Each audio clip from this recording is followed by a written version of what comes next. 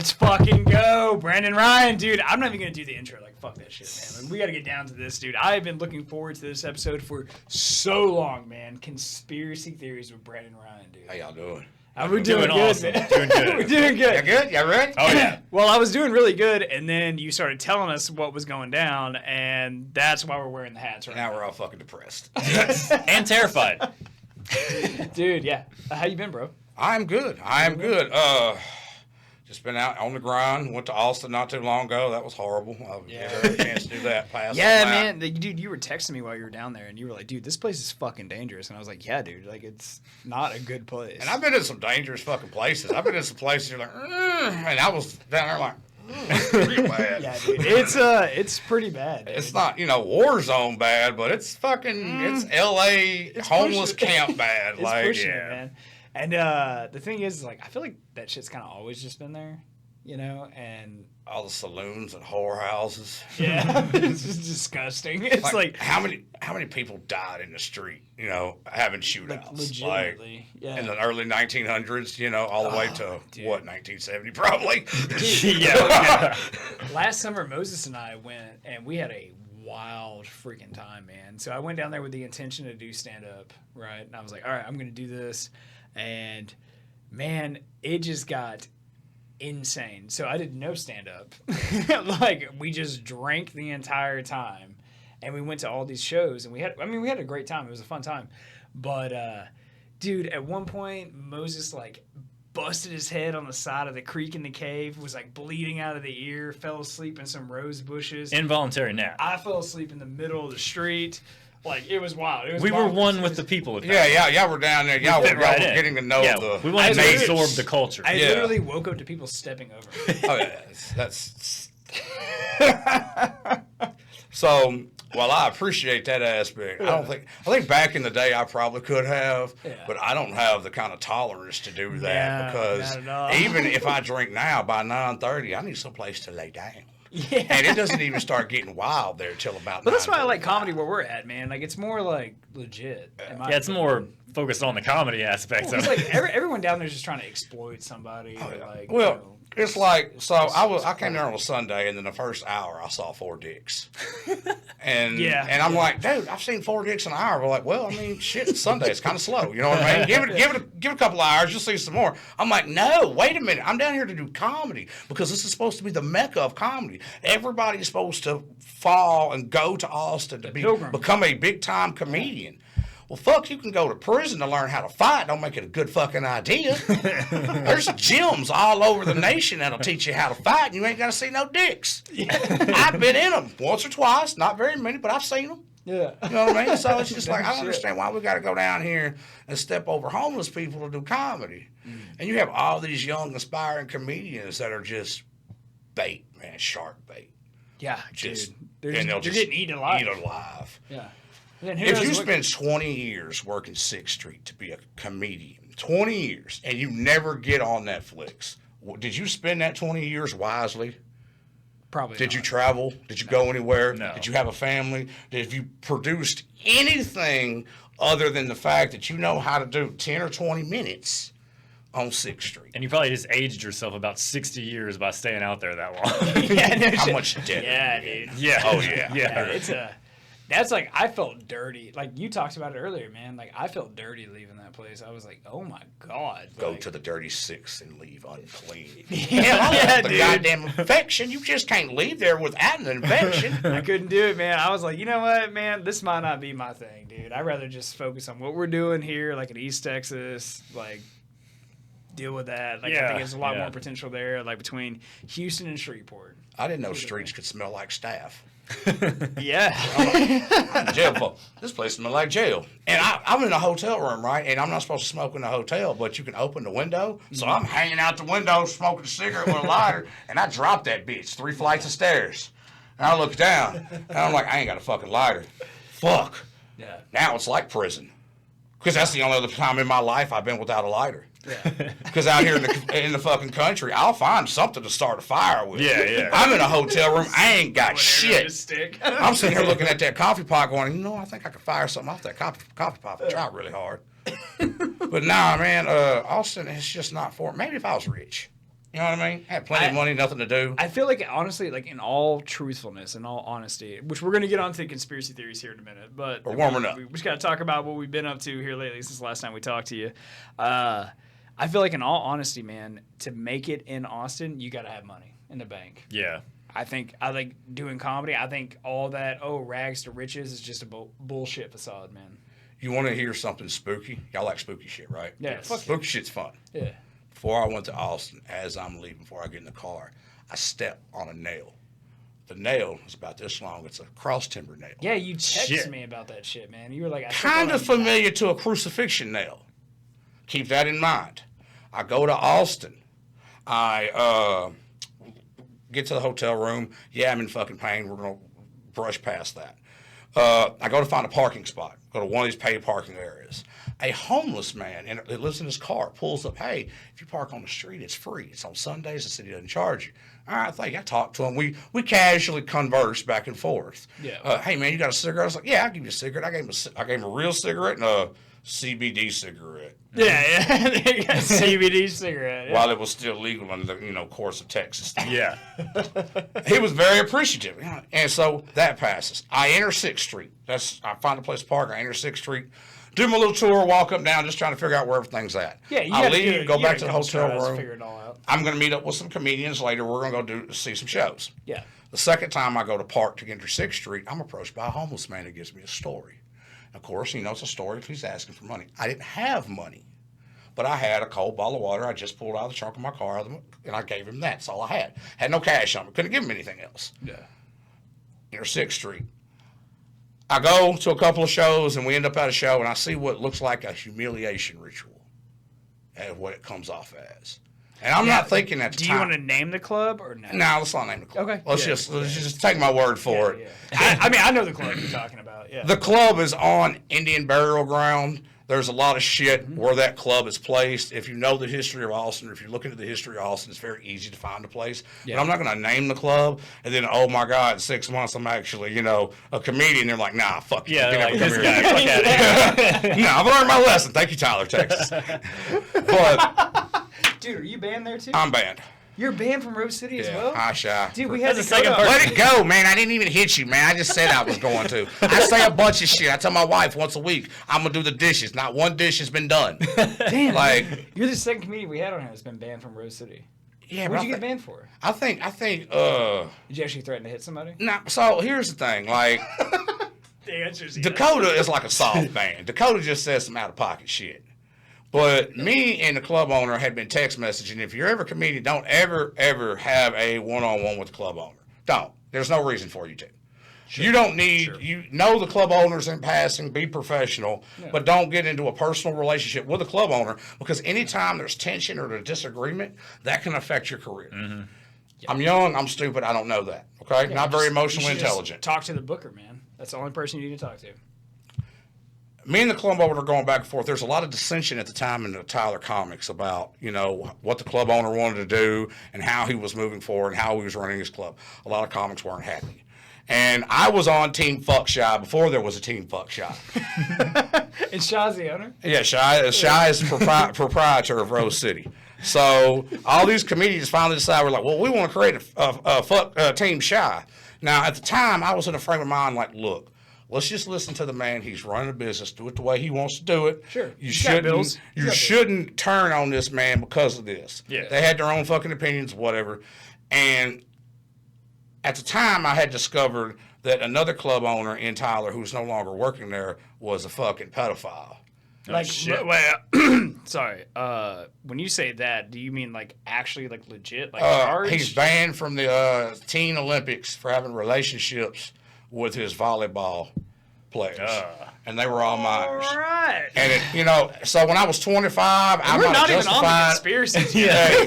We're getting there. When I was 25, I might have justified, she's 17, in my mind 25, but I'm almost 40 now. Anything under 18 is a no. Yeah. Even under 20, you're still a child. Get the fuck away from me. Yeah. Simply because my daughter's 16, and now I see my daughter in these young women. I'm 34, man, and my cutoff is 25. See right there, because at 20, man, I was a fucking kid. Yeah, I was doing you're still a stupid kid. shit. Still good. But so they had their disagreements. he didn't have anybody to open for him. He didn't have anybody to do hosting for him. So it was me and another comic that were talking back and forth. Well, he starts telling me how I need to change my set. And instead of just ignoring it, I'm conversing back and forth because I'm trying to see, like, yeah, I give a fuck, but I really don't.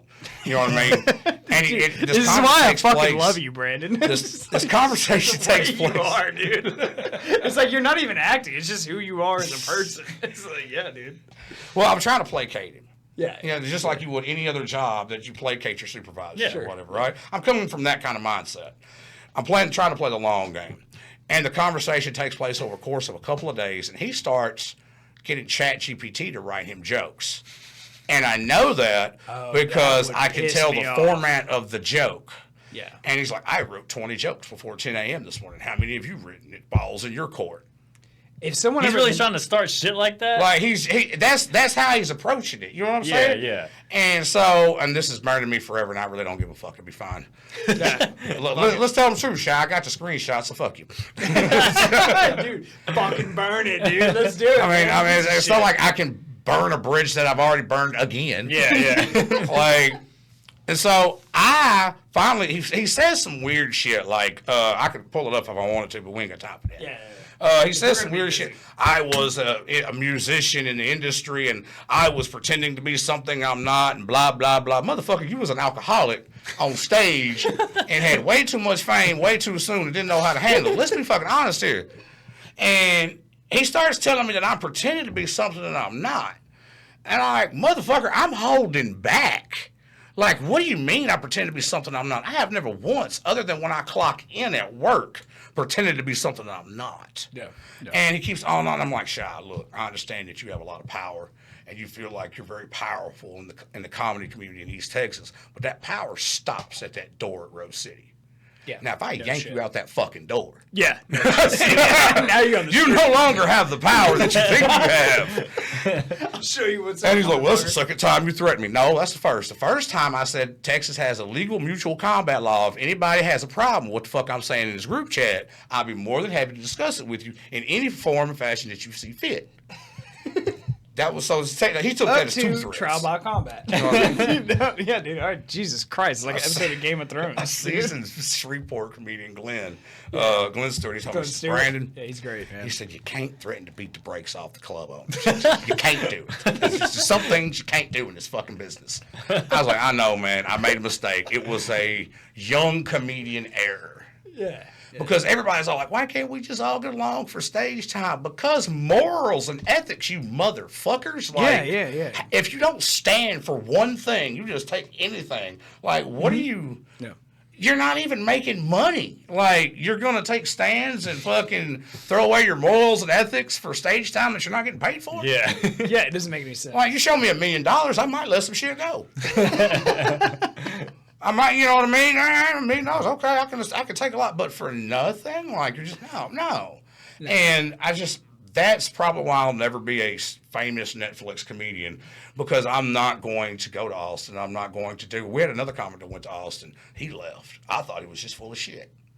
Then I seen how the aura was, and I seen that what Shy was doing wasn't Shy personally doing. That's just how the business is. Yeah. It kind of Shy made him be that is person. not a bad club owner because Shy me and him had a disagreement. Shy is a product of the entire business and how that's run and how they do things and how they look at things.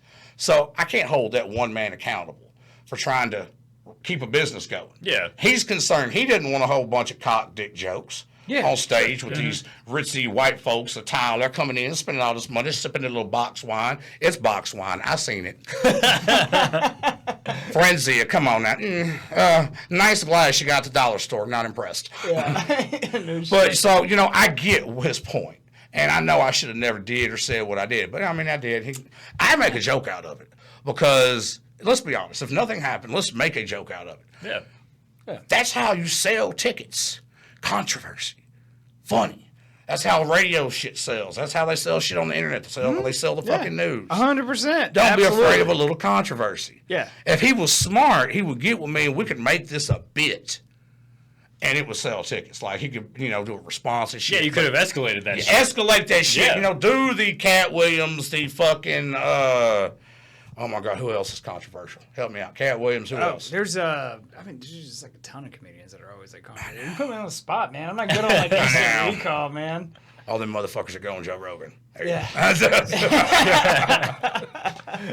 Well, like a good one, like speaking of Joe Rogan, is like Tony Hinchcliffe was controversial. Oh yeah, because like a lot of like the racial stuff that he's done, but like, he was lucky and he had the full footage and he released it all and like turned that shit around. But man, if they worried about racism, they need to go to Austin, go to the rest of them goddamn clubs. 'Cause that's some of the most racist. That shit was so racist. I'm looking around like, are we at a Klan rally?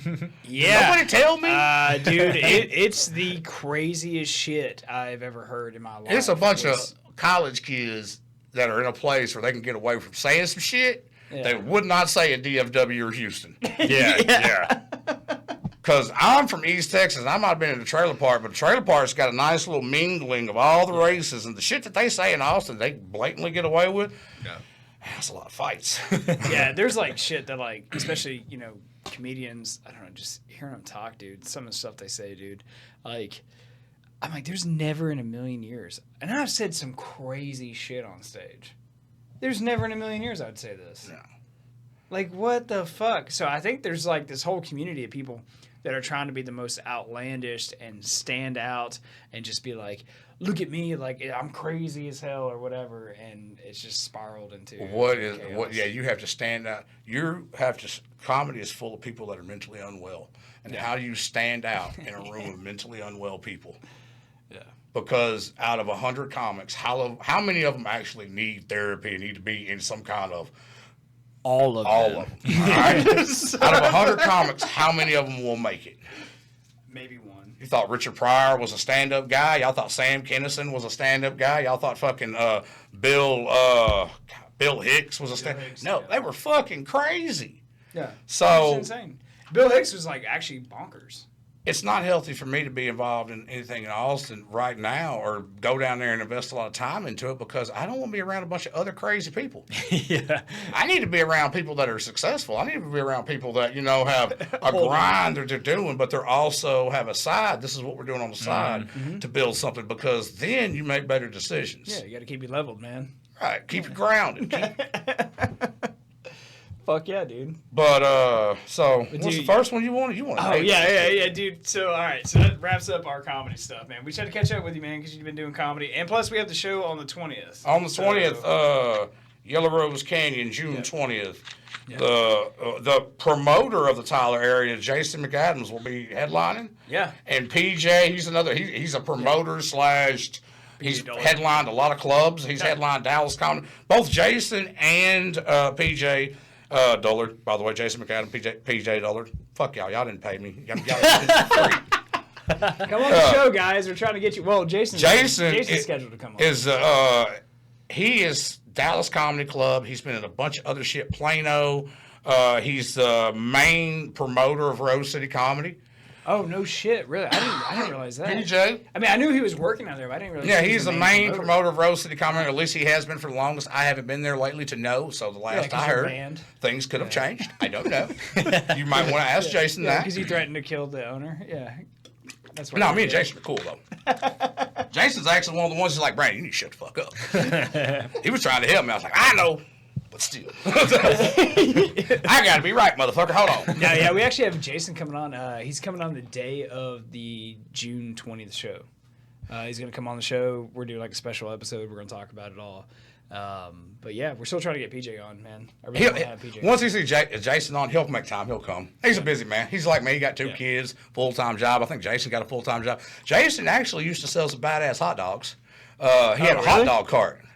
And... Dude, I never got one, but he come up with this Korean dog. And it's a hot dog with a Korean sauce. That might be a poor choice of words. Yeah, I just start thinking like dog. No, hold up. No, wait a minute. Stay with me. Beautiful. I loved it. I loved it. The Korean, and he spelled it D-A-W-G, which is, funny. But it's a Korean dog. Come on, man. That's beautiful. It is. And nobody, I guess some people might have called it, but not enough people called it to be offended. Oh, really? Yeah. I loved it. And the fact he just instantly. Well, Moses and I both lived in South Korea. Yeah. Like when we were in the military, so we actually spent. Yeah, Korean dog. That really resonates with us. It's called kakobi. Maybe he called it a kakobi sauce. I don't know. It's a delicacy over there. It's like it's not really practiced too much anymore because the stigma around it. But yeah, they're still eating dogs over there. Oh yeah, they are. They are. North or south, they're not doing well enough not to eat dog. And plus, they've been eating dogs for generations. So yeah. They don't keep dogs over there like we keep dogs as protectors, as security, as our friends. Them over there, they're just friends until they're hungry. Yeah, they don't. And it's fucking wild, dude. Wasn't Vietnam nice? Thank y'all, Vietnam. That's that. All right, man. We got to get on this conspiracy stuff, dude. Aliens. So, where are y'all at as a baseline on aliens? Aliens? I need to know where to start. You want to go first? Okay, my shit's going to be a lot. Yeah, my personal opinion on aliens, there's no way that we are the only people in our universe. There's no way. Like, there has to be something else out there. There has to be some other thing tying into what we've got going on here. And I don't think we were allowed to evolve. There's no way that just the human is just the ultimate species on planet Earth with no other contenders as far as getting overtaken. So, universe too vast. There's got to be more than just us as a species and evolution, right? Correct. That's perfect. Next. All right, I'm pretty similar, man. Like, I think you look at the Drake equation, man. It is a statistical improbability, like almost impossible for us to be alone in the universe.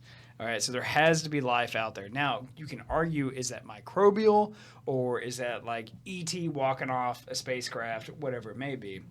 But with that being said, dude, considering how long the entire universe is that we know about, we used to think it was like, I think 13.7 billion years, and now we've doubled that number.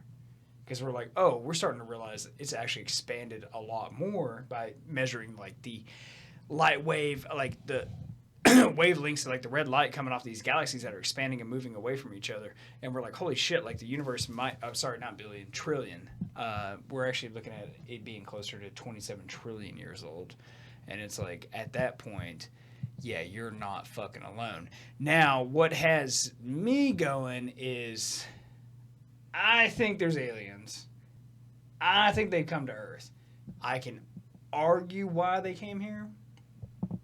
But I will say this.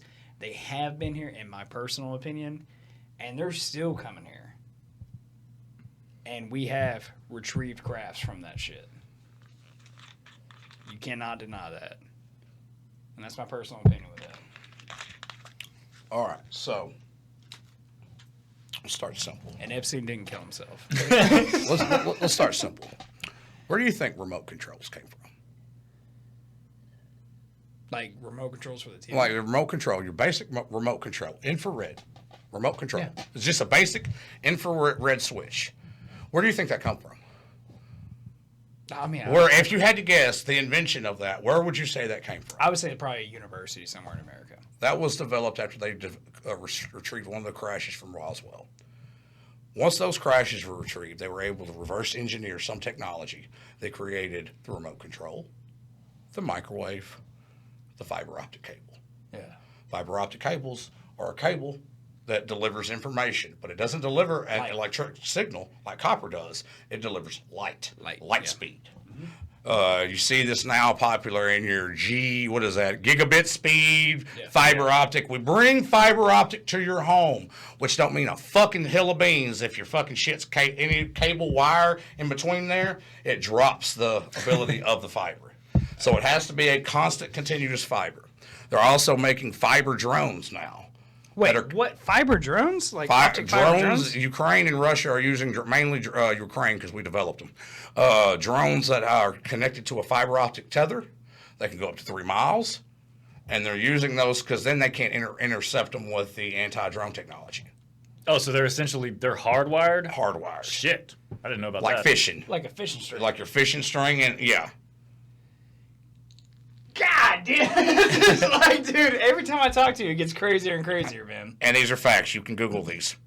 So these are like, all right, like, I know I'm not making this shit up. Theories, but this is like I could put a video right now of a motherfucker one actually in action. And you can see videos of Russia cutting the tether and it crashing. Holy fuck, dude. The way that Russia now is defending themselves against drones is they're covering roads with nets, so the drones can't get into them. That blocks a lot because you can't turn off the drone if it's connected to a fiber optic cable. You can't hit it with that little fucking EMP cannon and bring it down. Yeah. So you have to create nets so it gets tangled up into something. Okay. And even then, if it finds an avenue, it will go until it hangs up, and then it just crashes. But, I mean, hell, if they have them by the hundreds and thousands. Yeah, they're going to get through. Well, especially that recent attack that Ukraine launched on Russia, man. Did you see that shit? Where they had all those drones hidden in, like, basically shipping trucks, and they just launched the fuck out of them, dude. And they bombarded the fuck out of Russia, dude. Like, it was, like... Drones? It was pretty sneaky, dude. I'm not going to lie. I was like, holy fuck. So the drone technology and the alien technology go in hand, because they're developing drones that have anti-gravitational, they're able to propel it using some form of gravity manipulation. Okay, yeah, so we need to get on to, what do they call it, gravitics, like technology, like where it's like literally you manipulate gravity. So it's pretty obvious based on evidence available. That's a real thing. No, they already have it. They have working planes that are capable of doing this. Lockheed Martin and all your Skunk Works and DARPA has all that shit. Everything that we're going to talk about today, every single thing, there is somebody somewhere in an R&D research and development facility that's already working on this, has mastered this, everything. They had fiber optic 20 years before it came into the civilian world. They had lasers that would heat you up and disperse an entire crowd. And it was on the military channel 20 years before that became a thing. Early 2000s, Iraqi war, they had fucking radars set up on fucking Humvees, and they were crowd dispersing. They use now on naval ships. Shit. For pirates. And all it is a frequency beam. They learned all of this shit from alien tech, right? Now, the aliens are what? They're the reptilians. They're the I guess they call it. Dudes. Yeah, the reptilian, the lizards, the Dracos from the Draco system. You have your... I'm actually really inclined to believe it. I'm actually really inclined to believe in the Dracos, man, from the Draco constellation. Well, we're going with this. African tribes. You gave me a list, and all of this ties together. Okay, we're going back into history now. Yeah. So the list I gave Brandon is like the most like they on surface like face value don't even seem connected. Yeah, at all. Completely different and subjects. I gave him a random list, and he was like, "You realize all of this shit is actually connected?" And I was like, "Wait, are you actually fucking with me?" And he's like, "No, I'm being dead ass serious." So I was like, "All right, we're wearing tinfoil hats." And we're fucking talking about it, but I'm about to take the shit off because I am sweating. It is kind of hot. You want to take them off? Fuck it. I mean, they know. We're on the internet. They know. Our FBI agents are sitting there right now stroking themselves going, we got them. Oh, they're admitting their crimes. Yeah. Fuck them. So the Dracos and reptilians can be tied back all the way to the belief in dragons. Okay, now this is new to me, man. You're about to Dracos. Yeah, Dracos, dragons. Well, I mean, I get like flying lizards that breathe fire. Yeah. Flying lizards that breathe. How could you describe that 600 years ago? A flying being that breathes fire. You would compare it to an animal. You would compare it to an animal, a lizard. We even have Komodo dragons. Mm-hmm. Right, and Chinese culture believes thoroughly in dragons, and I don't think that the Chinese culture has been wrong about a whole lot other than slavery. Well, that's arguable. So let's just put that out there. Reptilians, we're going to get to that. All right, and then you have your Aryans, right? That's supposedly what the Nazis believe. The Aryans. The Admiral Byrd and shit with the fucking center, you know, they live in Antarctica or whatever. Yeah. Big, tall, beautiful, blonde, weird looking fucking eyes. They're white as fuck. Supposedly from the planet Venus, because the Dracos are from the Draco constellation. The Aryans are supposedly from Venus. Then there's supposedly somewhere in there Mars is involved. As far as either with the Aryans and or we're going to get to those, the Sumerians. We'll get to that. Now, the Sumerians is interesting. The Sumerians is interesting because that ties into a lot of religion. Yep. And the foundations of religion. Mm-hmm. And when we start getting into the Anunnaki. Yeah. Which I'm not sure where in the Anunnaki would they be reptilians? Would they be the Aryans? I'm not sure. But then you have the Greys. Greys, yeah. Now I've always heard the Greys are like the good ones. They're friendly. Not necessarily. Okay.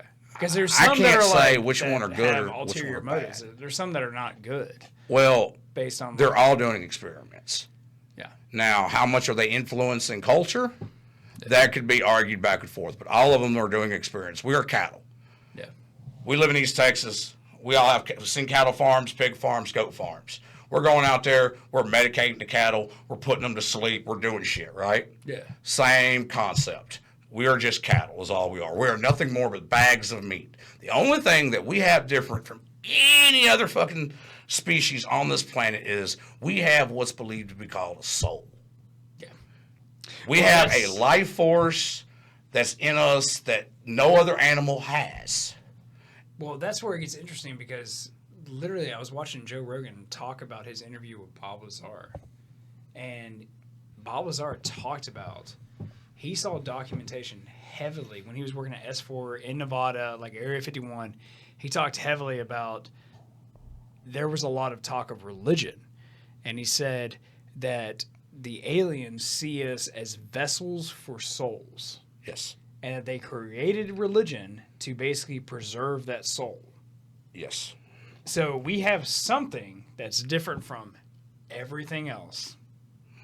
I mean, just look around. We build houses. We can fly shit in the moon if we want. And we're very ritualistic animals. Mm-hmm. We're very ritual, and we don't have to be taught it. It's not something that we have to teach each other. Yeah. We are by nature ritualistic. Yeah.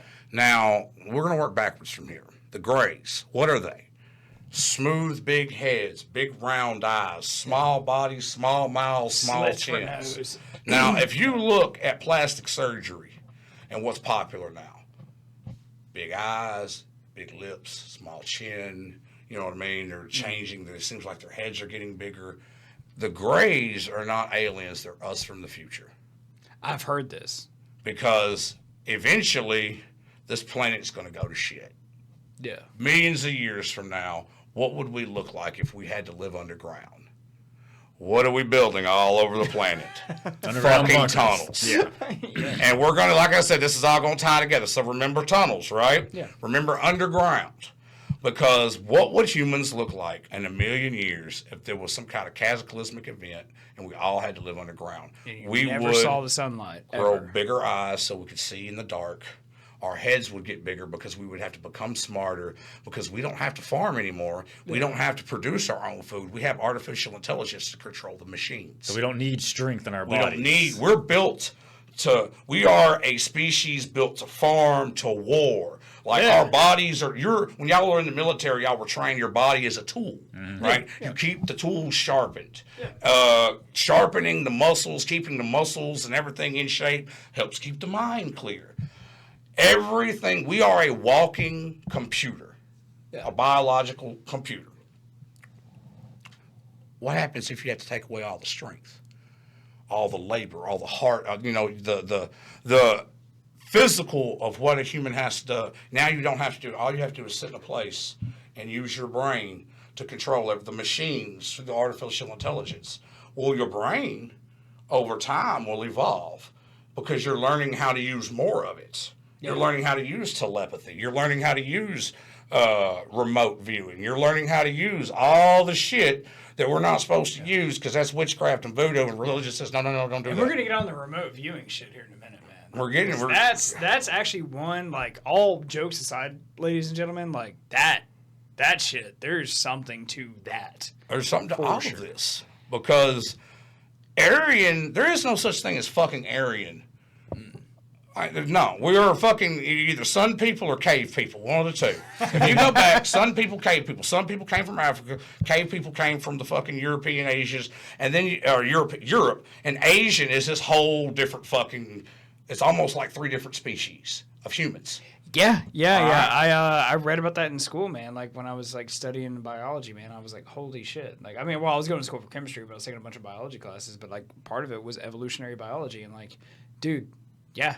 There's a lot of different species of humans that were diverging, and there's some arguments to be made that humans didn't come, like modern day humans didn't come out of one place, that they came out of multiple places that evolved separately on different timelines. Well, so the three that won, and I can't remember what they call them. There's actually a name for the white man, the black man, and the Asian man. Yeah. All right, that's our three because it's a bone structure. Mm-hmm. Yeah. Now from that, you have, and I think we could probably include. I'm not sure how to include if the Latin America, like South America, would be more geared towards the Asian type. You know what I mean? But there's three different species of humans. One of them being Neanderthal, one of them being Dio something or other, which is close to Asian, and then you have Homo sapien, which Homo sapien breaks off into I believe it's cave people, sun people. Yeah. You know what I mean? Yeah. And that's where you get the more melatonin. People have less melatonin. Yeah. All right. Now, or they live in like northern climates where there's like not a lot of light, like right, like say like Norway or Sweden or Scandinavia. Scandinavia, but there really is no Aryans. Yeah. Aryans, that's something that was developed later on. Mm-hmm. But yeah, the idea of Aryans came from this Nazi thought that there was a species of aliens that we were superior, that we were brought down from. Yeah. Now, the only difference between... Because the Nazis really got into the alien shit. They really got into the occult shit. I thought it was bullshit at first until I started reading into it, and I was like, oh, no. They were waging entire wars and battles based on finding the spear of destiny. Yeah. Yeah. Like, it was like, what? Yeah, give them a little meth and a little bit of religious text, and next thing you know, we're taking fucking Poland, boy. That's all it took. I got a God for you, motherfucker. But they were. So all the scientists from Nazi we brought over here. We got every medical and scientific advancement from Nazi Germany. If it would not have been from Nazi Germany, we would have never made it to the moon. Mm-hmm. Yep. Now, it could be, we can argue back and forth if we actually walked on the moon or not. I don't know how far we got. There wasn't a whole lot of tech back then. Yeah. But I know there's only one guy that's actually doing successful space missions now. Yeah. Speaking of the moon landing, you know what's funny? So check us out. So I do believe we went to the moon, just to clarify. I do believe it. And the camera was on, like a little rover thing they had or whatever. But one of the funniest jokes I ever heard was, do you think the moon landing was real? And people would be like, yeah. And they're like, okay. Who filmed the landing? It's like, who's holding the camera outside? It's like, all right, cool. And the more you think about it, you're like, oh, fuck. All right. The craziest question you have to look into it. Like, is that Oliver Stone had the camera equipment that he shot a movie with that was used for the moon landing. Mm-hmm. How did Oliver Stone get the camera equipment for the moon landing? Yeah. Did he just go to NASA and say, hey, how you doing? I'm Oliver Stone. You know, I make movies. You know, got this great idea. If you would just let me have this NASA equipment. I will admit there's some weird shit around the moon landing. I think a lot of shit was probably secret. That they probably kind of try to cover up some things, like maybe some of the tech or whatever it may be. Covered up what But they at the found. end of the day, I believe like an American set foot on the moon. They found some shit up there. Now you want to talk? We're getting. Well, So, this is still on aliens. This is dark side of the moon. We're right back to aliens now. Yeah, dark side of the moon. Supposedly, Like, the yeah. Dracos, the reptilians, they came from the Draco star system. They came here for whatever wars or whatever, and they live within the internal parts of this planet. And what's crazy too is like the Draco star system. Like, so the constellation is essentially it is a binary solar system. Okay, so it has two suns. And this is what blew my fucking mind.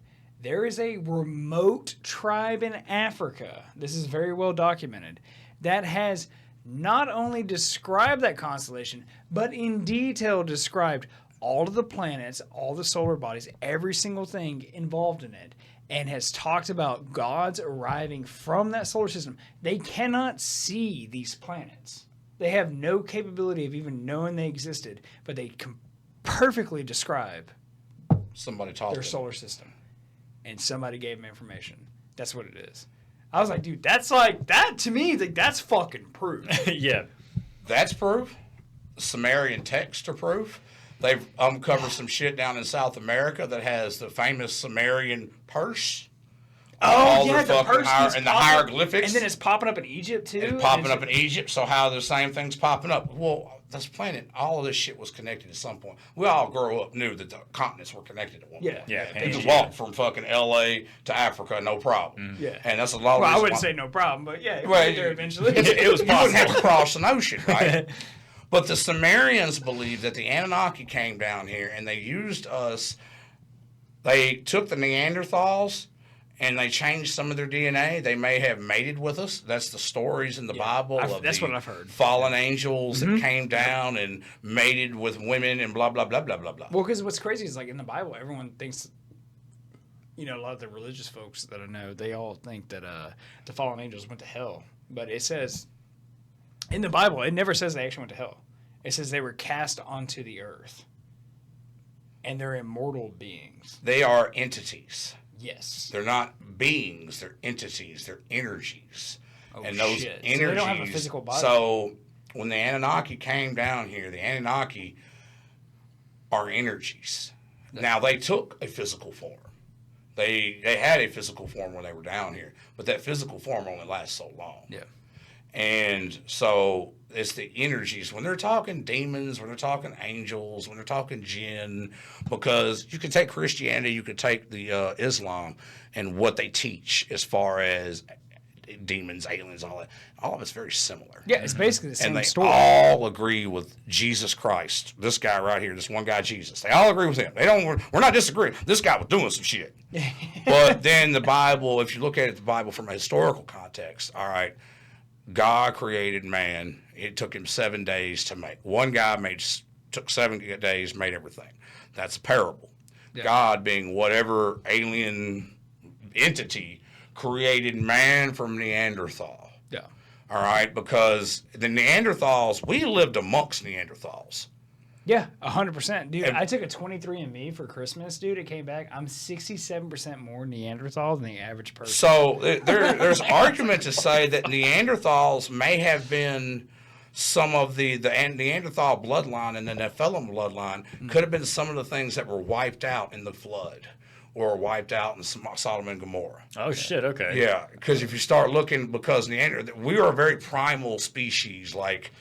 I've never heard that until you said that. And that actually makes sense. That actually does. Like, if you want to go down this road and, like, explore this, that actually makes sense. Like, you had to kill the bloodlines. Like, you had to destroy them. You had to create a new... And now, did the flood actually happen? We could argue yes. There was an extinction level event. Yeah. From that extinction level event, humans rose. The new bloodline of humans. Yeah, the new hierarchy. Now... Not all of the bloodlines of these royal bloodlines died. Some of them still lived on because they would have been in the humans that lasted. Because the royal bloodlines came and they seeded the earth with Neanderthals or whatever part of our species, evolved us in whatever little experiment. I don't care if you want to break it down to a scientific experiment, if you want to break it down into God created this, however you want to choose to believe it. We were molded from something. And to be technical, if you want to say that extraterrestrial is something not of this planet, God counts as an extraterrestrial on paper. Yeah. I mean, you want to look at it, I've oftentimes wondered that. Like, like maybe is it just an alien? Is it AI? Like, I mean, who knows? So it's something that's supreme to us. AI is something that we are capable of doing. Back then... We didn't have ways to understand. Back then, magic was real. We didn't, magic was, every king had a magician or a guy that did magic shit. Yeah. We called it alchemy. That's what we called it. This goes back thousands of years. All right? So if magic then was our science now, right? Yeah. We had to learn language, right? And who dealt out the language? Do you know the story of the Tower of Babel? Yeah, I mean, It was they were trying to build a tower to heaven, and what was that, King Solomon, I believe, Tower of Babel, something like that. And he was like, "Nope, this is not going to happen," and basically struck them all with foreign tongues that they couldn't speak to each other. They couldn't speak to each other anymore. So they couldn't. So we just started developing different dialects, right? Yeah. All right. What also was King Solomon involved in? The Masonic Lodge. The keys of Solomon. Keys of Solomon. Yeah. He was able. Well, I'm just saying, like, in the Masons, they worship King Solomon. Well, yeah, he could control the demons. Have you ever looked at the Keys of Solomon? No. And seen the images? They look like emojis that we use on our phone. Really? Like, no shit. Like, for real? Swear to God. Dude, I'm about to get fucked, dude. I'm about to get fucked right now, dude. Just fill the dead air. Oh, my God, dude. I don't know, dude. You think there could be some shit to this? And just before I show them, there's got to be, right? Like, you can't be. I'm going to say this just for purposes. Just before I show you guys this, the only intent of this is to bring knowledge, and I don't fucking condone any of this shit. If nothing, I've been researching, trying to figure it out. On the show either, ladies and gentlemen. Okay, so let's look at these Keys of Solomon right here. That right there, what is that? Agares. What's that look like to you? It's like a smiley face. Looks like a smiley face, doesn't it? Yeah. All right, where's another one? Hold on. Hold on. Find another one. Right there. Frowny face. Now, what do we talk with on our phones? What do we communicate with? Emojis. Communicate with hieroglyphics. Emojis. That's actually a fucking hell of a way to describe emojis. Is hieroglyphics. Yeah, hieroglyphics. We chose smiley faces. We could have chosen anything. We chose smiley faces that oddly look like that.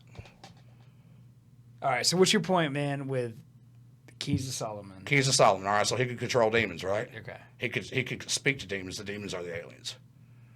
The demons are the entities. The demons are the remnants of the alien civilization that was here before us.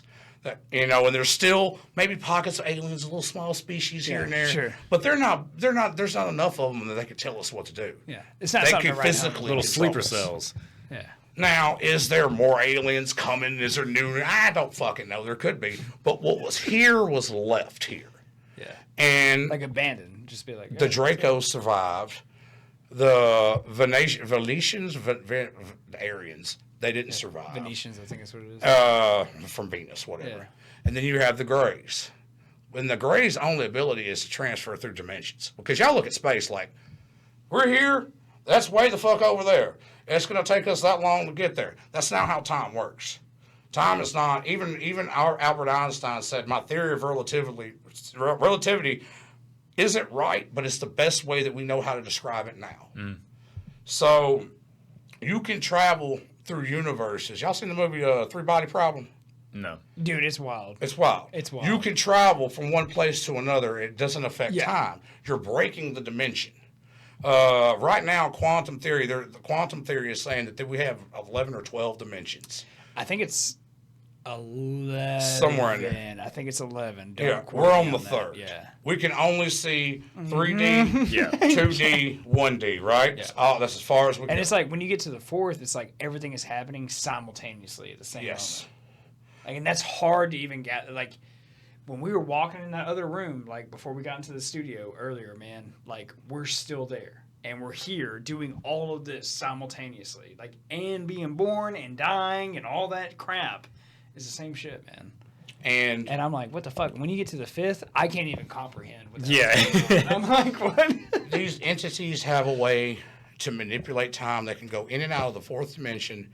And we don't understand the concept of that. So what we call alien is something that lives amongst us. Yeah. What we call alien is something we are in a veil that we cannot see the outskirts of. And every once in a while, you get a little glitch. You call it a glitch in the matrix. Yeah. That's the veil breaking. Just a smidgen. You're like, oh, you get this with deja vu. You get this with fucking remote viewing. Yeah. And all of us as a conscious species have the ability to be consciously collective. That's how religion works.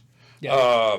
And there's power in that. There's power in that, and it's not just words; it's frequencies. Yeah, no, it really actually influences the physical world we occupy.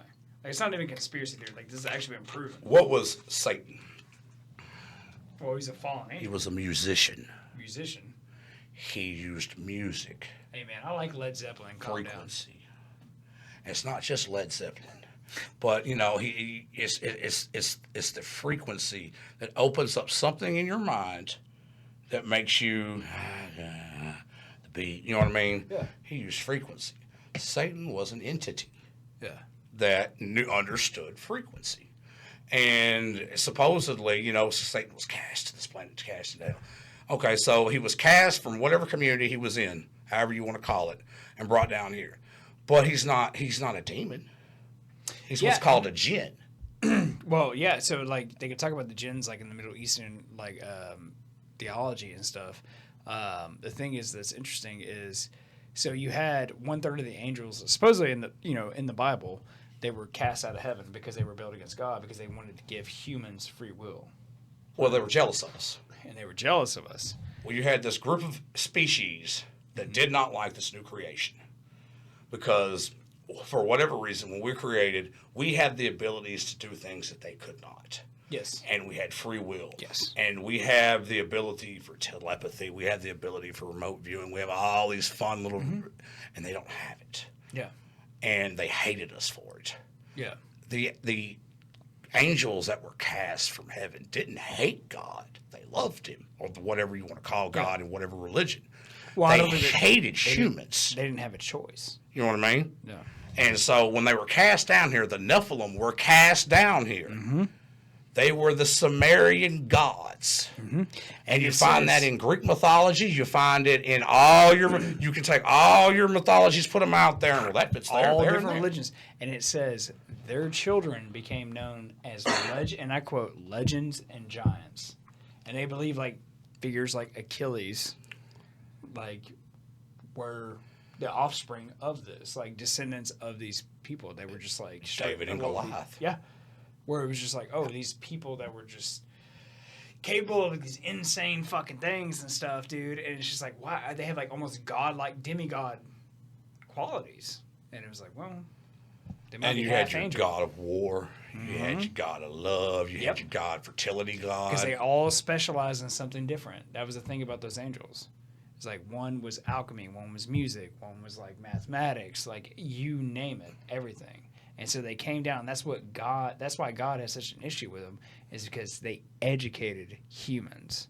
And he was like, I didn't want them to be educated. We were never meant to eat from the tree of knowledge. Nope.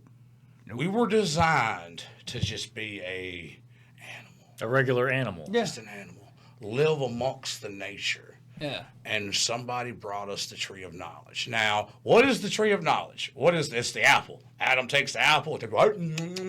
Yeah. He's self-aware. He sees himself naked. That's what the text say, right? Immediately goes and I don't hides use the and Bible covers anymore as a himself up. religious context. I use it as a historical context. Yeah. All right? He became self-aware. What do we have now that makes us self-aware? What are we all addicted to? What is something that you can't stop, that you cannot put down? No matter what you do, it's in your life. Cell phone, social media. Technology. The internet is the tree of knowledge. Get fucked. Like, dude, God! Oh, Brandon! Like, why are you doing this to me right now, man? And who controls the internet? The serpent. The aliens. You think that AI is just a bunch of ones and zeros, but it can magically do quantum computing and shit that we've never been able to? Nah, man, we're tapping into fucking something we ain't supposed to fucking with. You just magically do quantum. We just magically took some ones and zeros and we got it figured out. Does anybody in here know where the internet started? Why they created the internet? How the internet even blossomed? I think it was like an MIT program, like in the 1970s is where it started, right? CERN, when they first built CERN, they had to have a way to communicate. CERN, yeah, that's what it was. CERN gave them some kind of ability to communicate across the planet and send an email so they could communicate with what they were doing on the other side. Yeah. CERN, the same people who made CERN are the same people that created the internet. Now, the same people that made CERN are the same people doing rituals outside that motherfucker. Every time one... Yeah, that's one thing I want to get on, man. Like, real quick, CERN gets fucking weird. Moses, you know anything about this shit? No. Dude. So their, like, symbol they have, like, their logo is literally 3 6s, like, intertwined on each other. But Oh, it's yeah. Like 6, I've seen the symbol. Also, man, dude, they literally had like this whole like festival, like where they were celebrating some shit they did, and it's a portal, and out of the portal they have people, professional actors dressed as like these hardcore demons coming out, trying to capture children's souls and shit. Like, it's fucking wild. I was like, because I thought it was all bullshit until I saw that. Then I was like, are they just laughing in my face now? Like, holy, I think they're just flaunting it. What they're worshiping is the death goddess Shiva. That is a death goddess. And they have that statue outside their fucking goddamn facility. I was like, what the fuck is this? Yeah, dude. Yeah. What you're seeing in 666, it's a numerology thing. There's something about numerology that they love.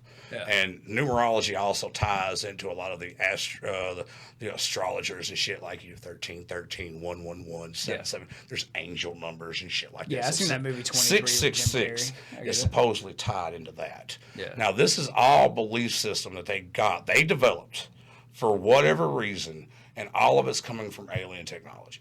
Every bit of it. Bob Lazar talked about all this shit.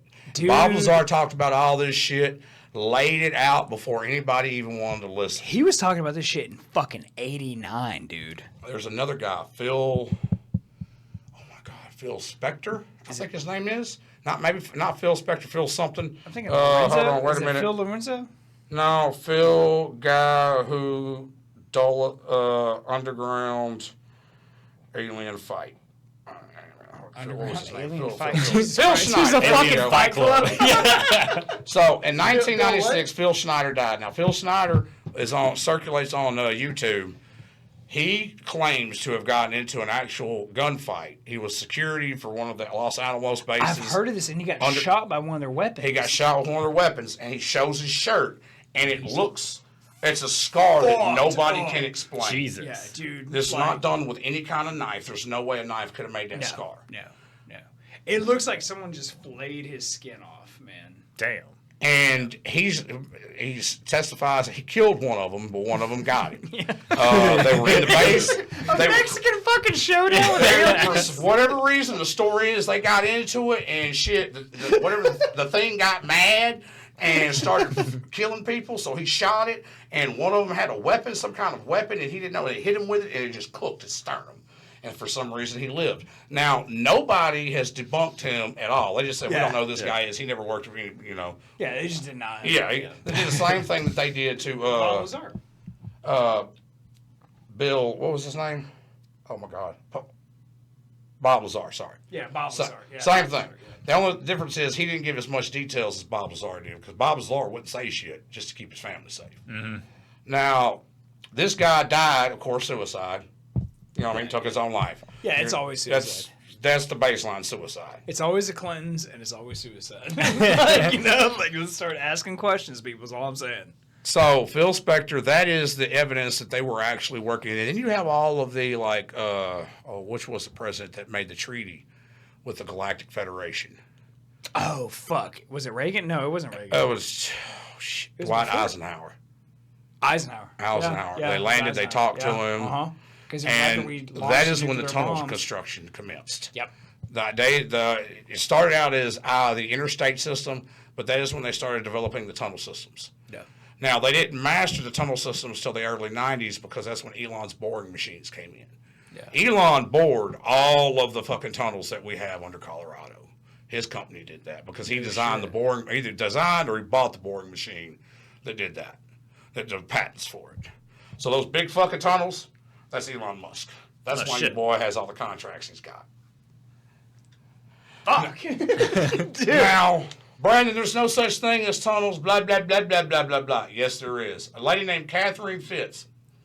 Well, I know for a fact. Yeah. From my time in the military, yeah, I know for a fact. They created underground cities, but they had to have money to create all these underground cities. You don't get this shit. So that's where you have all your black projects. Mm-hmm. And while we're over here chasing UFOs in Roswell, which, might have been aliens, but was definitely alien tech, but probably some shit we was trying to figure out and fucked up. Yeah. You know what I mean? Yeah.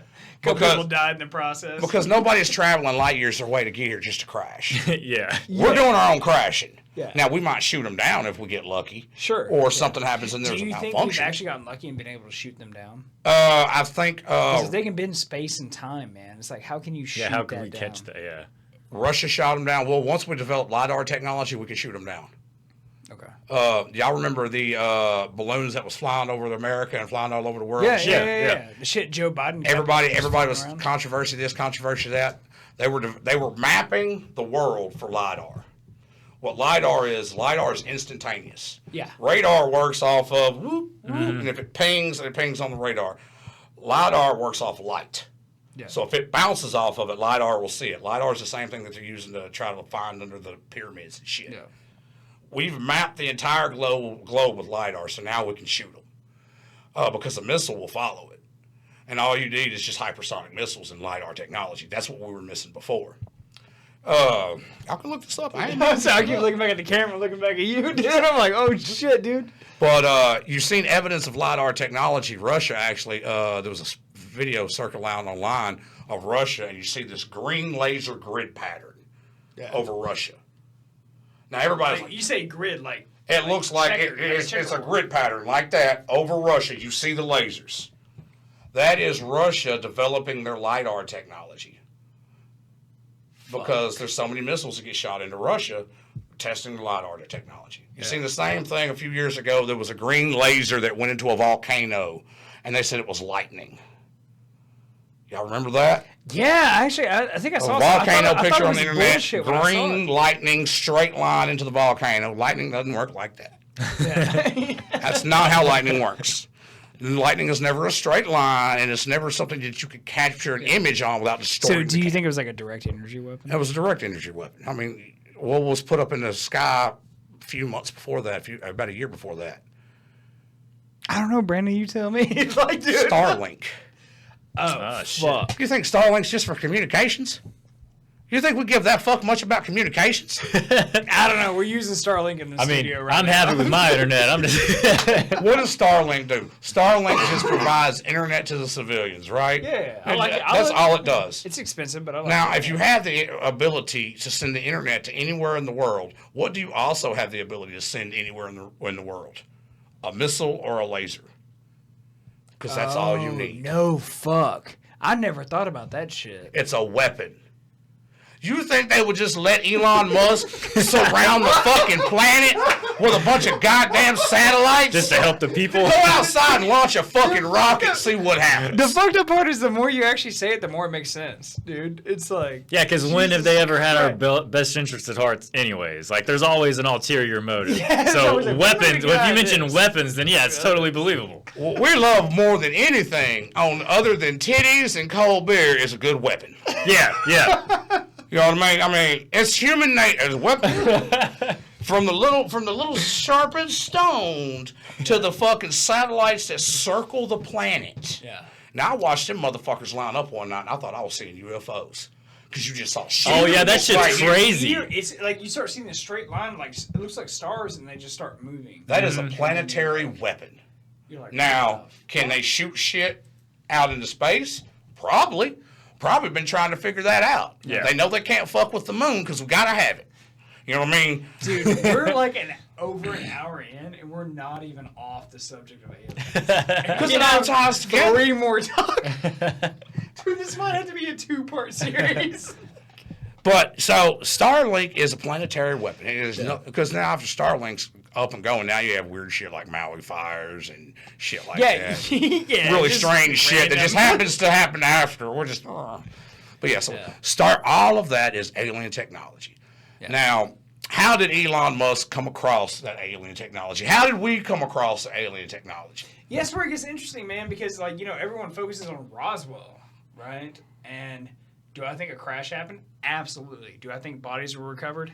Abso-fucking-lutely. There's so many accounts of that stuff. Like, it is so hard to deny that. Have you seen the video of the alien that was being interviewed? No. There's a video that was circulating the internet about 15 years ago of an alien in a dark room being interviewed. Was it real or was it? They say it's fake, but it's been now, when they say it was fake, it's come back that there's evidence that this was a real video. It was smuggled out. It was a VHS tape. So the video quality is horrible. And the alien is trying to explain shit that now we are trying to explain, that we're verifying now. And I had to go back and look. I should have been more prepared. But this is a lot of shit. And it matches, that video matches a lot of the CIA documents that have come out as far as the interview with, I think they call it EB. EB is what they call it. Yeah. But EB died because he couldn't, for some reason, he had a sickness that we couldn't cure. and he was already dying. He was supposedly one of the Roswell crashes. They kept him alive, I think, for a couple of years, but they used him, and he gave us different ways of doing technology and mathematics. Because you got to remember, from the time that Roswell crash happened, if you look 100 years before that, look at how we evolved in the industrial age, and like real kind of small, real slow, steady but a slow pace. The 60s happened. Go from the 60s to the years 2000. This boom of technology. Insane acceleration. And all of it was pulled from ancient places. All of it was pulled from the Middle East, from Africa. Where was Elon Musk's father's mining company? Fucking South Africa. God damn it, dude! Like, dude, I'm telling you, man. There is, if you follow it, you start to see patterns. And I'll tie Elon Musk to Trump. What makes Trump the most unique? And it's something that has nothing to do with him. What makes Trump the most unique? The most unique leader we've ever had. I would just say, like, he just says it how it is. But you say it has nothing to do with him, so... Nothing that he could have stopped, created, nothing. Oh, fuck, that's a tricky... That's almost like a riddle, dude. His uncle, John Trump. Was that the real estate developer? No, that was his father. His uncle was the scientist, the MIT scientist, who had access to Tesla technology. And Tesla was chartered with reverse engineering alien tech. Yep. But like, it's like legit, like, Moses, this is like a legit thing. Like, this is not new fucking bullshit. Like, this is like legit, like, FBI documents been released about this. His uncle got access to some shit and like shut down Tesla's shit. When Tesla died, his uncle, Donald Trump's uncle, fought to get control of Tesla, like Nikola Tesla. That's somewhat what they had to go to John Trump because they didn't know what it was. They told him, take this and tell us what it is and tell us what you can do with it and tell us, is this anything that we can use? And John looked at it, and he studied it, and he researched it, he reverse engineered, and then he went back and he told the industrial military complex, there's nothing here that we can use. And they shut the program down. John Trump saved all of everything, all those notes, everything. Shit. I thought the government took all that shit. They had the government. It's the government. It's their property. But he had access to everything, so he was able to recreate shit, write everything down. Oh, fuck. John Trump put that within the Trump family. Fuck. Donald Trump has had that information since his uncle died. Now, why is that important? We're going to drop from aliens, we're going to go down the bottom. Man. So Project Looking Glass is everything that's humanity started in the Middle East and Africa. Born in Africa and the Middle East. Actually, probably born in Africa, moved up to the Middle East. Yeah. Ancient artifacts being found. Now, and a topic there's that a lot we're of going to evidence bring to up, support that, like, Africa came first and the Middle East followed. It's the birth of civilization. Yeah. It gets a little hairy. So, but if you go back, what we were talking about the Neanderthals, they can trace it back to Africa, Middle East, and that Eurasia. That was the cave people, the sun people. And there's another, like I said, there's another Homo sapiens, Neanderthals, and then there's another name, Diosonines or Dio something or other. If I was a lot more intelligent, I'd know the name, but GED. What can you do? I'll think of it. You come up with it, I'll just keep talking. Yeah. But Project Looking Glass was this device that they found that they didn't know they had. And it has the ability to see into the past, and it has the ability to see into the future. Now, that's a wild claim. Until you look at the CIA documents for remote viewing. Remote viewing is real. Remote viewing is something that we use. Joe McMonagle or whatever was one of the CIA assets that was able to see things that crossed the planet. Yeah. He found like a Russian submarine vessel that they were building and whatever. No, this is like legit shit. This guy did like a TED Talk, the whole 9 yards. Yeah, he's legit. He went into like, and nobody's ever said, no, he doesn't know what he's talking about. No one's ever sued him. No one's ever came out and been like, no.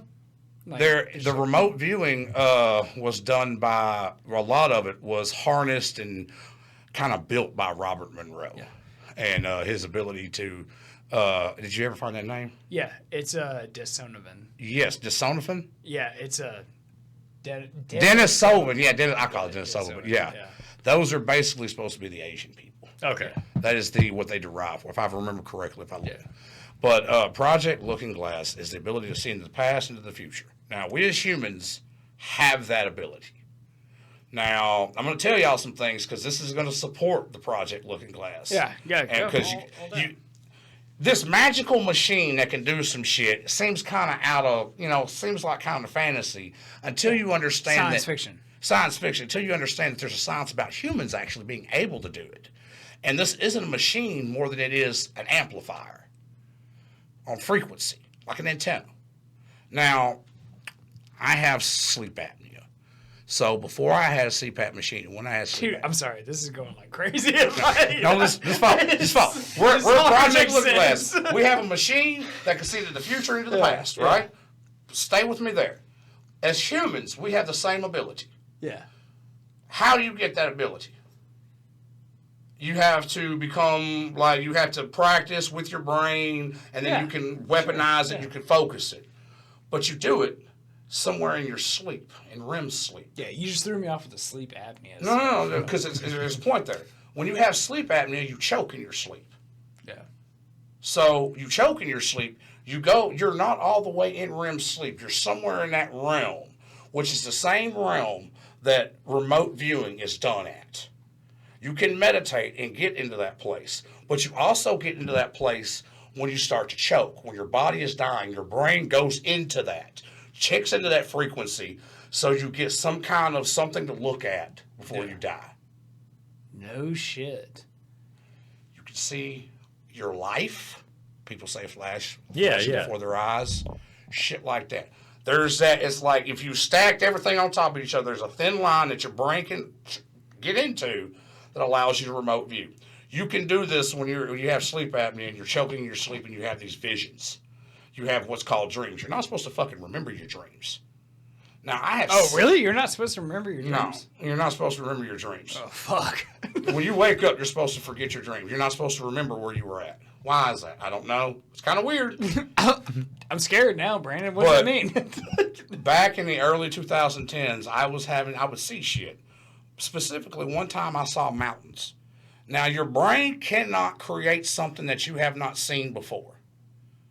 So, anything that you see in your brain, that is true. You've seen somewhere before. Yeah. Right?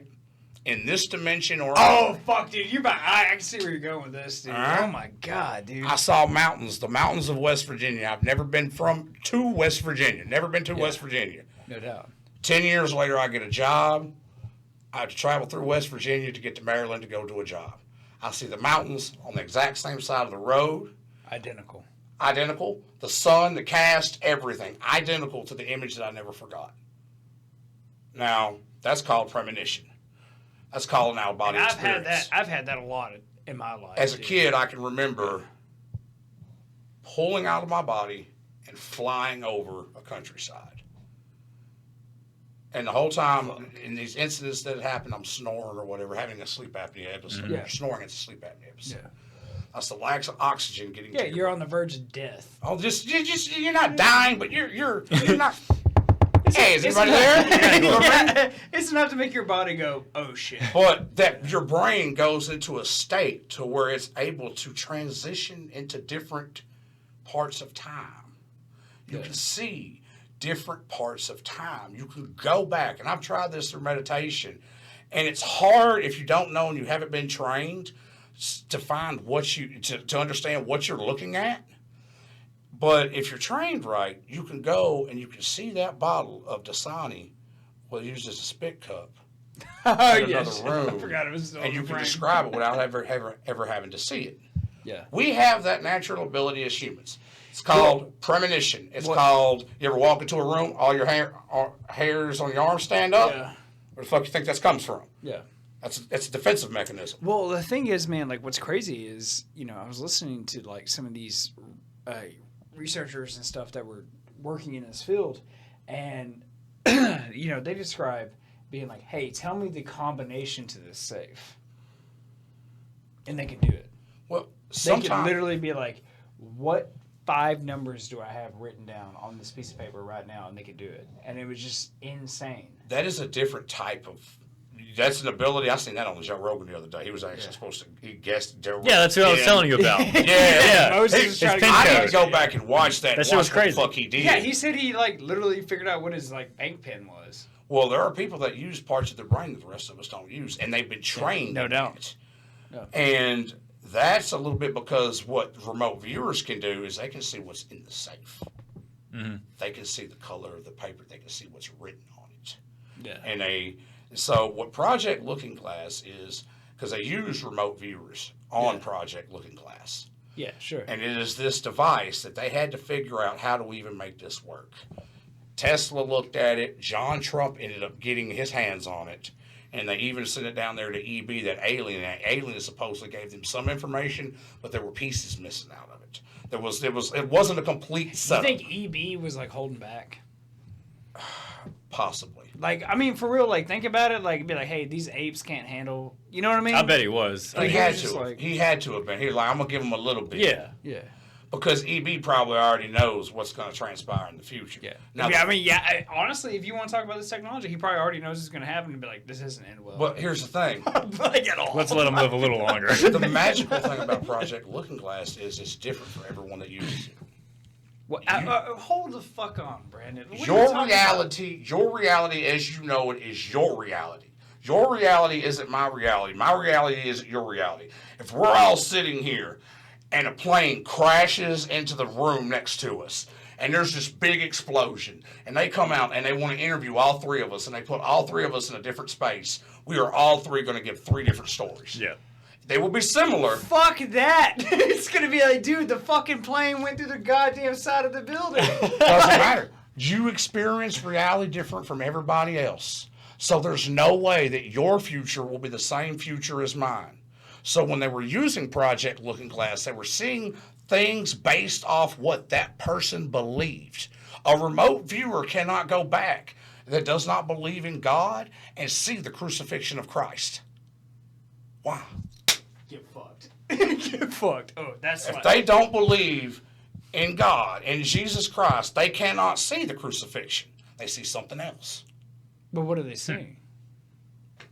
They don't see that. Is it just darkness? It's like empty? Just nothing here? No files available? Well, people that believe in Jesus believe that he was hung on the cross, and that's not the crucifixion. What if people that don't believe that he died on the cross see something else that happened? And what if in that reality, something else? Because we don't know what happened. We know what we're told. Yeah. Yeah. But your belief in what you believe affects your reality. You can change your reality at any point in time in your life. You can change that. That's the power we have. That's the reason why the fucking aliens don't like us. We have the ability. It is kind of crazy. Like, really, as a human, like, if you just decide you want to do some new shit tomorrow, just do it. And all religion is based on that. Everything that we are taught in religion is based on that context that we can change. Free will. Free will. See it. I told you, make a circle. Gonna be some more. So Project Looking Glass. What's that got to do with the Hill of Beans? Yeah. John Trump had that technology. Now, so this is the current president of the United States. His uncle had the technology, the Project Looking Glass. Now, there's been a couple of YouTube videos come out where guys have stated to work on Project Looking Glass. They have since committed suicide. So we're not going to go into details. That's a long, drawn-out story. Y'all can research that shit. We'll come back to it. But basically, the government has been able to see into the future, but the theory is it stopped. They couldn't see past 2012. For whatever reason, they could not see past 2012. And the reason they came up with eventually was, well, that's going to be the end of the world, the doomsday. Yeah, because I remember that. The theory is that we've had this cataclysmic event and that we're all in an alternate timeline because of it. You could argue that. Or you could argue that consciousness is finally starting to awaken. That we are starting to realize that there's more to this planet and there's more to us than we were taught. And once that happens, once you're self-aware from the tree of knowledge, nothing that change. You can't see past that. Yeah. Fuck. So, So now we're just riding blind. Yeah, you're talking about how did I like it, dude. Riding dirty, fucking fist bump. How do you fund all this? Black projects. Yeah. We've been selling. Well, you think we've been selling crack cocaine? Well, we've covered this a lot on our show, man. Like, we've talked about, like, because we, like, in our, like, I know we're, like, kind of doing conspiracy theories and, like, goofiness right now, but, like, we've had, like, some serious episodes where we really dive deep into, like, government spending. And, dude, it is the majority of money that goes to government. Well, and that happened at a certain time. They can't even give you a fucking receipt for. No, that happened at a certain time. That wasn't always done like that. See, it's a very significant timeline on the timeline. That's when we go into the deep state. Because the Project Looking Glass was something that the deep state couldn't figure out. And the deep state isn't just one individual. The deep state is the financiers, the bankers, big pharma, people network. At the top, that small group of people at the top that is controlling it. And they all have religious views that a lot of y'all would not like if you knew it, because evil follows power. It's drawn to power. Amen, brother. You're not going to have Satanists in the trailer park. It's not. That's not where you had the Satanists. You might have. What's funny is, like, that's actually like a good point to make. Like, Satan's not in the trailer park. Let me have your soul. No, he wants power. He doesn't need your soul in the trailer park because he can just feed you the music videos. That's room. I told you that's what the intent thing was in the beginning. Yeah. It follows power. Bonkers, dude. It follows money. What do you find on the internet? What do you find on the internet that's in the Bible? The 7 deadly sins. Yeah. What are the 7 deadly sins? Well, there's envy, there's lust. Gluttony. Gluttony. What is gluttony? It's not just eating, it's indulgence. Mm-hmm. Yeah. What was it? Fornication. Yeah. Greed, all the other, all of that's on the internet. We eat it every day. We just consume the shit. Fuck, that's actually a good point to make, man.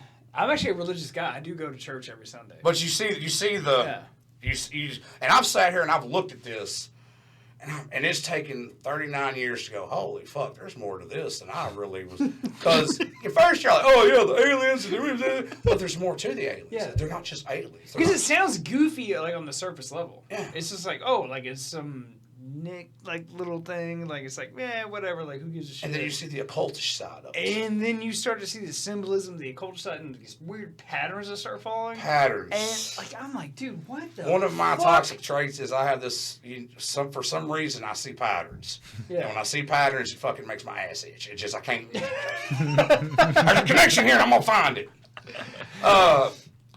The deep state is a collective body of people. Corporations. Yeah, let's talk about that, man. Like, they're corporations. What is the actual deep state? Because everyone talks about the deep state, but no one can ever tell me what the fuck. What is the deep? Who is they? Like, I get state, they are bad. So you're talking about a medical industrial complex. You're talking about the military industrial complex.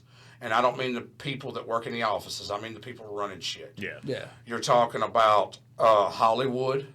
Sure. Yeah. The higher ups of Hollywood, and you're talking about, let's see, industrial, medical, the military, the Hollywood, and then you have your pharmaceutical companies. Yeah. All right. So let's go one at a time. Holy fuck, we're gonna be here for industrial medical hours. Complex. We can drop that under magic and alchemy, right? Magic and alchemy. Yeah. Military, war. Right? Yeah, absolutely. Yeah. War. Yeah. All right. What was the other one? It was the healthcare. Well, that's going to be under the industrial medical complex. All right, and then we have hold up, wait a minute, it's coming back to me. Hollywood, military industrial complex, medical and complex, pharmaceutical companies. Pharmaceutical. Pharmaceutical. So they have big pharma. That's going to go under magic and alchemy. Right. What else we got that could be tied into the deep state that we could say is a deep state player? I would say, like, intelligence, man. Intelligence. Yeah. Knowledge. Yeah. No. What does the CIA? What does the CIA go around to high schools and say? We are the most powerful civilian entity on the planet because we use information. Intelligence, right? Yeah. All right. So. Holy shit, dude. Like. You're really a piece all of those things make up the deep state. All right? We have to have the war machine. Yeah, 100%. I mean, that's 9/11, and 9/11 ties into deep state. Yeah. Why did 9/11 happen? We haven't even started talking about 9/11 yet. Why did it happen? What were you told and made to believe the reason 9/11 happened? Because y'all served. Y'all have the most. Growing up as a kid, you know what I mean? Yeah. I want to know what y'all believe. Okay. Because y'all gave a piece of your time, life to the ready? cause. Are you ready for this shit, Brandon? No, we'll do it. You want to go first? Yeah. So we were told that terrorist organizations attacked us because they hate America, and now it's time for us to fight back. That's fair. Long and short of it. That's fucking patriotic. Hell yeah. Yeah. Goddamn. We're going to go over there and we're going to destroy everything. They fucked us. They started us. Yeah, they started that shit. We're going to finish. Yeah. Who fucking raw, right? Goddamn right. You. Yeah. So that's basically the same thing. I mean, you got to remember, Moses and I graduated in the same year.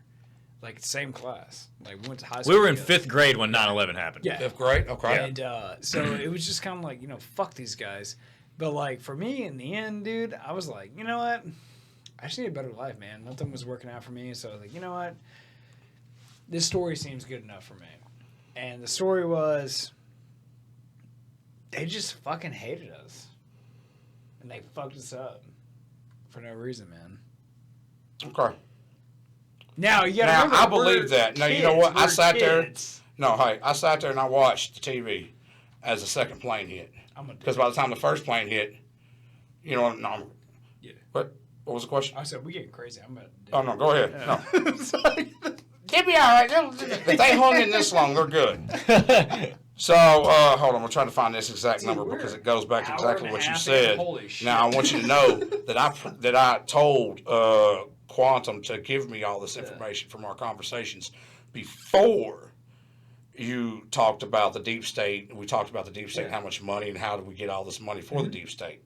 So, I want to say that's $4.2 trillion. Yeah, no, excuse me. $2.3 trillion was announced missing from the Pentagon on 9/10 of 2001. Yep. Next day. $2.3 trillion. Dude, is that not crazy? That's one thing. Once I didn't find that shit out until I was like about 30 years old. It's about 4 years ago. And I was like, wait, hold on. I was like, the Pentagon, the DOD, failed an audit. $2.3 trillion can't be accounted for. Next day, 9/11. You know that's more than most countries' GDP? Yeah, dude. Like, if you were going to build an underground base with tunnels and an underground city, what $2.3 trillion probably get you there? That'd take you far. Now, we're going to get into some deep shit. Now, let me ask you, dude, let's go deep. Let me ask you, where the fuck did that money go, Brandon? I mean, it's the underground bases that we have in our country. It's the global underground infrastructure that we have built that we now know is there. We the truckers drive and deliver that shit all the time. Yeah. There's a base under the fucking Denver National Airport. Yeah. And that ties into tunnel systems that a certain community likes to keep building. I'm not going to name them, but and that certain community just happened to invest in a lot of technology 5 years prior to 9/11.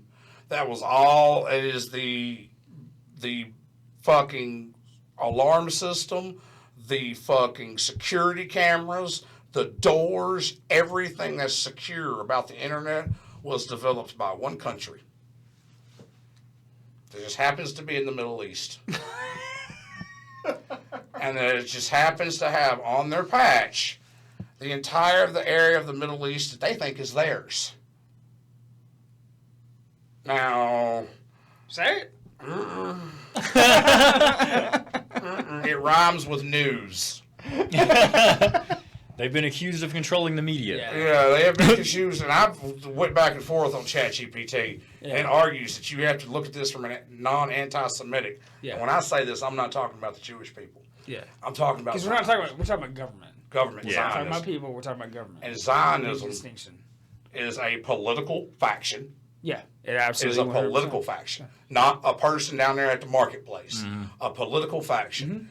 And Zionism is what has propelled the deep state. Dude, let me ask you, can I just like tag this real quick?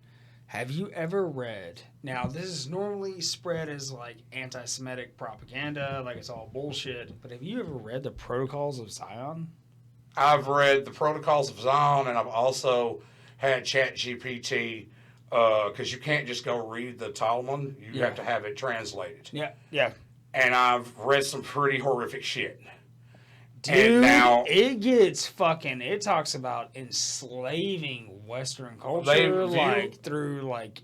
You're the goyim. Yeah. You're a dog. Yeah. Oh, yeah, dude. And no one wants to talk about that. Now, don't get me wrong, man. When it comes to, like, wars, I'm always on the side of the people who don't want me dead.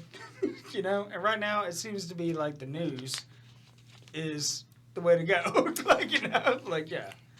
Well, the deep state works because one thing that Zionism is good at is information and the control of information. They are.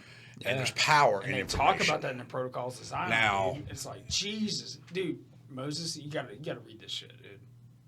It'll blow your fucking mind. You'll be like, what the fuck? And then when you realize how long ago it was written, you'll be like, what the fuck?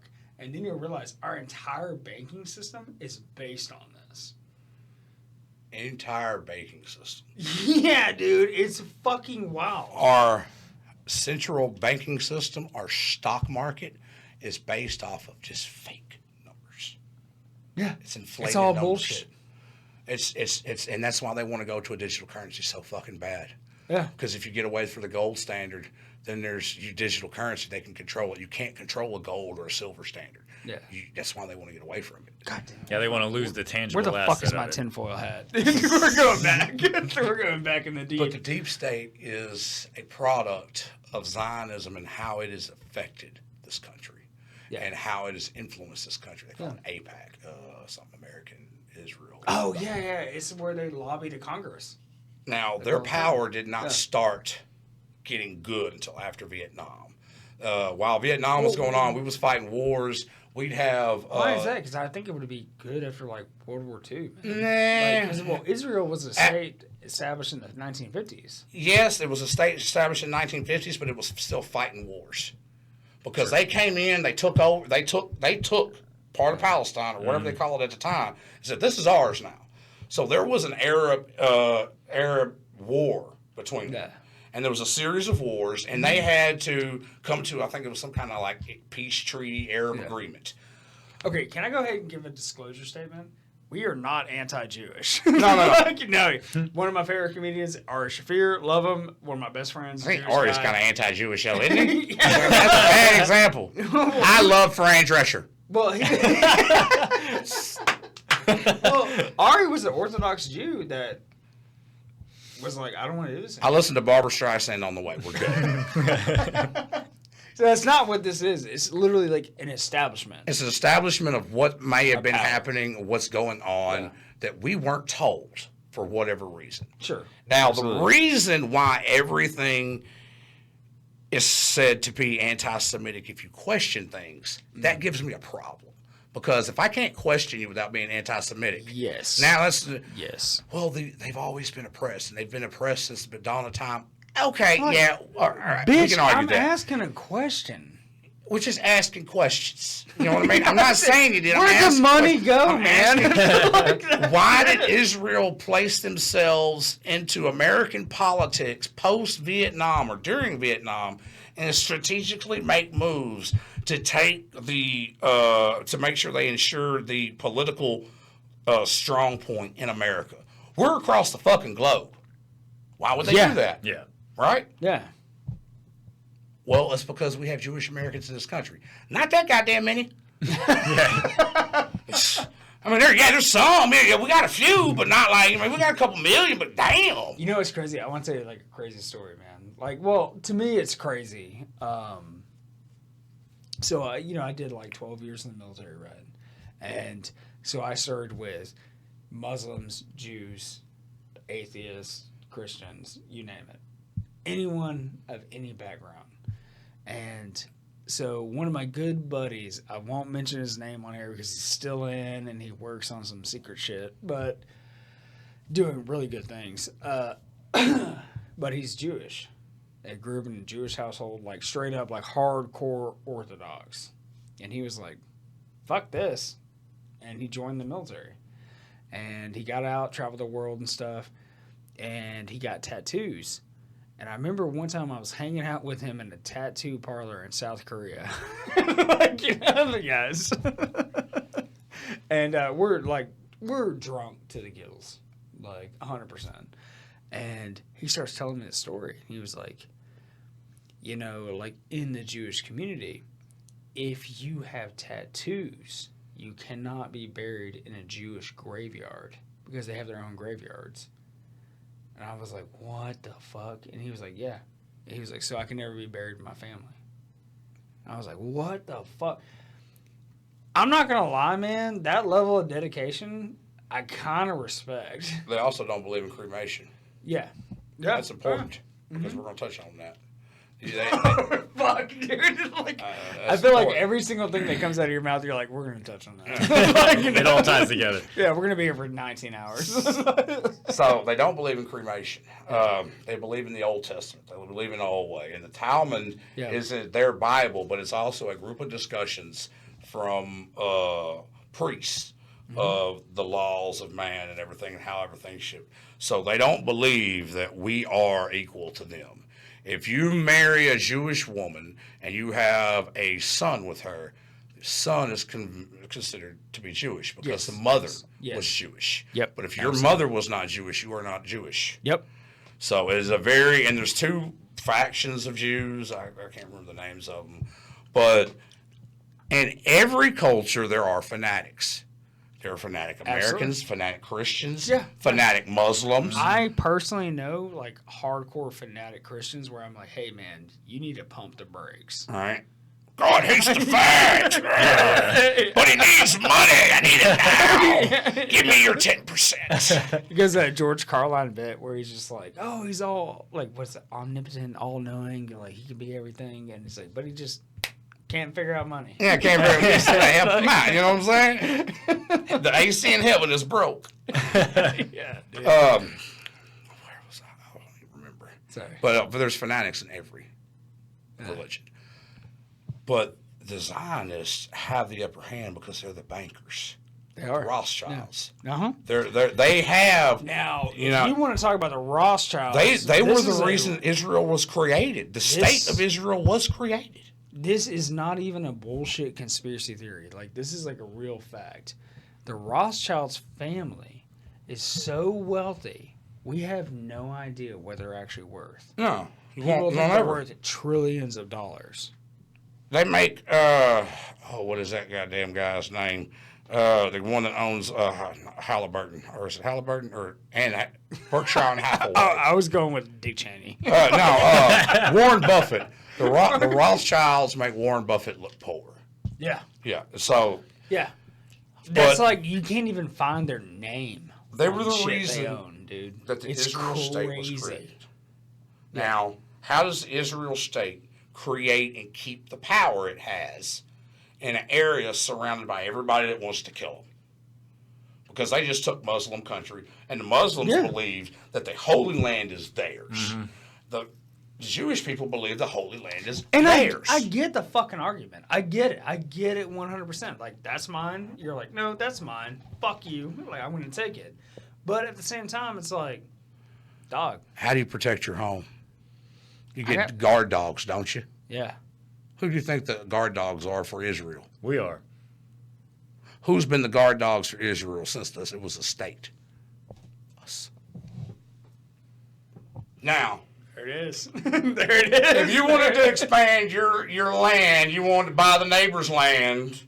You didn't want to buy, you want to take the neighbor's land. You'd build a fence around it and put some of your guard dogs over there, wouldn't you? But where did we go at 9/11? We went to the Middle East. What did we do in 9/11? The 9/11 happened, people died. What did we go do? Did we go after the people that did it? No.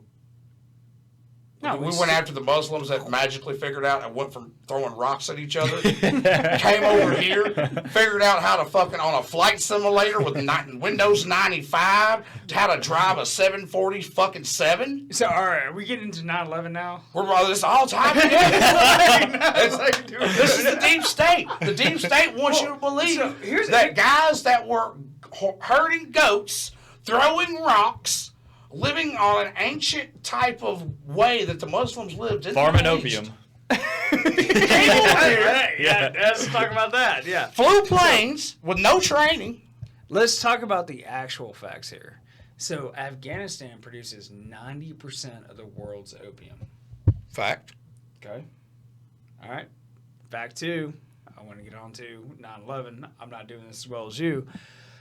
But I will say this. How the fuck in 2001 were people making phone calls on their cell phones at 30,000 feet? And there was pre-explosions. And then you want to bring up Tower 7? Talk about that? Nothing hit Tower 7. Why the fuck did it collapse? Afghanistan didn't start making opium. Opium like it made until after right around 9/11 because the Taliban had actually outlawed opium production. They did now again. Now that they're in power. Well, you were in Afghanistan. I was in Iraq. There were pockets. There were pockets of opium fields. No shit, really? The way they found that there were opium fields and they could grow in the mountains of Afghanistan is when they were trying to find the artifacts that they were trying to find. They were trying to find the Keys of Solomon. They were trying to find all this religious shit. But there was only certain places they could go. And they did military expeditions. So why are they hunting for the Keys of Solomon? Because all of that shit is technology. All of that shit is alien technology. It might be Asian. The demons, like demons, aliens are all. It's all technology. God damn it! It's fucking technology. Dude, you're like melting my brain right now. Okay. So, well, we had opium production in Vietnam. Yeah. The whole time we were down there. Yeah.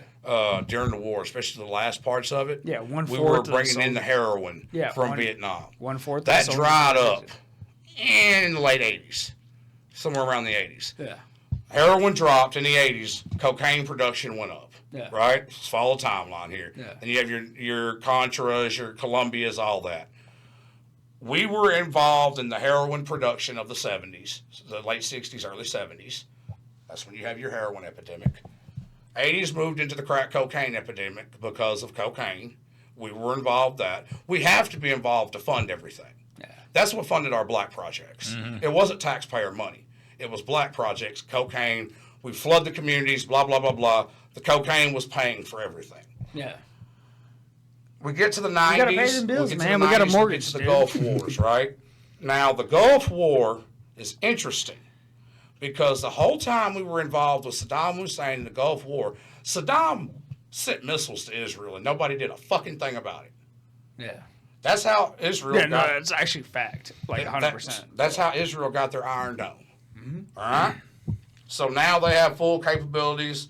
We've been dabbling in the Middle East. Now, how do we have a reason to go into the Middle East at 9/11? What we need to go into the Middle East. They have opium fields. They have oil. We need that shit. And Saddam has artifacts. We know he has it. He has a museum that we raided. Yeah. Yeah. So that was the biggest thing that got me, especially the rise of ISIS and ISIL, right? Well, they kept raiding museums. Who's the one person in the Middle East that we had as an asset that was involved in 9/11? Oh, Saudi. The Saudi guy, Osama bin Laden. Yeah. Right. We trained him. Yeah. We funded him. We trained him. He was launching Saudi, proxy wars against Russia, right? All right. So, all bullshit aside, Saudi Arabia actually financed 9/11. That's they're responsible for it. Yeah. So they have the 9/11 Commission report, which needs to be released to the fucking public. All right. They've only released 10 goddamn pages out of 150 fucking pages of that document. And dude, there's been multiple congressmen that have come forward and been like, "Hey, dude, Saudi Arabia actively did this.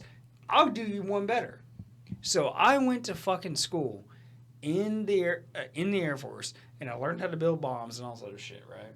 So we work with other allied nations and stuff, like friendly people. Like, hey, like, make a better world, whatever. Guess who the fuck was there? The Saudis. Guess what the fuck I was briefed on? Do not talk to them about X, Y, and Z. Because we can't trust them. And I was like, why the fuck are they in our schoolhouse? Exactly. Right now. And that is a hardcore fact. Well, the Saudis didn't do 9/11. You don't think so? No.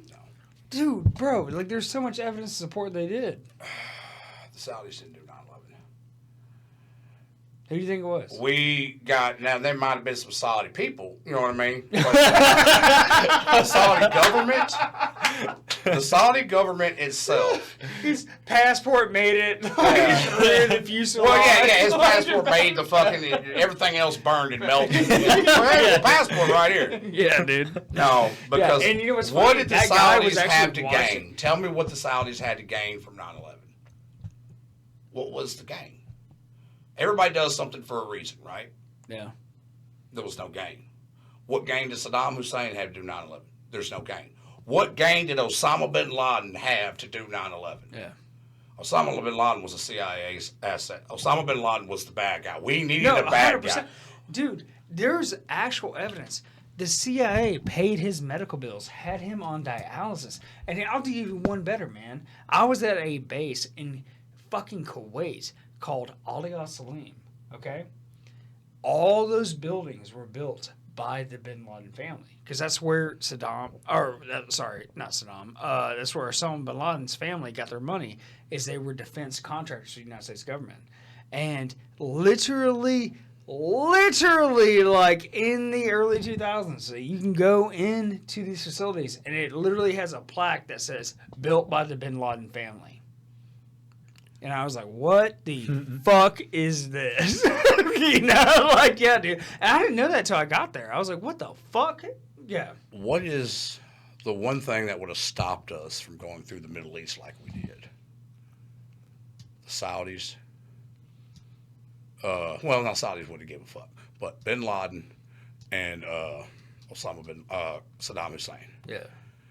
There is no way that we could have waged a war against bin Laden prior to 9/11 and got as much territory as we did in the Middle East with him still. It wouldn't have happened. Yeah. Because there were too many people that followed him. He could have combined all the tribes. We can't fight we've proven we can't fight the war over there. It's the terrain, they hide in caves. Yeah. So you want to know what Afghanistan is actually known as? The graveyard of kingdoms. Because so many kingdoms, like the British, the Americans, like you name it, have tried to go and conquer that area, and they can't. They never win. It's literally known as the graveyard of kingdoms. But they weren't the most powerful one in the Middle East. Saddam was. And we put him in the position that he's in. And you want to know something even crazier, man?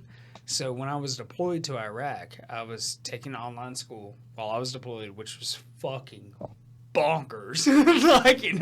I'm in a war zone, dealing with this shit, and the best I can. I'm talking to my instructor or professor, and I'm like, "Hey, man, like I'm literally deployed right now. This assignment might be late," and he's like, "Cool, I get it. Get it to me when you can." Yeah, yeah, get it to me when you can. And dude, it is the most bonkers shit because I interviewed people, right? So I took a class while I was there called Politics of Islam because I got a degree in political science. So I got to study other like nations and like everything they believe. And so I interviewed these Iraqi soldiers I worked with. And some of them were officers in the Iraqi Air Force. So the thing is, the Iraqi Air Force is like the Navy SEALs for them. Like, it's the best you can go to. Like, it is, you want to be there, right? Really prestigious. And, dude, they all were like, it was better under Saddam. Like, and I was like, are you fucking kidding me? Like, and they were like, yeah, man. They were like, dude, we didn't have IEDs. We didn't have terrorists. We didn't have any of this bullshit. Our streets were clean. Like, everything was... When did you go? Shit. We'll call it 17, 18.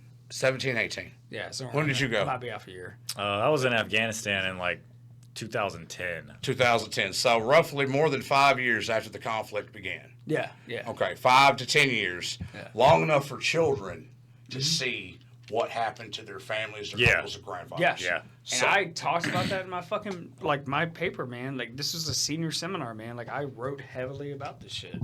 And I was like, yo. What you were facing over there would be the same thing someone else would face if they came over here. The sons and daughters of the men and women that died for the invasion would grow up to become the most extremist motherfuckers you could think of. Yes. Bingo, dude. And, Bingo. And I they talked will about that revert back to their tribalism habits. Mm-hmm. And they were doing things over there that seemed barbaric. Yeah. And they would do it to their own people. Yeah. Simply because this tribe believed a little bit something that's it branches out to a very simple tribe. That's my whole point, is these simple tribes could not have orchestrated 9/11 in the way that they did. There's no way. There's I don't no give way. a fuck There's how much money no Saudi fucking Arabia way. poured into it. Saudi Arabia had a hand in it, but if they had a hand in it, it's the oil companies, like the Bin Ladens, because they were oil people. Yeah. And we got the Bin Ladens out of here as soon as 9/11 hit. Before we even said Osama bin Laden did it, we flew every fucking body out of here. Yep. Yeah. Because we knew the narrative that we were going to spin. Let me tell you something, man. I'll tell you a true fucking story, man. I probably shouldn't say this shit, but I'm going to. So, I supported, while I was downrange, SEAL Team 1. Okay? Now, a member of SEAL Team 1 will not use his name, cannot, was a member of SEAL Team 6 at one point. Okay? Was on the raid that killed Bin Laden. Bin Laden, or the guy they said was Bin Laden? And now here's the thing. And I talked to those guys, and this is what they told me. And they were like, we did not kill Bin Laden. Kill somebody. Shot somebody in the face. Shot somebody. In the face. Because you took the most wanted man on the face of the fucking earth, and you just kicked his body out to the sea? Exactly. Get fucked. Get fucked. It never happened. It never fucking One happened. person identified the body. One person supposedly identified the body. That person was a news journalist. One fucking person. They were never allowed to take a picture. Yeah, yeah. They wrapped the body up and threw it out to sea and called that the burial. Yeah. No shit, Bullshit. dude. Yeah. Bullshit. That's what I'm when saying. they hung Saddam, Like I they said. drugged that motherfucker. They hung that motherfucker. Yeah, all I over watched the YouTube. video of that. Like, yeah. And then when I'm hearing it from literally the horse's mouth, I'm like, get fucked. What you have to look at 9/11 is the information, the propaganda machine. Oh, dude, it's insane, dude. So- Dick Cheney had a fucking field day with America. We had a after that plane shit. hit the Tower 1, a plane hit the Tower 2. Yeah. Building 7 fell. The planes that hit Tower 1 and Tower 2 hit them at the top. How the fuck did it collapse everything at the bottom and hit it at the top? Yeah. But, that's the early days of YouTube and stuff. And I remember videos getting posted instantly and seeing it, man. There was explosions at the base of the fucking tower. The Now, firefighters. I'll tell you what I think really happened here in a minute, okay? But I'm telling you, man, that was a highly orchestrated attack. I'm not saying that fucking guys from a cave did that shit, okay? But what I am saying, dude, is there was pre-positioned fucking explosives in those fucking towers. And I think our government, if you want to put it as simple as this, got sloppy. It was. And let it go. Because we had over 80 countries warn us of an attack. And we ignored that shit. When you say our government, you have to understand that we're not talking about the regular Pentagon. We're talking about the deep state. We're talking about the guys that are working behind the scenes in the deep state. gotta take a little Because bit. those beams were cut just like this right here.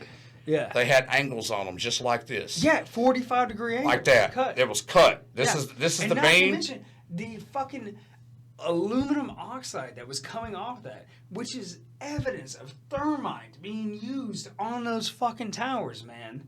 Like, And the I studied firefighters chemistry. were I can on the see it news. clear as day. I'm like, that's not a regular explosion.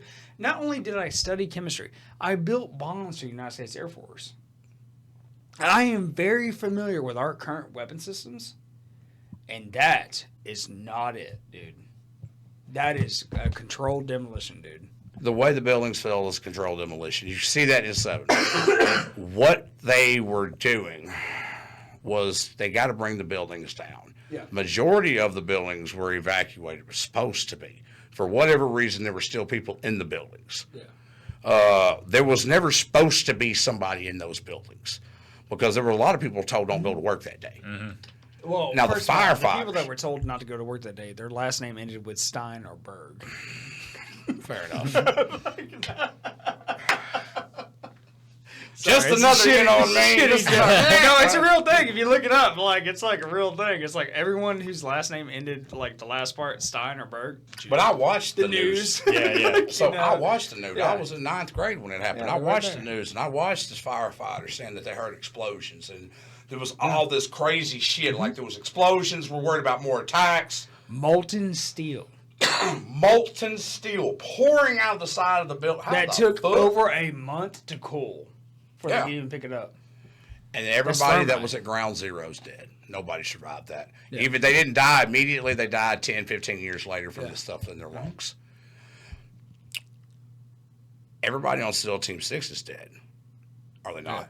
Is No. everybody, you know how they died, right? Yeah. They just magically were all on the same fucking helicopter There's a that got couple shot people. down. Yeah, there's a couple people that claim they were on it that was already. Well, didn't Chris Kyle claim to be on SEAL Team 6? Pretty sure he did. I don't know. Maybe I don't know. I think he was a sniper I don't for him. know because I read his book, and he was definitely on SEAL Team 2.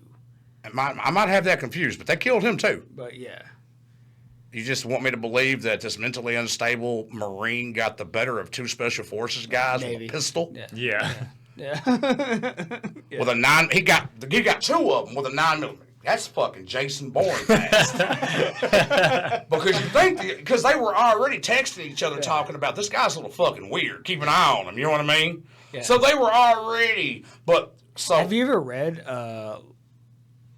Chris Kyle's book, man? I've seen the movie, but I ain't really read the book. Dude, read the book, man. Dude, it's badass.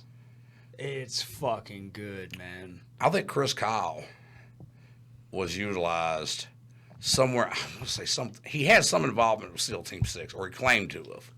But everybody from SEAL Team 6 is dead that was involved anywhere around that is dead. Majority of them supposedly died in that helicopter crash, which none of them all should have been in the same helicopter.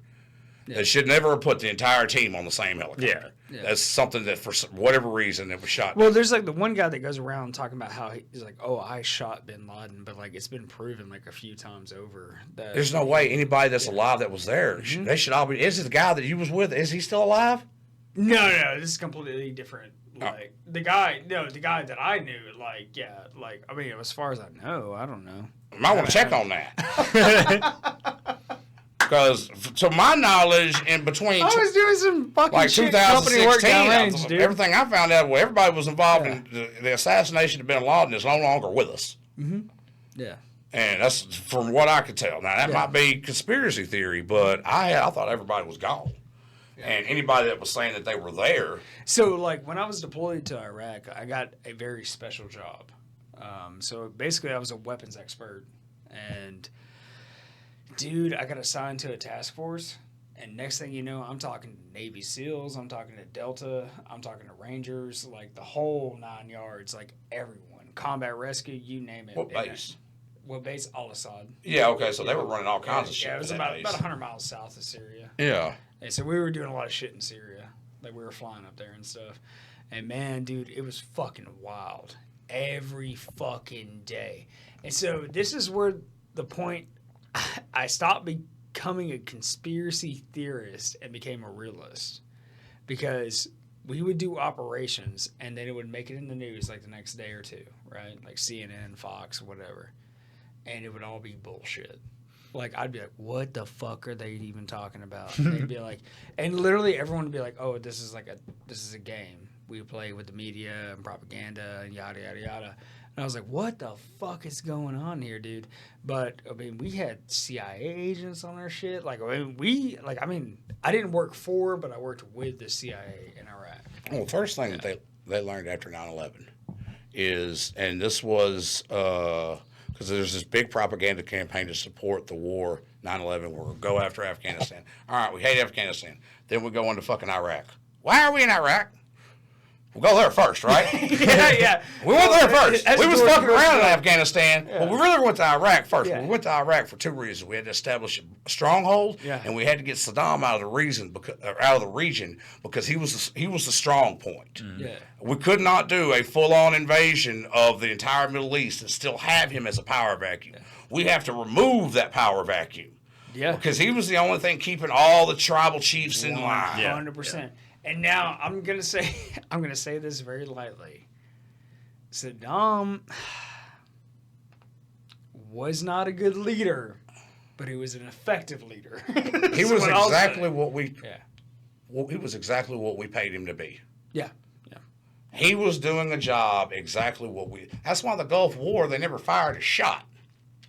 Well, like you want to go back to the Gulf War and stuff, man. You look at George Bush Sr., right? So George Bush Sr., he was in World War II. He was a Navy fighter pilot, right? Like, whole 9 yards, has an amazing story. I love George Bush Sr., okay? Like 100%. Then the motherfucker gets out of the Navy, becomes an ambassador for the United Nations to China, works in China, lives there, does all this shit, right? And then becomes the director of the CIA. He was an operative in China. And then he becomes vice president to Ronald Reagan. And then he becomes president of the United States. He has an amazing story. He's one of the only presidents who's never written an autobiography. He can't. Yeah. George Bush Sr. can never write an autobiography about what Bush Sr. did. George Bush Sr. was the CIA operative that we hear stories about. That man took that shit to the fucking grave, dude. And there's only one legit book that's written, and it's written by a family member who has letters from him. And so they tell like a timeline history of America during his time being alive, like what he did. And they attach his personal letters. Now, it doesn't really say too much, but it's just like, this is what I'm feeling, this is what's going on. But then they talk about in history what was happening at that time. You start to realize the weight, like the fucking weight, dude, that was weighing on this guy. And it's like, I'm not saying what he did was right or wrong, but dude, that guy was a fucking gangster. He was a gangster. Yeah. His father was a gangster. His father was a banker. His father funded Nazi Germany. Fuck. Dude, yeah. I know what you're talking about. I mean, these guys are all in the same club. They all go to the same college. Isn't it weird? They all graduated from the same. They're all in the same club. Skull and Bones, The man. Skull and Bones, the cabal, the deep state. God, it's all a big club. If you want to get down to brass tacks, man, Skull and Bones, you want to talk about that, okay? So there was George W. Bush, okay? And he ran against, what was his name, John Kerry? Yeah. John Kerry, right? They both graduated from the Skull and Bones same year. They were best friends. I think what happened, John Kerry knew he was going to lose that election. Remember that shit in Florida where it came down to like 20 votes or some shit, right? Mm. I think fucking George Bush Jr. said, I'll fucking give you something of power. Who? I can put you in a position of power. Let me win. And I think that's what fucking happened. George Bush Jr. had to be, George W. Had to be president for 9/11. Yeah. The other guy that ran against him, it wasn't John Kerry, it was the Democrat, Clinton's vice president, Gore. Yeah. Gore wouldn't play ball. Yeah. Couldn't be Gore. Yeah. So Gore actually won that election. Yeah. We gave it to Bush. Yeah. Bush was in that classroom the day 9/11 happened. Yeah. The kids were talking about That's some powerful fucking footage where he just gets the news and he's just like, fuck, and what kids do are I sitting do? reciting words like steel and fucking planes and fucking buildings and shit. Well, we're going to figure out what Clifford the Big Red Dog Yeah, did first, and then we'll settle this. And so they go into Iraq. They remove Saddam. They kill him. They put him on some kind of kangaroo fucking world court and hang him. Yeah. And the whole time he's saying, I remember when they hung him, dude. I saw it live on the news, man. CNN posted that shit. Yeah.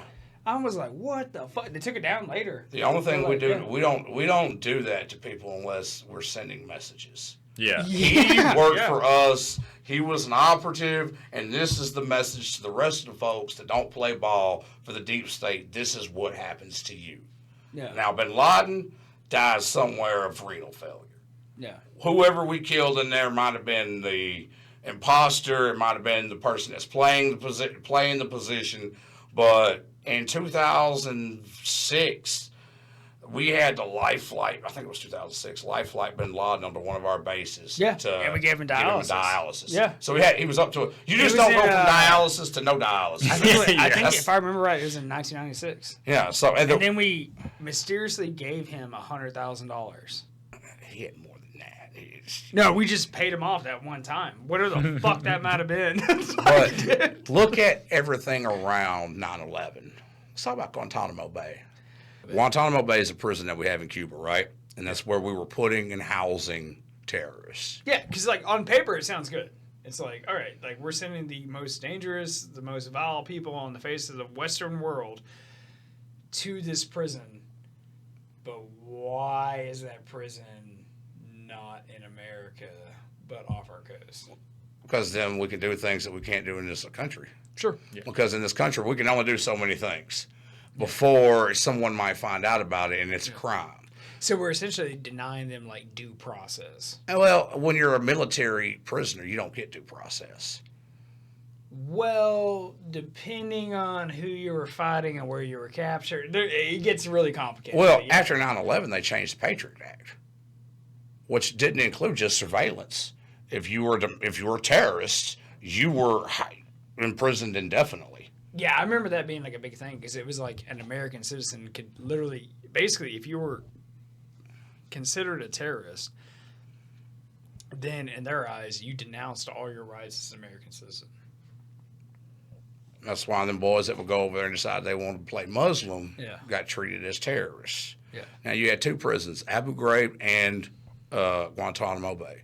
Now, a lot of people will remember the big old thing about the pictures coming out, people in dog collars, being assaulted. Like, it was like very sexual in nature. Sexual in nature. Stacking them up naked. Yeah. And the official term was, we were just trying to get them to confess. It got out of hand.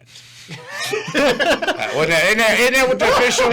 It's just like America does not torture. I've never been in a situation where I've been like, somebody ended up in a dog collar, and I was like, it just got out of hand. I've never been in that situation. But there also are people they got arrested, they got taken their military status taken away.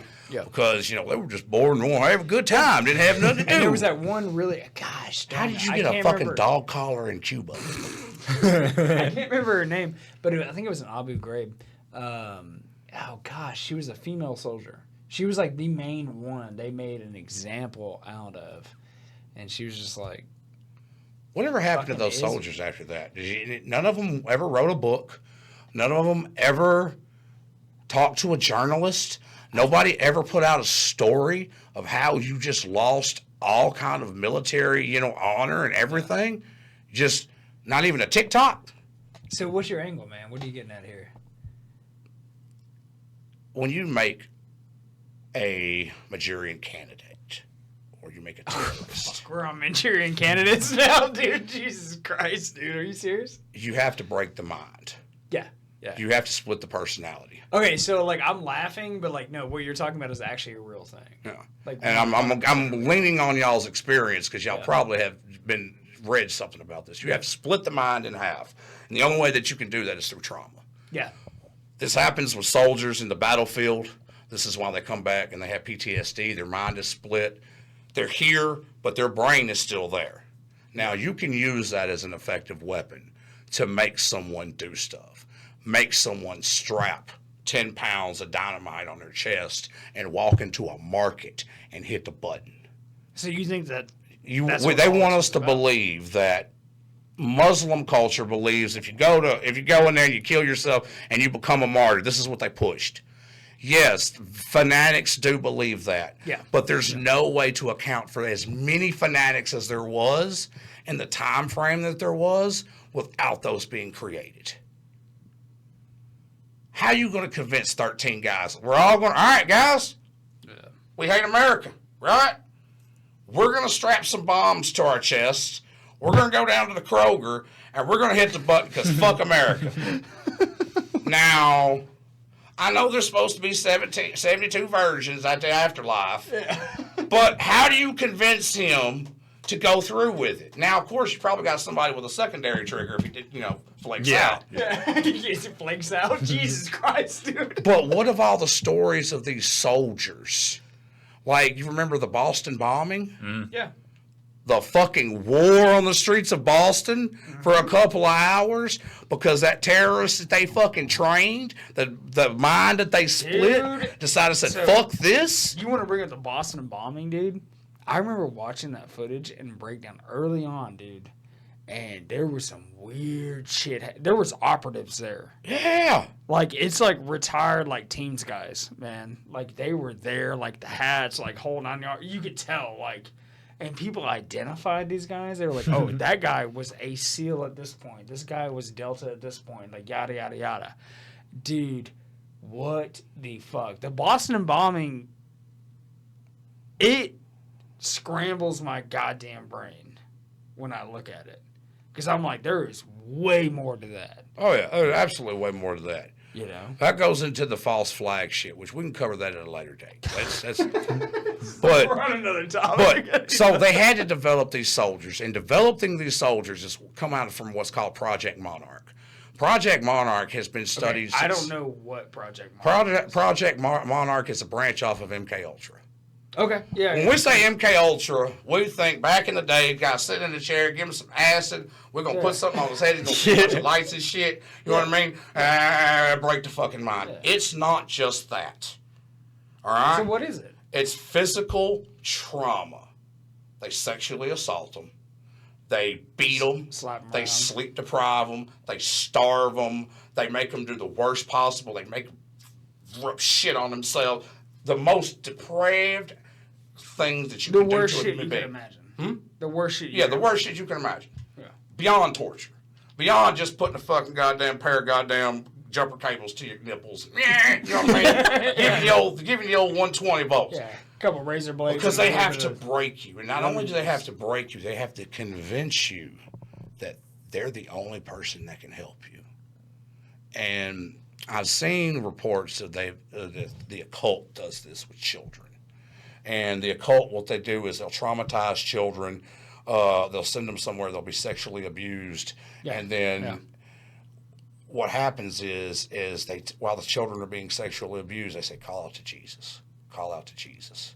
And then they will bring... I've heard about this. And they will bring someone that looks like what we all think Jesus looks like. And that person will sexually abuse them. Yes. And then they make the children kill him. Yes. They have split the child's mind so much that now they can control them. And now they can call on it like that. That same type of tech, that same scientific breaking a person down is used to make terrorists. Now, I'm not saying that they made a whole ISIS of it, but you get one or two. I don't know, Moses. What do you think, dude? You think one this shit's fucking... You see a point here? I mean, I could totally see that happening. That makes sense. Because anytime you think that, no, people wouldn't do that, they're always doing it. It's always going. It's always happening.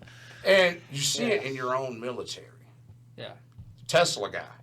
The guy that blew up, shot himself with a 50 caliber in a Tesla truck. It set on fire in front of Trump Tower. We covered a whole episode about this, man. Like, we talked about it. He killed himself with a 50 caliber pistol. Yeah, it is so crazy because he was trying to release information about fucking UAPs. And no one would listen. And nobody was listening. He's like, I'm going to make you listen. And then he went right outside of Trump fucking Tower and offed himself. And it didn't even make sense what he did because the way he set up the explosions wouldn't have worked. Dude, he didn't want to hurt other people. He just wanted to cause that scene. And he was very honest. He was like, in his emails, like, because Sean Ryan covered it on the Sean Ryan Show. Huge podcast. Shout out to that guy, man. That guy's doing some amazing work. And he's a veteran, too. So, where was he stationed at before that happened for a while? Fort Bragg. Yeah, it was Fort Bragg. Yeah. Fort Bragg. Yeah. Yep. What else happens at Fort Bragg? Delta's trained there. Delta training? Yeah. Delta. There's something else that's called. and it's not really Delta. It's something, Dev, is it DEV? It's, I know what you're talking about. Shit. I cannot think for the life of me right now, man. So Fort Bragg is actually, I will tell you this, what I do know, can't recall right now. Fort Bragg is a massive Army post. Right. And they train a shit ton of soldiers for normal, regular stuff all the time. But however, that is the base where if you get picked for Delta, dude, what do you know about Delta? I know they're the ones that are they do the shit that you don't hear about. Yes. So I'll tell you a true story, man. So anyway, let me explain a little bit more about Delta, and then I'll tell you my story with them. So anyway, they go down there and they train. That's where it starts. So you don't apply for Delta. Delta picks you. Yeah. And they start watching you from basic training like boot camp all the way through your AIT, individual training, all this other shit. And they're like, boom. And then once you go through a couple of combat tours, they're like, all right, yeah, maybe this guy can handle it. And then they recruit you. It is the most classified form of military training there is. It is higher than Navy SEALs. No one knows how long it is. No one knows where you actually go after Fort Bragg. No one knows what the fuck you do. And they are the most elite fucking people I've ever met on the face of this planet. Like, when they walk in a room, like, the room gets quiet. You can tell it's them. Like, because we would meet them in the chow hall. Because they'd come in for food sometimes. And, like, so these guys would be out for, like, 3, 4, 5 days not having any food. And they'd come back to our chow halls in Iraq. And we'd be like, holy shit. Eat, leave with a couple mags and a couple of grenades. We'll be back in a week. Yeah. Dude, it was shit like that, man. Now, I'm not going to lie. I'm not going to sit here and say, you know, these are all a part of the deep state. I'm not going to sit here and, like, dog like these guys because they're doing, like, gangster shit for our country, man. They're good guys. Those guys aren't the deep state. No. There are civilian companies in Fort Bragg. Yep. That mainly focus on mental health. I'll get you. Now we're getting somewhere on. Oh my God, dude. This is going to be a 19-hour episode, dude. So it ain't the soldiers that's the problem. It's the programmers. Yes. Because we program these boys to do things and we don't deprogram them. Now, you can't teach a motherfucker to just go out there and go 4 or 5 days. Yeah. No food, a couple magazines, no armor, nothing. Just blending in with the tribes. And I mean, these guys were doing like gangster shit. I mean, they were driving around like local trucks. You have they to were speaking the language and stuff. You have to turn that on up here. And those same people that turn them on up here, they work at Fort Bragg. The guy that started that was named Lieutenant Colonel Michael Aquino. And he's the father of fifth-generation warfare. Yeah, you talked to me about this one time. He created, when you see the YouTube video, Ghost in the Machine. Yeah. His whole goal was to be able to have a war without ever firing a shot. And it moved to psychological warfare. Sure. And that is we're on the 5th or 6th generation of warfare with the psychological warfare. And you see it in the news and the propaganda. That's why we don't use TikTok for our social media. That is where you find that is where you find the deep state embedded in there. And what they'll do is they'll find these soldiers, and it's usually a soldier that has very little family. Yeah. And it's usually he doesn't have a wife, he doesn't have a kids. Nothing he might to have lose. a mother or father, but he doesn't have anybody that's writing him every day. All the SEALs, all the Delta guys I worked with, man, like supplied them weapons and shit. Most of them were like orphans, didn't have any family. Like, abused. It's like a real abused his children. It's like a real thing. Yeah. Abused his children is the best thing because someone that's abused as a child is going to be hyper focused as an adult, and they're going to almost have premonition abilities to see things before they happen. Yeah, if this happens, X, Y, and Z is going to happen. One of the more famous ones is what's that guy, the sheriff of Baghdad? I have no idea. I have no idea what you're talking about, Brandon. John McAfee. John McAfee. Oh, shit. I remember that dude. The McAfee, He was the like, sheriff. antivirus He was software? No. That's the John McPhee. I'm sorry. John McPhee? John McPhee. Big guy. Been all over the internet. I have no idea what you're talking about. Big guy. Been on. He's Delta, and he did like a 7-day solo mission going through Afghanistan just to get some bullshit. Just because they didn't have whatever at the base, and he had to go through there to get to the other base. Yeah. But he had to travel through the mountains of Afghanistan to get to it. A little dicey. Crazy motherfucker. Crazy. You have to be. Yeah. But he trained all these other Delta guys and shit. He was there. I guess he was the one big badass of that era, right? Well, normally what they do is like once you have like a decent career, like say the first 10 years, then you become an instructor, right? For your last like part of your career. Hey, what is it? Shane? Was there another popular special forces guy that's all over fucking podcasts? Shane something or other. But that John guy was on Sean Ryan's show, so But he's all fucked up in the head, right? And you watch him, he's talking about all these battles, and he's having a good time talking about it, like he's living it again. Yeah. Because that's just in his head. He's there. I do the same shit when I talk about it. He has that knob. Now, the way he deals with his PTSD is he does jiu-jitsu.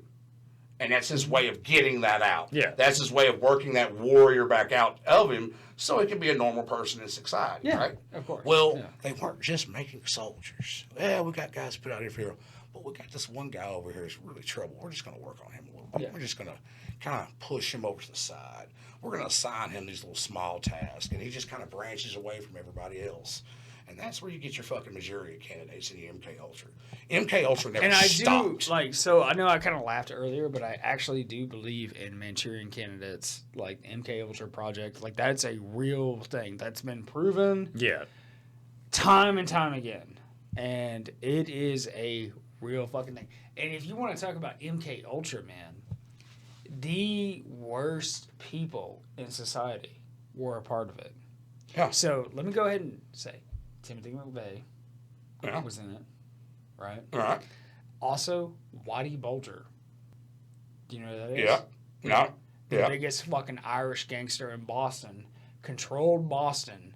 Like, dude, Whitey Bulger's story, insane. This motherfucker was a career criminal since he was a teenager, right? Finally gets locked up on, I think it was like aggravated robbery or some shit like that. Like he basically robbed a bank at a gunpoint, right? And if I remember right, and he goes to Alcatraz, and they're like, "Hey, you're gonna be here forever," and he's like, "Fuck that," and he's like, "How do I get time shaved off?" And they're like, "Well, you can be a part of this medical experiment," and they gave him LSD every day. Sometimes 600 to 900 mics a day, which is if you know anything about acid, it is insane. The standard dose, 100 mics. Yeah. And he's taking 6 to 9 times that a day, every day. And he said it was the most tormenting, worst experience he ever had of his life. And they used to fuck with him all the time. But he ended up doing it, I think it was like 5 years or some shit in Alcatraz. Gets out, whatever, and pieces it back to Boston. Becomes the biggest gangster. He's so hardcore that the Italian mafia will not fuck with him. They won't even send people to come into Boston to collect money because they don't return. And he's just like, yeah. And it's like wild as fuck. And then you look at the Unabomber was a part of it too. Yep, Unabomber. Well. You know, but he was a Harvard professor. Well, he was also in that medical experiment. Yeah. And so was Charles Manson. Yeah, and Charles Manson. Yeah, dude. And Charles Manson never killed a soul. And that's what gets me about the Charles Manson case. Never killed the first person, but he had the ability to control people. Mm-hmm. So the medical experiments never stopped. You can go to Fort Bragg, and I'm sure there's a program. If you're young in the military, you can sign up for. And you can get a couple of weeks of what over here, and we'll bump your pay grade up a little bit over here because now you're in the psychological warfare program. Yeah. You're PSYOPs. PSYOPs. Yeah, it's a real thing. And PSYOPs bleeds into DARPA. And there's a point. Yeah, dude. And it all sounds like bullshit. This is actually real shit. They're backing me up here. They've been there. They know. I'm just a motherfucker on the other side of the computer reading all this shit. That's all I am. I'm just reading. I ain't. But PsyOps bleed into DARPA because DARPA is where we start playing with the shit in the brain and what we can do about it. And we're talking about a medical experiment that's gone on since Nazis. Because the Nazis is what brought MK Ultra to America. Because what they were doing to the Jewish people is they were tearing them apart limb by limb. They were experimenting on them. We were advancing medical science. We were advancing psychology. That brought we brought all of that on Operation Paperclip. You want to get on Nazis? You want to get on Nazis? We can. Dog. It's fucking wild. They're all in the government. Dude. They're everywhere. All right, let's just go to the 1940s. Okay? Third Reich. Right. Dude, the medical experiments, no fucking joke, were insane. We don't even know what they were doing entirely. So, God damn it, I wish I could remember his name. Fuck, we covered it in one of our episodes. Oh, I can. He was like the chief medical. I can help you. Nazi. Abortions. Yeah. Abortions. Yeah. The maiming of women's genitalia. Mm-hmm. The cutting of men's genitalia, as far as like what do they call it? When you get snipped for men. It's castration. Not castration, but the fucking vasectomy. Eunuch. It's not eunuch, but where you can get where you don't fucking make sperm. A vasectomy. Vasectomy. What the skin in the human body can tolerate.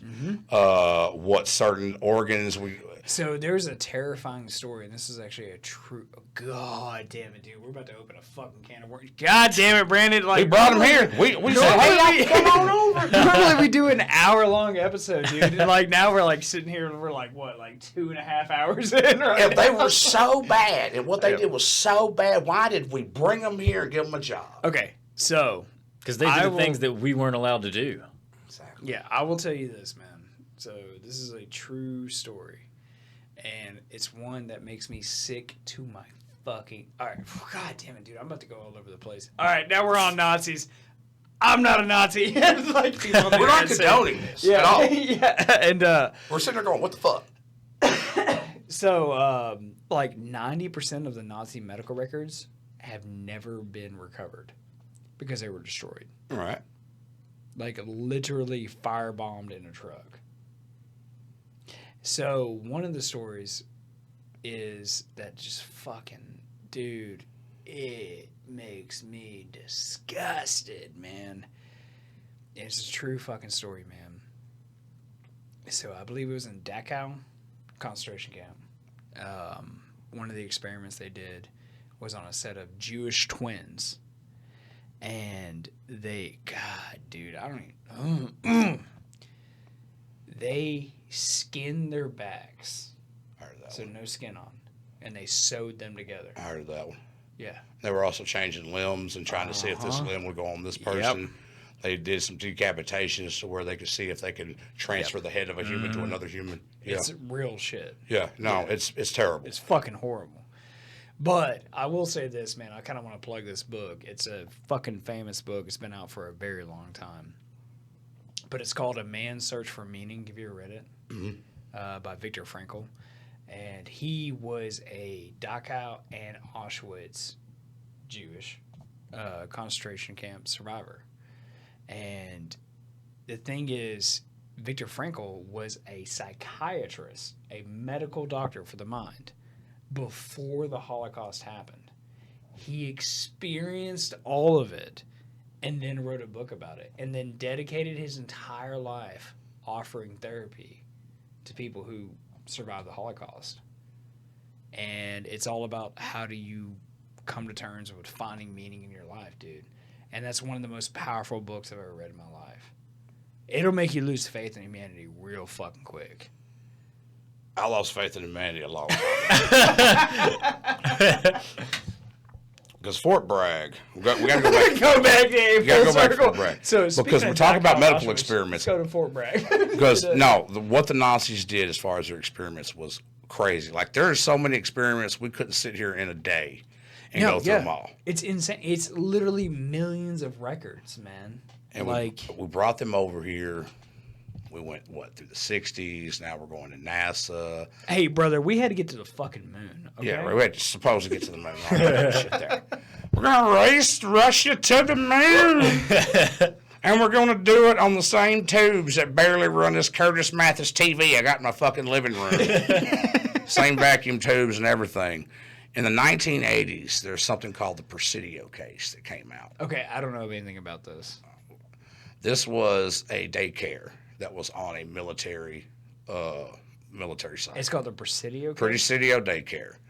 And all of the military folks' children would go to this. It was run by the military. It was the daycare for the military base. Yeah, it's a common thing. I think it's San Francisco.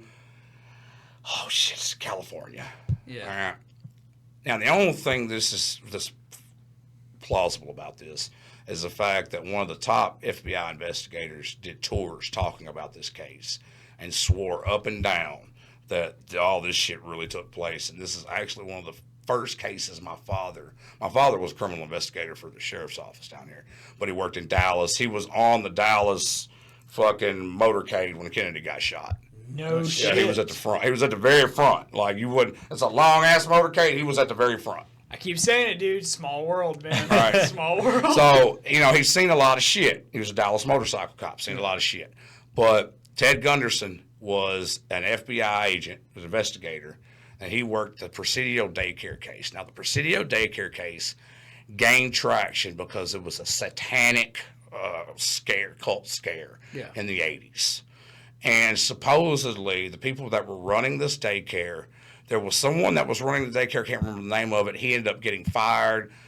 36 children all were molested, and these were all military members' children, and they were severely sexually abused and satanic rituals and all this stuff. Yeah. But for some reason, the local police were told that they could not go any further. There was no evidence. Yeah. Now, a lot of things transpired on the military base, so, there's jurisdiction and all that. The military found no wrongdoing, of course. Yeah, of course. Yeah. But, you know what I mean? So, business as usual. yeah, everything's good here. It's just a misunderstanding. Dude, no, our water's totally good. You can drink it from the tap. But the person that the children described that did all of this, they said each child gave the same description. Some of the children had STDs and shit that you just can't get. But they described the same two people. One of those people was Lieutenant Colonel Michael Aquino. He wasn't a lieutenant colonel at the time. Aquino keeps coming up. He is the guy that created the fifth generational warfare. He was the first person to bring Satanism into the military under the Temple of Set, which is the only version of Satanism that the military recognizes as a religion. That's crazy. His main base of operations ended up going to Fort Bragg, but he worked in California. Now, his claim... I think I've actually heard this. Now, his claim that when all these children were molested or whatever was that he was in Fort Bragg. There's no way he could be involved in this. When you look at all the paperwork, all the CIA documents, all the FBI files, it just says Fort Bragg. It never says Fort Bragg, North Carolina. There is a town not far from Presidio, about 40 miles, called Fort fucking Bragg. And there's a daycare in Fort fucking Bragg, California, right 40 miles from where this took place, that was also closed down for ritual child abuse. Get fucked. His official statement to the military was, during this time, I was at Fort Bragg. Nobody ever, not one person ever asked him if he was in North Carolina. Not one person ever asked, there was no other document. But I went, goddamn, well, he said he's at Fort Bragg. How the fuck could he be that close? There's no way he could travel across the country. Yeah, even back then in the 80s, flights take so long. So I said, you know what? I went to Google Maps, give me all the daycares, within that range. Is there any towns called Fort Bragg? And you did all this shit yourself. And then I found the Fort Bragg town. I said, what the fuck? And then I pulled up Fort Bragg, then I went back on Google, and I said, give me all the daycares in Fort Bragg that have sexual assault cases. Boom, popped up, same timeline. Same time. Get fucked. Are you serious? And you did this shit on your own? Yes. Because if you look deep enough and you find there it, you'll start finding shit. There it is. And the internet's hard to... Because Michael Aquino, when you look up Michael Aquino, his face doesn't pop up. You have to dig for it. And there's a reason for that. But they don't want him as the face because of everything. He was on Oprah. He was on fucking Oprah. Fucking Oprah. Fucking Oprah. In the 80s, he talked so Oprah much shit used about to do Oprah some on talk the show. shows. He was on there, a young guy. He has eyebrows that are curled like this, like fucking horns. Yeah. And he's on Oprah, and there's this sexual assault victim that's claiming that he did something to him, and he's just over there, and you can see he's doing his fucking shit with his face, and the guy just stops talking. It just gets really fucking weird. You're like, what the fuck? So you start reading about Michael Aquino and what he believed in. He believes in the Temple of Set. The Temple of Set is a branch off of the Church of Satan. Michael Aquino used to be a priest for Anton LaVey. So he's a leader of literally the Church of Satan. Yeah. Anton LaVey had a priest the Satanic Bible. that was a lieutenant colonel in the military that was working on MK Ultra and Monarch research that developed a new kind of warfare based off of the shit he learned in Vietnam. He went to Vietnam to study a way to do warfare that didn't involve getting GIs killed. And that's where he developed the PSYOP. Yeah. He is the founder, the fucking creator of what we call psychological operations. Yeah. And psychological operations are now mainly taught in Fort Bragg. Yeah. And you can sign up for PSYOPs. 100% confirmed, yeah. Yeah, you sign up for PSYOPs, and a lot of it's internet now.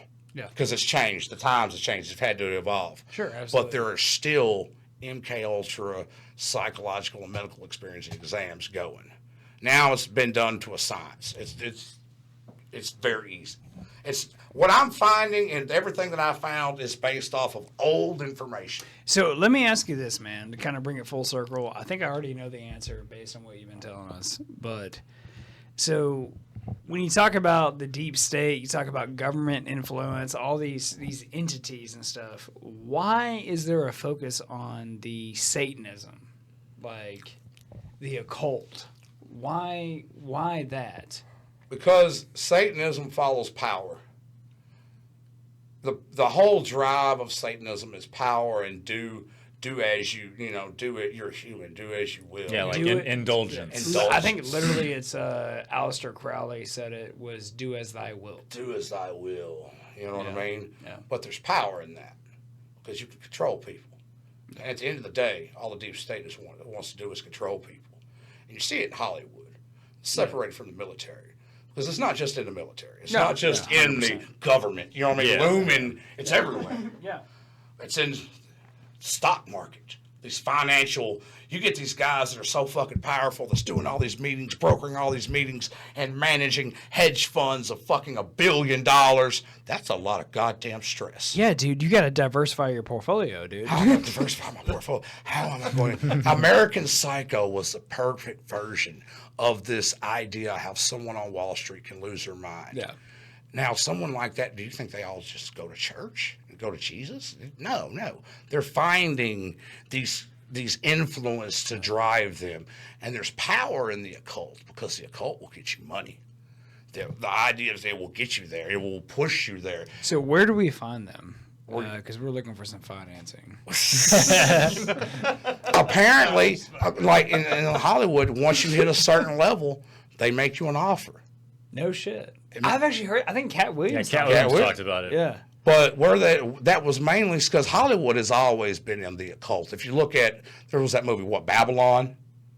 That was with Vin Diesel? No, Babylon, the one with the chick. AD. The chick, it was early days of Hollywood and shit. I can't remember, man. But music industry. Let's take the music industry. All right. You're how old, 36? 33. So you remember music videos before it had the occult symbols in it. Yeah. Why did that change? Why did one day we wake up And now all of a sudden, Lady Gaga's doing fucking rituals. It's like the Illuminati symbol. Yeah, like when did this? You know what I'm saying? Yeah. That wasn't back then. No, there was none of that. They had your hip hop area, gangster rap area, and then you went into a fucking symbolism era. What the fuck? The power moved structured. The structure of the power moved, and with the occult, with the technology from MK Ultra, and how you can control people. Now we are a $1 billion music mogul company. We have all these artists. We got to keep these artists making money. We've got to keep them making money. They got to be out there. They got to be touring. They got to be producing. How do you control someone who's a fucking millionaire star? I'm Justin goddamn Timberlake. I do whatever the fuck I want. Now, hold up. Let's get him a sports doctor right quick. One of these Canadian sports doctors. Let's get him juiced up on all these fucking different kind of drugs. Oh, now he's mellowed out. All right, let's get him to do a couple rituals right quick. Oh, look. Oh, come to this party. Oh, you're at this party. Oh, come in here. Oh, yeah. Oh, you just had sex with a 12-year-old. Or, oh, you just let P. Diddy rail you. Fuck it, dude. Since we're on that. Now we have a video of it. We got to talk about the Epstein shit. We got to talk about P. Diddy. All that shit. Now we have a video of you getting railed by P. Diddy. You can't tell nobody this. Whoa, end your entire career. Yeah. Now you fall in line. Have you ever seen Oliver Stone's Eyes Wide Shut? Oh, yeah, dude. It's that. It's that on a massive scale. It's bigger than you. That shit's not fake. That's the same shit Alex Jones was talking about before they turned his bitch ass. Yeah. Alex Jones is a fucking, he's controlled opposition. Fucking. But you know what they did to him, right? Sandy Hook. I like Alex Jones. Sandy Hook broke him. Yeah. Uh-huh. Everybody said Alex Jones. Sued for what, $900 million? Yeah. Almost $1 billion. The largest civil suit case in American history on an individual. What did he do wrong? Hey, I mean, I think you just asked some questions. What did he say? But what did he say that got him sued? Sandy Hook never happened. Yeah. Well, something happened at Sandy Hook, but nobody's asking who the two people that were caught behind the building were, and nobody's asking how the journalist showed up. There was a journalist on site when the police showed up, and how they all managed to be there at the same time. Yeah. And these people have never, ever gone to the news. They've never wrote a book. They've never told a story. Yeah. Because I thought it was all like, I took it at face value when it first happened. I was like, you know what, school shooter, shit happens. How did a boy that was 6'2", weighed 120 pounds, carry an AR-15, 2 pistols, at least 5 or 6 magazines, full bulletproof vest, all this shit, and he was like starved and was malnourished. He carried all that shit, and he was doing head and chest shots. Yeah. Under pressure. Yeah. And then especially like when he got like captured at first, he was like, they set me up. I wasn't supposed to be. I didn't do this. No, that's Adam Lanza. Adam Lanza didn't get captured. He killed himself. Oh, okay. All right. That's yeah, Sandy sorry. Hook. Yeah, I'm getting it. Yeah. Now you're thinking Boston. Yeah. All right. Boston, the big brother never got caught. It was the little brother. Yeah. I don't know how far the little brother got into it, but the big brother was the operative. Yeah. The big brother was the one that we trained. I don't know what the little brother, but they called him, and we've never heard a word of what. Let's hear your side, dude. No, they buried him under the fucking. There's definitely some weird shit with that, when it first came out, like when Sandy Hook first came out, I took it at face value. I was like, you know what, it's just a school shooter, like it is what it is. And then I was listening to Alex Jones, and I was listening to people talk, and I was like, hold the fucking phone. And I started looking at photos. Yeah, the shit about the paid actors, the family members, that's what kind of made me question this. What got me was when that David Hogg kid kept showing up. That's in Florida. Every shooting. Yeah. It was like, I was here. And I was like, what the fuck? And then you find out his dad is like some senior level, like FBI official. And I was like, what? I'm just asking a question, dude. Like, that's all it is, man. So, Sandy Hook. What we know, there was a school here. That school is on the end of a dead-end road. Yeah. And there's nothing but Forest Service. Holy fuck, One of the it's drawing teachers the that was supposedly survived Sandy Hook, her phone was found in the wooded area. That is on official government documents. I have the book at my house that I printed out. I printed out every last document, every last investigative report. Dude, are you trying to make me come? there is a mental hospital that was shut down due to the way that they were doing shit that's close to Sandy Hook. That mental hospital had tunnels that ran to that school. Sandy Hook wasn't just about a bunch of kids that got killed. They were fucking kids up like they were at Presidio. God damn it. That's a theory of mine. I haven't been able to prove it, but I'm on to proving it. Yeah, some kids died there, the ones that were causing a stir. But there were also kids that supposedly died at Sandy Hook that were also at the fucking football game singing motherfucking songs about a year or two later. Yeah. But no just doubt. look similar. I don't know. The people that caught the people that were behind Sandy Hook, which I was standing there when the news article came across the screen, me and my wife watched 2 people dressed in black running out from behind the school. The official narrative was those were teachers.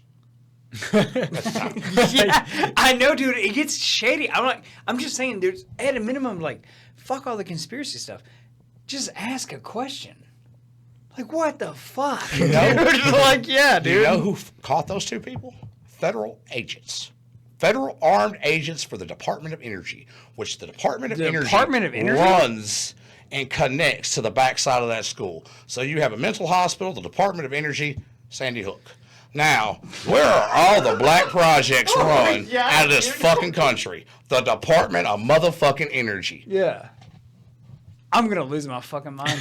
I'm literally going to lose my it's just fucking mind. coincidences. It's just all shit. We just happen to be beside each other. Just happen to have armed agents standing around in the woods. There just happened to be a fucking reporter standing right there when the police showed up. Said, well, I heard some noise. I figured I'd come check things out. And this is in the fucking DOJ report. And you've read this? Yes. Dude. I have pages that goddamn thick of every officer. Because when these parents lost their children, 100%. when there's a murder goes on, all right? Normally there's an investigation, there's an autopsy. You have to identify. None of the parents ever identified the bodies. None of the parents gave the picture to the officer, and the only identification was done by the police. All of the parents were issued liaisons from the police department. They had somebody that came to them with a mental health official, of course, to talk to them about what happened and to help them so they could get their money. Because all of these parents were going to get a check from the Victims Fund of Connecticut that suddenly got a fucking $50 million increase the year before. Holy shit. Every one of these parents took a check from the state of Connecticut from the Victims Fund. They had these checks cut before they had the fucking official narrative written out. And they would have these town hall meetings, and these parents would meet up. And there was questions, and all of these officers wrote down these shit. And there's so much, I haven't even begun to get halfway through it yet. And you're reading what these officers are reporting. Now, the officers are just a representative of the police department. Who are these fucking mental health care workers that are supposedly there? Yeah, where did they come from? Who the fuck are they? Yeah. Because this hospital was closed the fuck down. It wasn't even active at the time. They closed it down because of all the abuse fucking claims that was coming from the patients up there. God damn it, dude. Everything in mental health is not what it seems. I think the guy that wrote the baseline for mental health is some kind of fucking pedophile or some shit. I had to go back and find the name of it. But the book that they go back on is the same guy that was saying that, sexualizing kids at like 9 and 10 years old and some shit. Dude, and there's a book, there's a name on it. I had to go back. Man, all of this shit is bullshit. So when Alex Jones said Sandy Hook never happened, no kids ever died at Sandy Hook, nobody gave a fuck about what he said. They gave a fuck about is when all this shit information was released for Sandy Hook, Alex Jones could never speak on it. Because it took years for all of the files to be declassified. That's the big thing. So Moses and I, we covered the Jones case as it was going on because, that was happening while we started our podcast, man. And we covered it heavily. And my biggest thing, or both our biggest thing was you're stopping a man from talking. Yeah, that's in it. America. An American citizen, get fucked. Yeah, like anything else can be talked about any other way. But one specific school shooting, whenever those happen all the fucking time. Let's just say he made it all up and it's all bullshit, at a minimum, freedom of speech. Okay? Get fucked. You start throwing that out of the window, dude, slippery slope, man. The night before Sandy Hook, day before Sandy Hook, Adam Lanza's mother met with a man. A couple of cities over. Who's Adam Lanza? Adam Lanza is a Sandy Hook shooter. Okay. That's the kid. Yeah. That is a 6'2" malnourished kid that had fucking all kinds of diseases that made him carry all this gear, full dress, into Sandy Hook, kill all these kids, shoot all of these running children in fucking chaos. Yeah. Under that kind of pressure that a person would have doing something like that, and managed to hit headshots and fucking chest shots. Jesus Christ. I'm just saying that's a hard feat to do. Just fucking going out there and hitting fucking plinking, right? Yeah. Under pressure, you're going to be breathing heavily. You know what I mean? Unless you're just zoning in a machine. Sure. You have to be programmed to. But the theory is that Adam Lanza was abused at Sandy Hook. Because Sandy Hook was one of these Presidio fucking type schools that these motherfuckers was taking over these hospitals and they was fucking with these kids and shit. Yeah.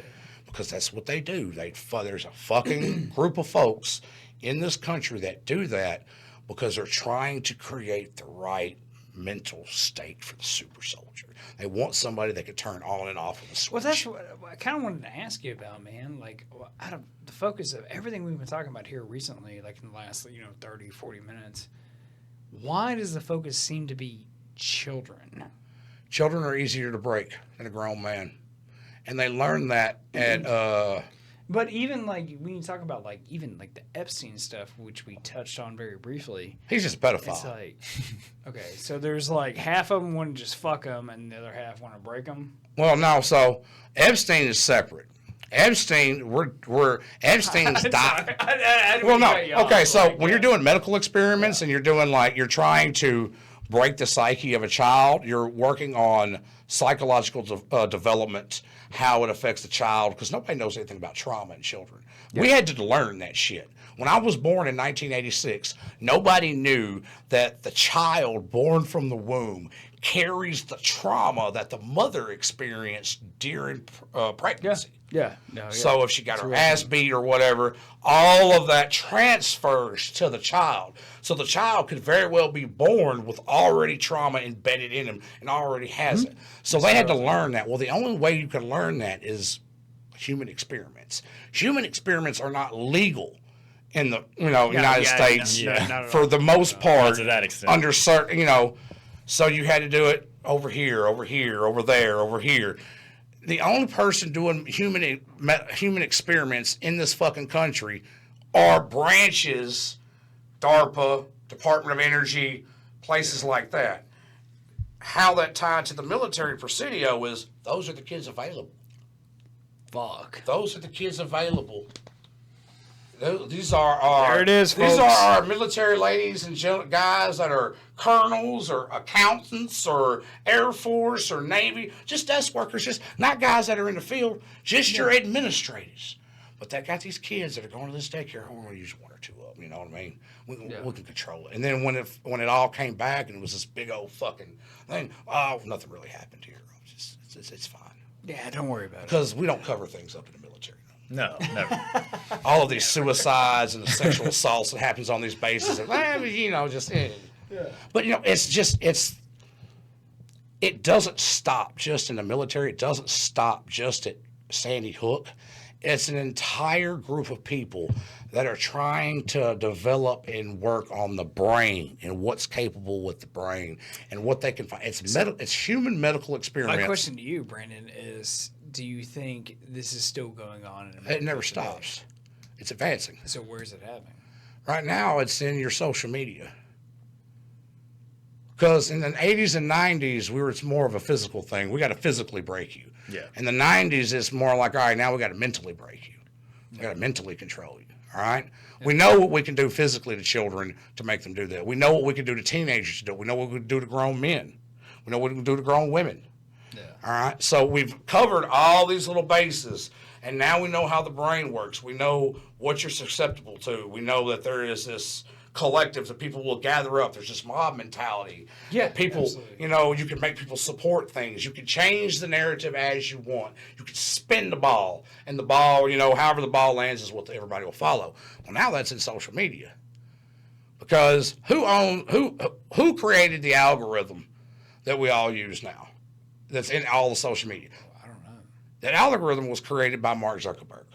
Yeah. When he created the original Facebook, he created an algorithm that would allow everybody to come together, only view certain things, and depending on what you picked and whatever, then it starts to give you what you want to see. Yeah. Well, he created that algorithm. He sold it to the CIA. The CIA sold it to Google. And now Google is this gigantic think tank. I actually remember the early days of Facebook. This is like a legit thing. I do remember seeing this. At the bottom, it said, in partnership with the Central Intelligence Agency.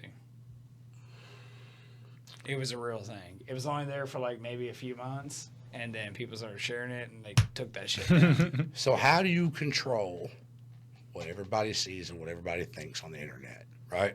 Same way with the news. If we go on the news... and we have all these channels, all these newscasters saying the exact same goddamn thing. Yeah. They're all saying the same shit, right? Yep. Yeah. Let's put it on the internet. Yeah. I stand with the Las Vegas, blah, blah, blah, blah, blah. That was a psyop. Yeah. The Las Vegas shooting to Jason Aldean. So anytime I see something on Facebook and it requires a badge and me to change my fucking profile picture, that's a psyop. I'll tell you this. This is something, it's not even conspiracy theory. This is a fact. I saw this shit with my own eyes. So, big thing in Las Vegas is a massive Air Force base called Nellis Air Force Base. Mm-hmm. And I knew like a dozen people that were stationed there. And one of my best friends was at that concert with that shooter, okay? And he recorded it live on Facebook. And I saw flashbangs from like muzzles, like muzzle shots, right? Coming from multiple floors. There was not just one shooter. There was multiple shooters. That guy that brought all that fucking shit into that fucking goddamn hotel was an arms dealer. Yeah. He was a gambler. He was an arms dealer. Yeah. You're not going to shoot. If you're going to shoot a bunch of people, you're not going to put a bump stock on a fucking rifle. No. Yeah, no Nobody doubt. in Yeah, the right no fucking doubt. mind Yeah. is going to put a bump stock on a rifle. Yeah. You're not going to There waste have your been ammo. because you're not going to hit shit. You might hit a couple, but you're not going to hit shit. And I can fire a full 100-round drum into a crowd of people and not hit a fucking soul. Yeah. You know what I mean? You might catch a leg here, an ankle there, but so that guy brought in, what was it, 3-4 hotel carts? Yeah, full. Like, yeah. And nobody has said, what the fuck is For this just one guy. Like, Yeah. You know what I mean? I know he spent a lot of money at the hotel, but this is all goddamn military grade fucking goddamn suitcases. They got guns and It's like shit. literally like chains of like 50 cal hanging out. Like a bag. Did you ever see the pictures of the room? Did you ever see the pictures of the room? No, I never did. I saw the pictures of the room. I wish I still had those pictures. They had the gun here stationed out. I heard there was some controversy over it. that they had blood on the floor. Yeah. They had all these fucking magazines and everything put out and guns laid out everywhere. Why why? for one man. So how one did guy. Yeah. So how did they kill the guy? Was it a sniper? He killed himself supposedly. Supposedly. All right. Anybody believe that? No. Well, I mean, no.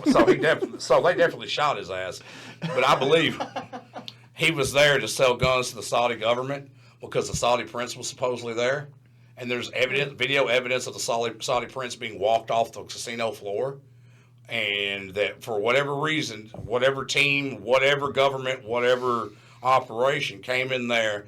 And they created, because this was an era when school shootings and public shootings and execute this guy or fire a couple of shots off into the crowd, put a bump stock on it. Because that was when they were trying to bump stock shit. And, Yeah, the ban. Oh, we got to ban all this shit. Which is like super funny because like a bump stock is like obsolete because if you can hold your like hand just right, like with the trigger finger, like it does this exact same thing. Yeah, you can get in a rhythm. Yeah. It's like, and it's like fully auto. It's a gimmick. Yeah. The bump stocks are a gimmick. I don't care what anybody. They're fun, I guess, if you're drunk on the 4th of July, but they're a gimmick because they're not fucking accurate at all. I mean, if someone tried to sell me a bump stock, I'd be like, I'm good, thank you. You know what I mean? They're not worth it. Yeah. But they had to have an excuse because they tried to kill the Saudi prince.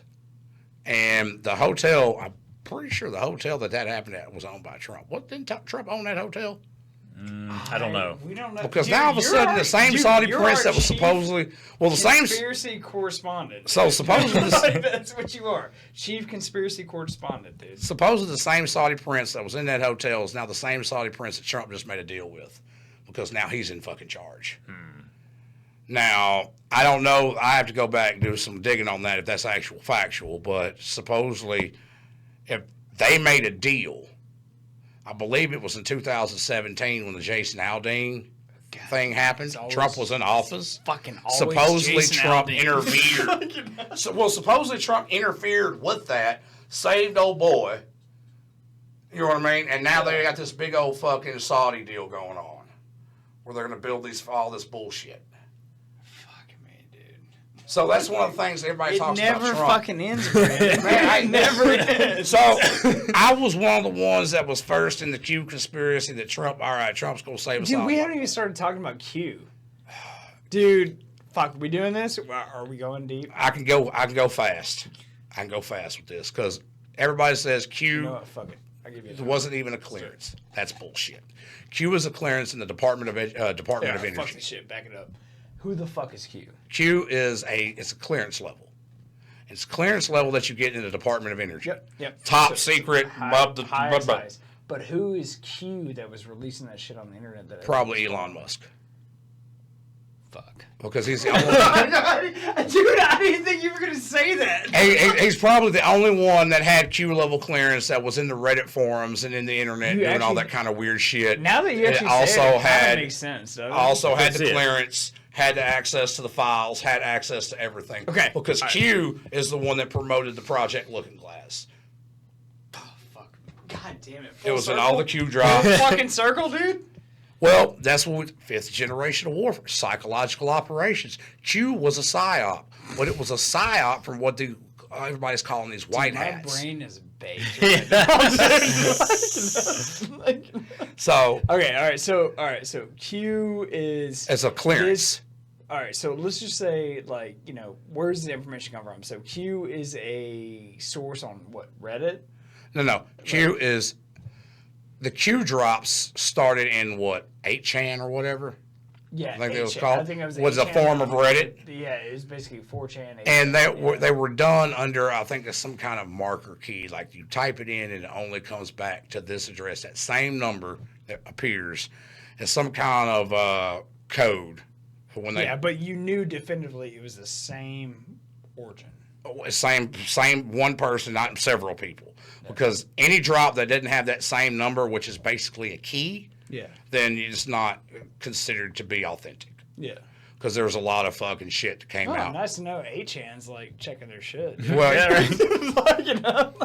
But when the Q drops started, I didn't even start looking into Q drops until 18, 19. They've been as soon, I think it was 17 or into 16, beginning of 17 when they started dropping. Yeah. And it all said all this crazy shit about Trump, the deep state. Sure. Fuck all that. Yeah. The real thing that brought everything to light was what was going on with the human trafficking. Nobody was talking about that before Q. Yeah. Nobody was talking about it. Then you had that crazy video. You had that crazy video that came out during COVID that had the fall of the cabal. Where the fuck did that come from? Yeah. And then the lady that narrated it ended up dead. The narrator of that, the British woman, ended up dead. Suicide. Technically, Moses and I are investigative journalists.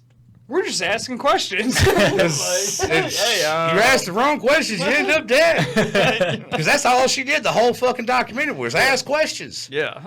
Now, there's been this talk of fucking, because Q brought up Pizzagate, Q brought up this, Q brought up that. Dude, there's so much I want to unpack. But here's what Q was doing. Q was taking all of this information. So let me ask you this. Oh, shit. Sorry, I hit my microphone. Let me ask you this. Do you believe in Q, yes or no? I believe in the clearance. I know the clearance. I can verify the clearance. Sure. I know there's only a certain level of people that have the clearance. Yep. And I know there was probably a strong split within the higher-ups of, I would call the administrative military, Yep. Pentagon and whatnot. Mm-hmm. Some people agreed with what was going on, and some people didn't. So I think it's fair to say you believe that some of it was true. I believe a lot of it was predicted. Like they were predicting shit that would happen later on. You're like, fuck, okay, that happened. Yeah, dude, because I remember watching that shit live and being like, what the fuck? And they're like, this is going to happen. Boom. And it would happen. I'll be like, get fucked. That's somebody who knows something, dude. Yeah. And there would be all these little markers and shit that they would say it for something, this is going to happen. And then you would say something for something that would happen. Yeah. I'm like, fuck, okay. But at the same time, I'm fully aware that this is a psychological operation familiar to what Russia has launched prior. Yeah. So I'm like, all right, am I looking at a Russian psyop? Yeah. I have to ask myself, am I looking at something that what is the purpose of this psyop? What are we trying to push, right? What is the end goal? So everybody's going to support Trump?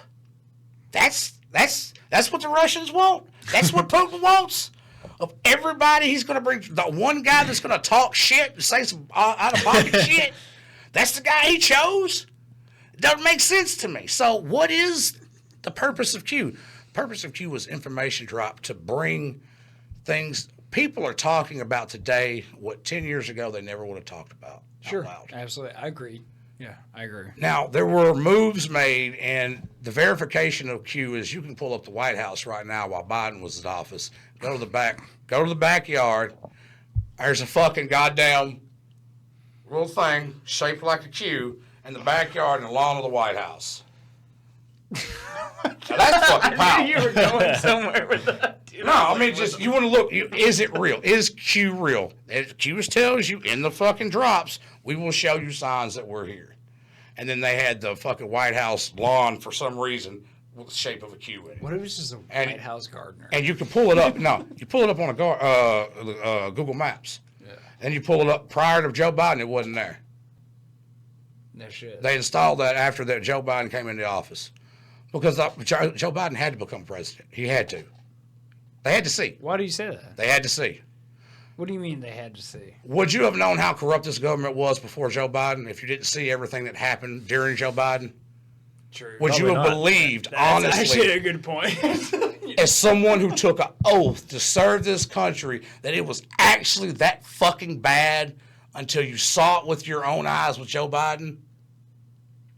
You saw him, all of a sudden, he can't complete a sentence. Why is he can't walk upstairs? Yeah, like clearly he's being propped up. He's still in charge. He's in front of green screens. He's having somebody else, let me ask Nancy Pelosi first. I don't know. Can I answer this? Would you have believed it if someone told you without seeing it yourself? No, probably wouldn't have. No, I don't think so. I'd be like, no, he's competent enough. Yeah. Like, for real. I'd be, there's no way. There's no way all of Congress propped this guy up. All these fucking competent, capable adults, supposedly. Q said you had to. People have to see it for themselves, or they'll never believe it. Oh. Would you have believed prior to 2020 that they could shut down entire states, tell people that they cannot run their business, that they cannot go outside, that when they go to Walmart they have to walk down one way, they can't go through both doors. Yeah, and to stay 6 feet apart, and you cannot go and see your grandparents because you could kill them. Would you have ever believed that? No. You had to see it for yourselves. You had to see it to believe it.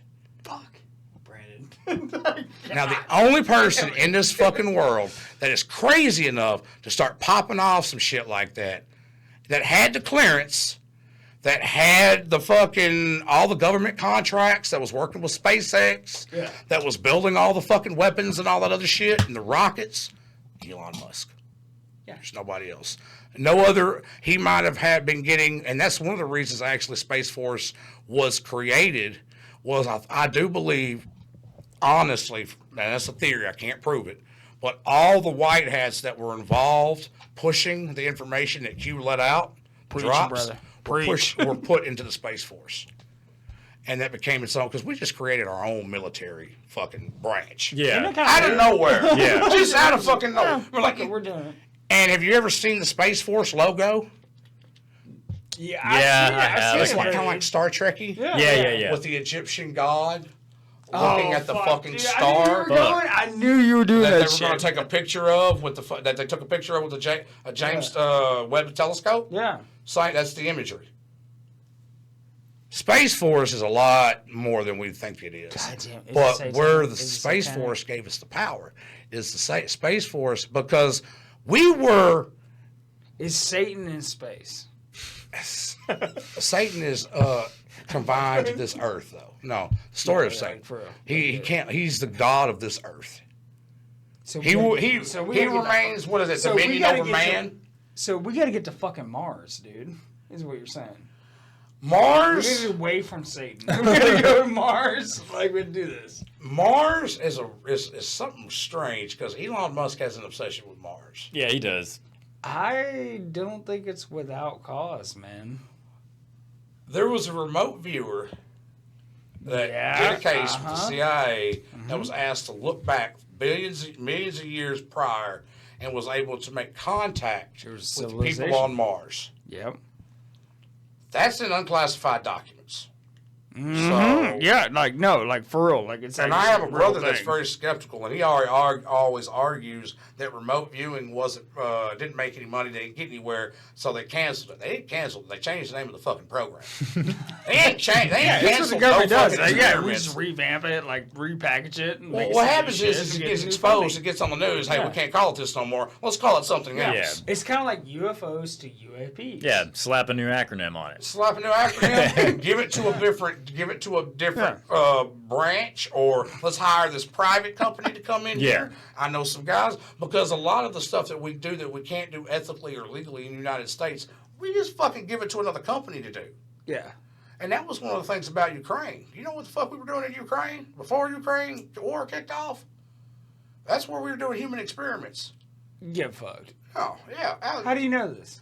Because that's one of the first things Putin did, was come through there and bomb all these fucking underground medical experiment places. He wasn't bombing military bases. There were no fucking military bases in the Ukraine. Yeah, I will say this. From my perspective, it seemed like he was bombing, and I quote, in quotation, random places. One of the places that was bombed, Ukraine was keeping women under the ground, and they were making babies. It was a baby farm. Like forced insemination? I don't know if it was forced insemination. I don't know if they were willing. I don't know if they were surrogates. I can't say that. There was a baby farm underground in Ukraine. Now, I can't think morally why we would do such a thing. But Ukraine is where you used to go online and you could get a wife. Mm-hmm. Yeah. In the early 2000s, the early days of the internet, Ukraine has been We've actually talked about this. Like, hostile it's like a thing. Was based off the things that's happened in Ukraine. Because Ukraine. Moses, you've been to Ukraine, right? Yeah. How many times? Like at least once? Or yeah, twice? just once. Once? Yeah. Place with beautiful women and no So men. between Moses and I, we've been to over 50 countries. Well, Ukraine, how many men versus women are there? There's more women than there More are men. women for sure. Where the fucking men go? Hey, man, I don't like to live in this dark world, dude. I'm trying to watch Lilo and Stitch in theaters. You can't. Once you put your My girlfriend glasses and I had a on date. and you see the world for what it is, and you see how the world really is, you can't ever take them off again. Yeah, it's kind of fucked And up. No, I envy people that go through this world and work a 9 to 5 Yeah. and don't know anything that's going on. And they go to church, they pet their dog, Yeah. they, play ball with the kids, and they go to their little soccer games because they live in a world where they don't see what's really like, there. I've been doing it a bit, like fucking with you and stuff, but like the reality is like, no, this is the real world we live in. And you're aware of it. I'm aware of it. Moses is aware of it. And it fucking is bonkers, dude. And even if we're half right, fuck me, dude. Like, dude, it is insane. And everyone would have thought, for example, Epstein, which we haven't even fucking talked about, dude.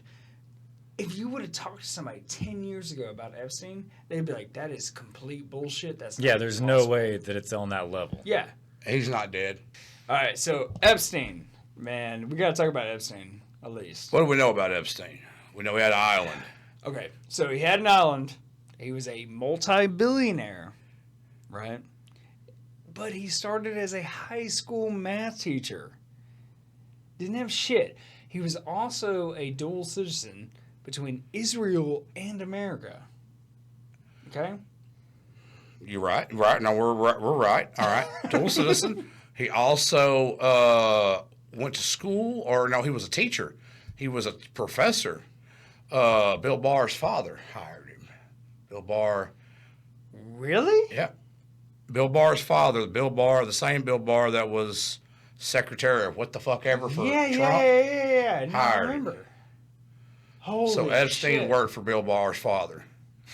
And now there is a history of Epstein and Trump being like kind of close. So I think Epstein and Trump being close is more like everybody else. He was close to everybody. Now, I think that's what it did was. Trump bang kids? Judging by Trump's history of what he liked in women, he liked models. But I don't think, because Trump is a witness against Epstein. When Musk came out, Trump's in the files, Trump's in the Epstein files. He's in there as a federal witness. Because Epstein tried to bang a kid of one of the employees of Trump at one of his resorts, and they had him barred. Yeah. Now, there was the some thing- dealings going back and forth. Well, the thing is, like, we covered Epstein.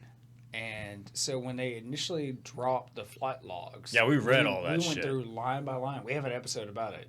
And, dude, Trump is not mentioned anywhere except for when they're cross-examining witnesses. And they ask, did you ever see Donald Trump on the island? And all the witnesses say, no. Yeah. He's only mentioned twice. And other than that, the times he was mentioned was whenever they were flying, they were going to stay over, and Epstein was like, hey, call Trump, we can stay at his place. Basically, like his, but it was like not his personal residence, it was literally his fucking hotels. It was literally like, we just need a hotel. Yeah. Yeah. Yeah. Trump was just a rich guy Epstein knew. Yeah. Trump and Epstein knew a I'm lot of gonna rich go people. ahead. Trump knew a lot of rich I'm people. going to jump in this shit early. I'm going to tell you what I think. You want to hear it? Okay. I think Epstein was doing some dirty shit, obviously. Trump heard about it, knew about it, and said, fuck you. And that's why he quit fucking with them. Trump knew. I think Trump knew that he had he brought a lot of young women around him. Yeah. But I think once Trump, because what happened was it was either his maintenance guy or his manager somewhere in his resort. Epstein went over there and was talking to her daughter. For some reason, that guy's daughter was over there. Yeah. And he kept asking Epstein to bring his daughter.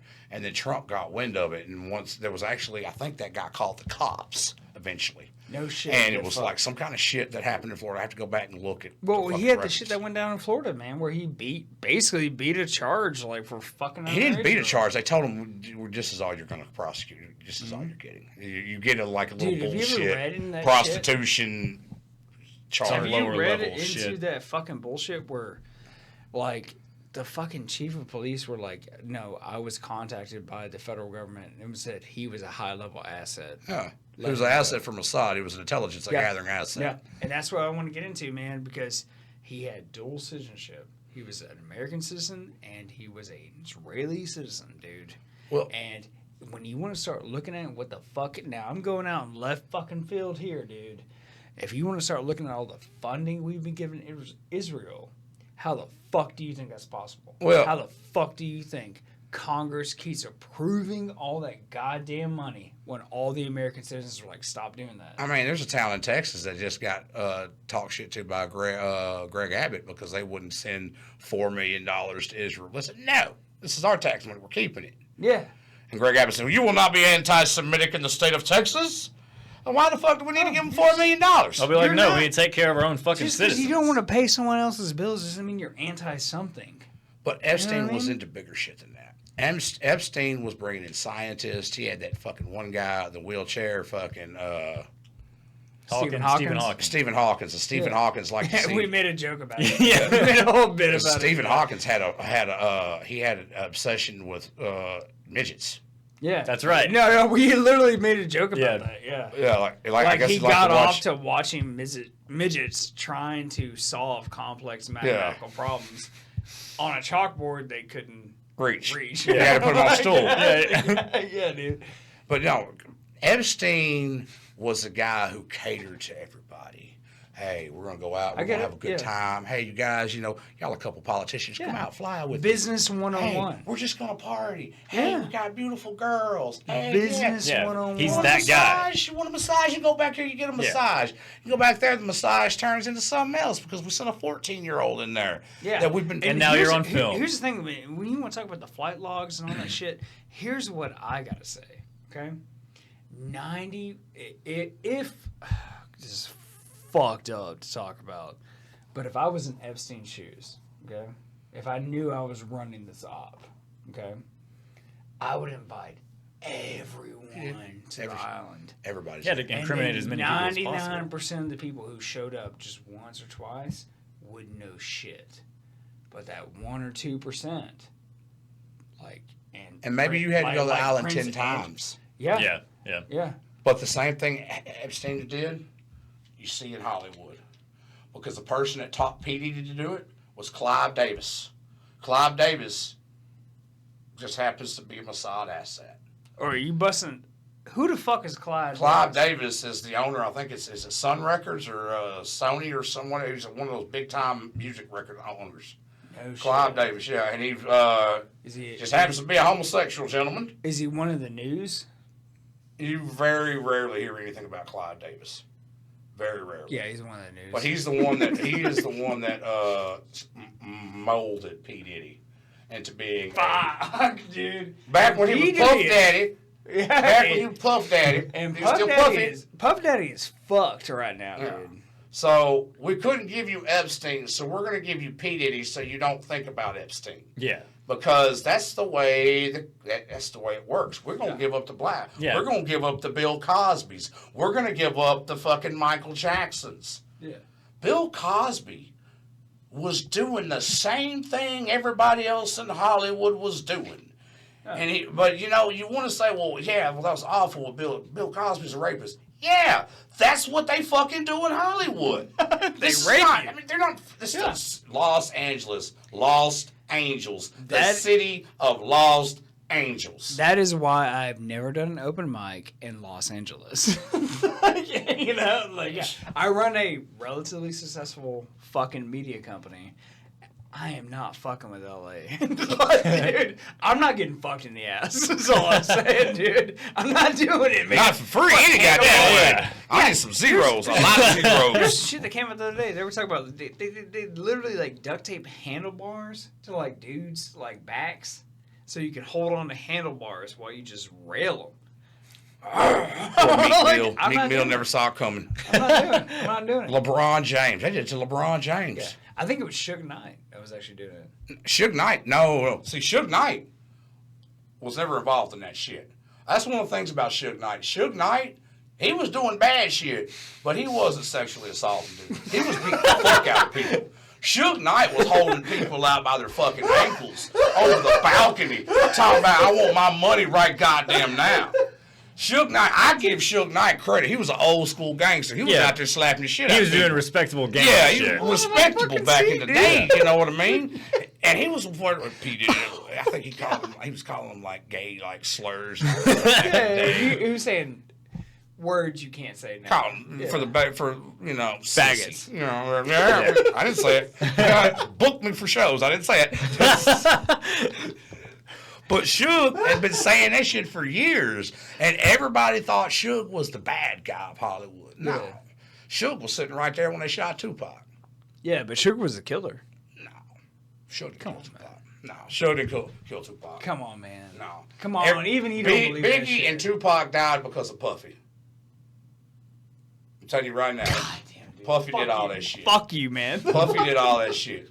Even his own fucking security Dude, Death guys. Row Records, man. Suge Knight, man. He was trying to seize control. Like, He was not seizing. Suge Knight was putting the artist, the money back in the artist's pocket. But Suge Knight was a gangster. Suge Knight Yeah, 100%. demanded loyalty. Yeah. And now there was some issues about getting payments on this artist or that artist or whatever, but Suge Knight was taking care of his people because the music industry, what was happening to the music industry, specifically in the black community, is all these big record labels were coming in, making all these people sign this for this money, and you're not getting the money. This is the money that we're going to get to make you famous. Yeah. And then you owe us for the rest of your life. Suge Knight said, no, fuck you. Come over to me.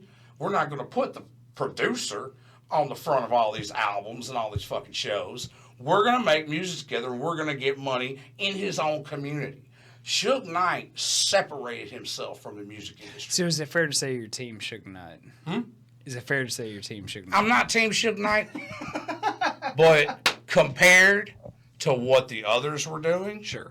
You know what I mean? Yeah. There's honor in a man. There's no honor in what P. Diddy did. Yeah. There's no honor in All that baby oil. There's no honor. There's no honor, baby.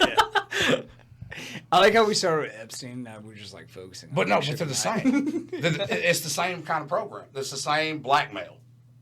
Yeah. I mean, it's sexual blackmail. Hollywood uses more drugs now to control their people. I mean, explain Kanye. Yeah. I mean, explain how he just... Dude, speaking of that, man, like, I'm not gonna lie, dude, his fucking new album that's fucking banned on every platform, like, ever, except for X. Dude, his song, I'm gonna say it. Nigga Heil Hitler. That fucking slaps. I didn't dude. say that. Like, I didn't say it. I love it. Fuck that shit, dude. I'm quoting a fucking song. Dude, this shit is fucking good, man. And It's catchy. He explains why the fuck he's doing all this shit. And I was like, dude, for the first time, I hated Kanye for the longest time. But I heard that song, and the way he talked about it, he was like, yo, you want to fucking victimize me? Or you want to make me the villain? You want to fuck with me? You want to take my money away, my kids, yada, yada, yada. He's like, I'll become a villain. Do you remember when the And doctor he was came like, out? I became a fucking Nazi. It said- And I was like, yo, dude, I get it. I get Kanye. I get Kanye. Do you remember when the sports doctor come out and told Kanye, hey, man, you need to get back on your meds. I'll come over there and medicate you and get you back in check. Was that when he was bitching about the lithium shit? Yeah. Yeah. And that sports doctor is a sports doctor from Canada that's giving psychotropic drugs that change your... Why is he... What the fuck? Why is he... Who does he work for? Yeah, no doubt. And so, yeah, Kanye is mentally ill. Of course he's mentally ill. He's an artist. All artists are mentally ill. But they keep them sedated so they can keep them making money. He broke free from that and just did whatever the fuck he wanted to do. And there was this campaign just saying how bad of a person he was, how bad of a father he was. And he got with that fucking witch cult fucking the Kardashians. Why the fuck he even did that? Because if that's not a fucking coven of witches, I don't know what the fuck is. Dude, the Kardashians are interesting, is all I'm going to say. But, you know, and then he went famous off for the rails. ruining black Damn it, men. dude, we could really run this shit for 7 or 8 hours. Well, see, but Kanye, all he did was he wanted to get hits. He's trying to make controversy. Yeah. And if there's anybody that can say what he said, it's him. Yeah. Because there's no such thing as black Nazis, right? No. Unless It's you an believe- Unless you ask It's an AI. oxymoron. It doesn't exist. You It can't be an exist. African American Nazi, right? It's So impossible. then what's wrong with what he said? Well, that's the point I was trying to make. Yeah, but everybody's making this controversy. What do you say? They can say everything. They're an oppressed people. They're talking about other oppressed people. So this oppressed people doesn't like this oppressed people? What the fuck's that got to do with me? That sounds like an argument I'm not in. Let me go ahead and step to the side and have a drink. Well, it's funny because, like, you're a stand-up comedian. And I loosely consider myself to be a stand-up comedian. I primarily identify as a podcaster. But I do stand-up comedy from time to time. And, dude, the big thing is, especially, I hate to say it, man, but as white men, dog, you gotta dance around the racial shit, man. It's a fucking hard fucking sell. If you can sell it right, you can do it well. And it's a banger every time, but... God damn it, dude. That's like 1% of the population, man. There's an old saying that says, as long as it's funny and it's true, you're good. Yeah. You know what I mean? If it's funny, if it's true, you're good. God damn, that's why I like talking to you, Brandon. That's really if it's funny and it's true, you're good. Because most times, if you say it is true, the race that you're talking about will laugh. Yeah. You know what I mean? Especially if it's for later. That's actually a really good point to make. Now, if it's funny, that's just great. But you want to start with it being true. Yeah. You don't want to make a wild ass claim.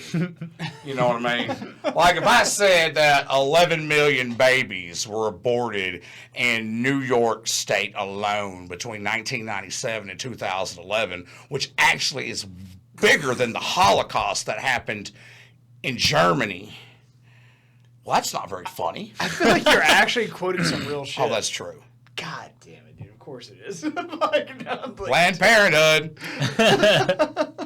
You know, that was always about women's rights, right? Women's reproductive rights. It was never about ritual sacrifice or why we're just going to kill 11 million black babies that seem to be nobody cares about. But, you know. Yeah, as long as this costs us more money, dude. Yeah, but that's the truth. It's not funny. Yeah. All right, so let's go back full circle, man. Let's get back on the Epstein. So I just dropped that because I feel like we've been here 4 hours. Dude, this is literally the longest episode we've ever done. Like, this is... I want to see who lasts this long. Like, if you're this long, send me a message. We should probably be the same friends on Facebook or something. Cause, go ahead and plug your shit, man. There's me on Facebook, Brandon Ryan Comedy. I have a website that I just bought, but I haven't really put anything on it. It says coming soon. It's the best I can do for right now. Sure. Instagram is Swamp Donkey Comedy. I think that's the TikTok as well. We got that show on the 20th. Yeah, we'll plug your shit in the description. Jason McAdams, who probably if he ever sees this, he'll never speak to me ever again. PJ Dolan probably will never speak to me ever again after the show. We just won't tell my mom this one. Yeah, we'll just let her figure it out. Yeah. But we got that show. I have a roast battle. Sometime this month in Shreveport. You doing Shreveport? That's what I was going to say. Yeah. Shreveport, man. You doing a roast battle on Shreveport? Yeah, it's roast battle on Shreveport. Hold on, I'll tell you when it is because I should have prepared a little bit better. What venue? The venue is the Cheeky Bar and Grill. Yeah, dude. Glenn Stewart's been pushing that like a lot, dude. I've been seeing that a lot coming on my feed. We do comedy in a bar. Yeah. I'm sorry, I'm delaying. I apologize to y'all. Y'all are like, what the fuck? He's holding up progress. Don't get me wrong. Like, we're going to go back to Epstein. Oh, shit. Get back on Why would you not put the date on the motherfucking flyer? See, dude, this right here. Chief complaint. Like, I bitch to Moses about it all the time. Because you try to promote some shit, and sometimes, man, like... People need to know when the hell to show up. Like, when? Like, and what the sometimes fuck? they don't even put the address. They're like, I'm like, where is it? July 11th, 2025, at the Tiki Bar. There will be the 3-year anniversary Cotton Bowl Tea Grill. What the fuck is a tea grill? Trill? Trill? I don't know what a trill is. God damn it, Chris Luker. If you're watching this, Chris Luker. Fuck you. Like, you know, I don't know what that is. It's a roast battle. I'm probably low on the totem pole. I think I got Clyde. What is this? Clyde? Which one's Clyde? He's a tall, dark-skinned gentleman. He's funny. You love him. He calls himself 2K. He's hilarious. And then there's like 10 other comedians. We're doing a roast battle. I think June 20th is the... Shit, I should actually know before I say that shit. When is that goddamn show? Well, June 20th is Yellow Rose. Y'all can tell that I have a marketing manager that keeps me updated. All right, sorry to delay. July 26th is the Comedy in East Bank with Kevin Hollingsworth. Yeah. Clyde Williams, who I'm actually going to have to hurt his feelings coming on the 11th of July. Lila Hart, funny comedian out of Dallas, and then myself. It's a theater show. Yeah. So, East Bank Theater. Yeah, it's pretty good. So we got that. Theater, man. I've kind of slowed it down. I've been busy, so I do what I can. Helps if I was actually able to go to a comedy club in Tyler, but that's beside the point. That's another conspiracy. All right, so let's talk about Epstein. Jesus Christ. Anyway. So, but yeah, Epstein, what everybody forgets about Epstein is Epstein was connected to Ghislaine Maxwell. That was his main squeeze. Mm-hmm. So, bitch. So, okay, Epstein killed himself in prison. Have you seen the body, autopsy of the body? Well, I saw a comparison of the ears. Different. And I was like, completely different human being. Yeah, completely different human being. The body they dragged out, like, have you seen that shit, Moses? Not the body. Dude. No. They took a side photo. Yeah. And they compared a side photo. And it's not the same earlobes. It's the not nose is even different. the same design in the inside of the ear. It's completely different body. Things that doesn't change. Oh, wasn't the fucking one was connected and the other earlobe wasn't? Was that on that one? That was, you're thinking. No, it was a whole inside. Oh, okay, yeah. Something that But, will not it was, change like, with decomposition. Yeah. Mm-hmm. Yeah. Dude, and it was, when I saw that, I was like, that's not Jeffrey Epstein's body. There was also drone footage of when they were doing construction work on the island after his death of a gentleman. It's not very, you can't see his face, but he has the same hair poking his head out of a fucking, he's sitting there talking to a contractor or whatever, poking his head and looking up at the drone. Looks a lot like Epstein. Now, why would you have the same kind of colored hair, motherfucker? Yeah. They've never sold the island. Crazy. Alex Jones, man. I remember watching his show before Epstein shit broke. He talked about that island. Huh. Okay, for years. Yeah. And then he said, there's 7 other islands. That's not the first one. I was like, I've seen get video of Joe fucked. Biden whipping a kid, standing there butt naked, whipping a kid with a whip. I've seen the video. What? I've seen the video of Joe Biden before he lost his fucking mental capabilities, whipping a kid that's on video. And his junk just...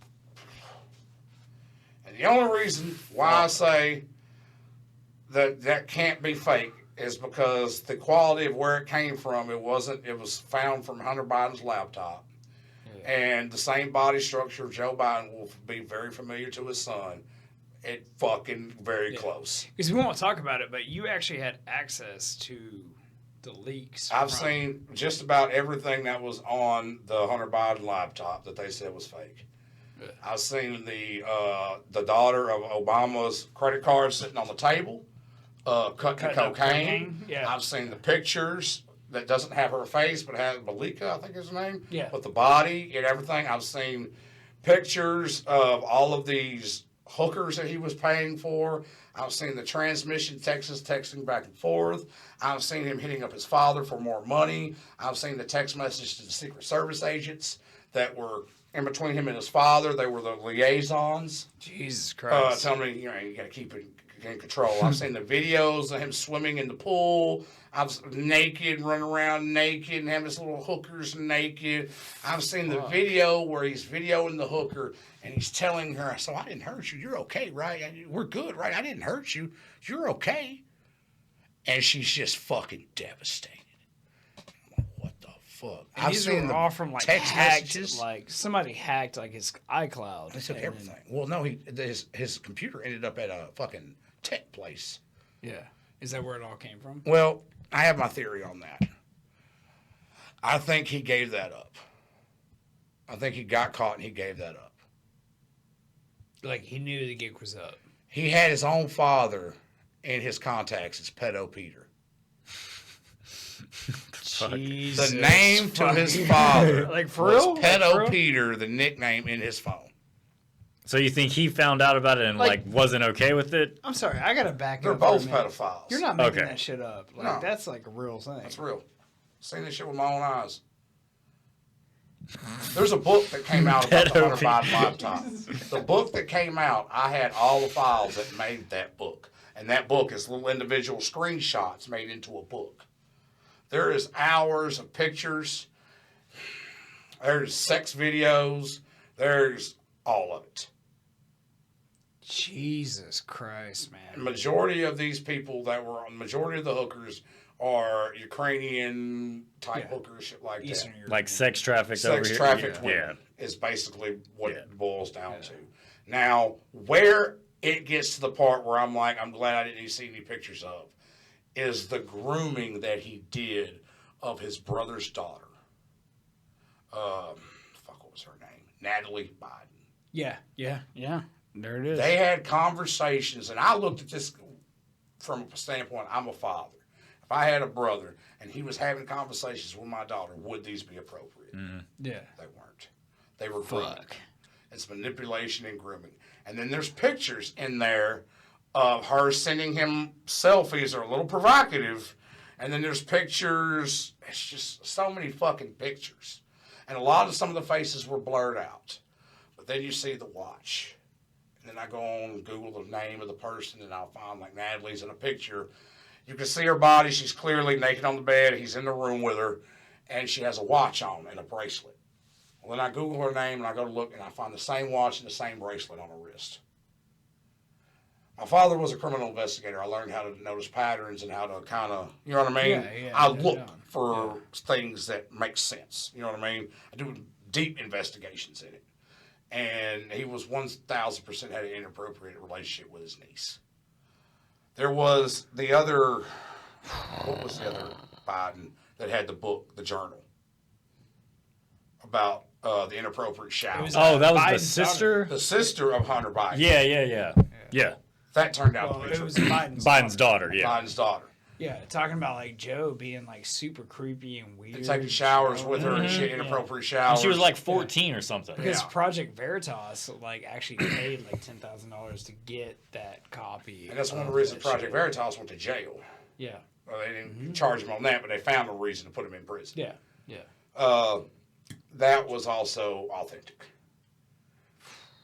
All of that was authentic. Everything they said about Joe Biden, the Joe Biden that you had in office wasn't the same Joe Biden from 1989 where he was this slick-talking motherfucker. Yeah. That was just a shell. I don't even know how the hell they kept him alive. It must have been some great fucking methamphetamine. Dude, whatever they were doping that motherfucker up with, like, Jesus Christ. Like, can I get some of that shit? Yeah, dude. Because I am tired as fuck. As soon as I wake up, I'm tired as fuck. And I'm like, oh, well, you know what that is, don't you? You know what they were giving him? They were giving him a mixture, and it derives from if you say stem cells. Stem cells? I was going to say, if you say adrenochrome, I'm going to be like... Adrenochrome, stem cells and adrenochrome. We're getting on that. God damn it. No, hold on. Wait a minute. We got to go back to Epstein. We got to finish it out. Epstein ties into adrenochrome because he was doing that blood ritual shit over there, too. Yeah. He was killing children over there. No, it's real shit. Because the Epstein was, okay, so you like young girls. Great. Oh, you like young boys. Great. Oh, you like to do a little BDSM. Great. Oh, you like to take it over the line. There was nothing that happened at Epstein Island that was off the table. That man was selling pleasures. Fuck, dude. That man was selling. You're an MIT scientist. You're on the brink of this fantastic technology. You're on the brink of technology that can make us billions. God, dude, you're making me sick. You want to fucking decapitate a 12-year-old? We can fucking do it. Yeah. Because they were doing it in Ukraine for years. The movie Hostel. Fuck. What you think? Hostel was based on true events. Everything that happened in Hostel, Brandon. There is a place that you can go, or you used to be able to go in Ukraine and get that done. That's why Ukraine, there's so much more to Ukraine. It takes fucking 4 hours to talk about it. Well, fucking line it up, bitch. We got fucking 4 more to go. No, Epstein... Everything that happened in Epstein's Island, they will never be able to prosecute anybody for because there's no jurisdiction. Yeah. You get all of these rich motherfuckers out here. You line them up for prosecution. Guantanamo Bay for sex trafficking. If those politicians did not move with those children from this country to that place, they did not participate in human trafficking, there's no jurisdiction. Any lawyer is going to challenge jurisdiction, and they're going to walk. Yeah. So, any kind of crimes have to be committed on U.S. territory, U.S. soil, where the United States has jurisdiction. And how many of those crimes transpired where the statute of limitations has run out? Now, there's no statute of limitations on sex crimes, things like that. Yeah, like murder, like rape. Right. Like, there's no such thing. It has to happen here. The island, there's no law. They were also building, Ghislaine Maxwell was building and they were funding some kind of underwater city. And it was their dream to build a city underwater that had no ties to any global laws. They were building this. She was pitching this. She did all the TED Talk. Like underwater city? What the fuck are we even talking about right now? Like, dude. When Epstein died and Ghislaine went to jail, that company magically just shut down. But you can Google it. Yeah. But, that's one of the things. That's why Q said watch the waters. Fuck. That's what it was talking about. Dang. When Q predicted Watch the Waters, it was talking about that little. They were trying to gather funding so all these rich people could have an underwater city that they could go to, and they could do whatever the fuck they wanted. Fuck kids or Kill them, do whatever. somebody. I think it's Terra Mar is the project. God damn it, dude. Project Terra Mar, some shit. TERRAMAR. Fuck. So, and Ghislaine. Okay, all right. So let's say Epstein is not dead. Where the fuck is he at right You'll now? never find him. They've already changed his face. If he's still alive, they've already changed his face. No. You'll never see him again.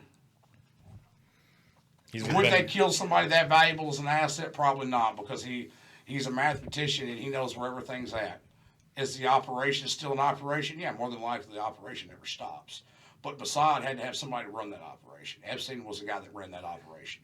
There's nobody else that's ever ran an operation quite like that in history that we are aware of. Yeah. Other than P. Diddy and Clive Davis. Yeah. So who else is running that operation? Well, what gets me about like the P. Diddy shit, man, is like, dude, everyone's all hard up on like Epstein, which I get totally, but like I don't know, like they just seem to not be going that hard on fucking P. Diddy. The thing about Hollywood is nobody's going Epstein. hard on P. Diddy because this is what they do in Hollywood. You think P. Diddy was the only one? Have you not heard about fucking the Playboy Mansion and what they were doing back in the day? I have actually, yeah, I've heard. Why did that Playboy Mansion have tunnels? Why does it keep having fucking tunnels? Everywhere I The go, tunnels. there's a goddamn tunnel. There were tunnels under Epstein's island. There were tunnels in this. Why is there fucking tunnels? Jesus Christ. And all the things, the horrible things that happened at the Playboy Mansion. Yeah. What you think, Hugh Hefner was a good guy? Yeah. Why can't they turn the child porn off on the internet? Why is it just something they can't turn? They can close Pornhub, right? Oh, yeah, yeah. All right, so you want to talk about that? I mean, but no, look, because Epstein is linked to child porn. Because the same thing he was doing, the same videos that they were making, that's the same shit that's circling around in $1 trillion fucking industry. They've had millions of IP addresses that they looked on the dark web pop up in the United States alone that was visiting websites of children being trafficked or whatever. Mm-hmm. Millions of people are logging into that. It is a human, despicable nature that we have. Yeah. That is born. Nobody wakes up a sex offender. No. No, you know what I mean? You're not born a sex offender. No, That's not how it works. No. You have to create one. You have to be groomed. Yeah, you have to be groomed. The trauma has to. You have to know that that's acceptable. You have to think of it as acceptable for you to do that. You can't go into. Nobody's born with this. I'm going to hurt this human being in this way. Yeah. Especially when it comes to children or it comes to women. You know what I mean? Mm-hmm. And the only way to get rid of them. This is just kind of. So make I'll a tell really you- big oven. Yeah. I'll tell you a conspiracy theory that I do have, and you take it for what it's worth, man.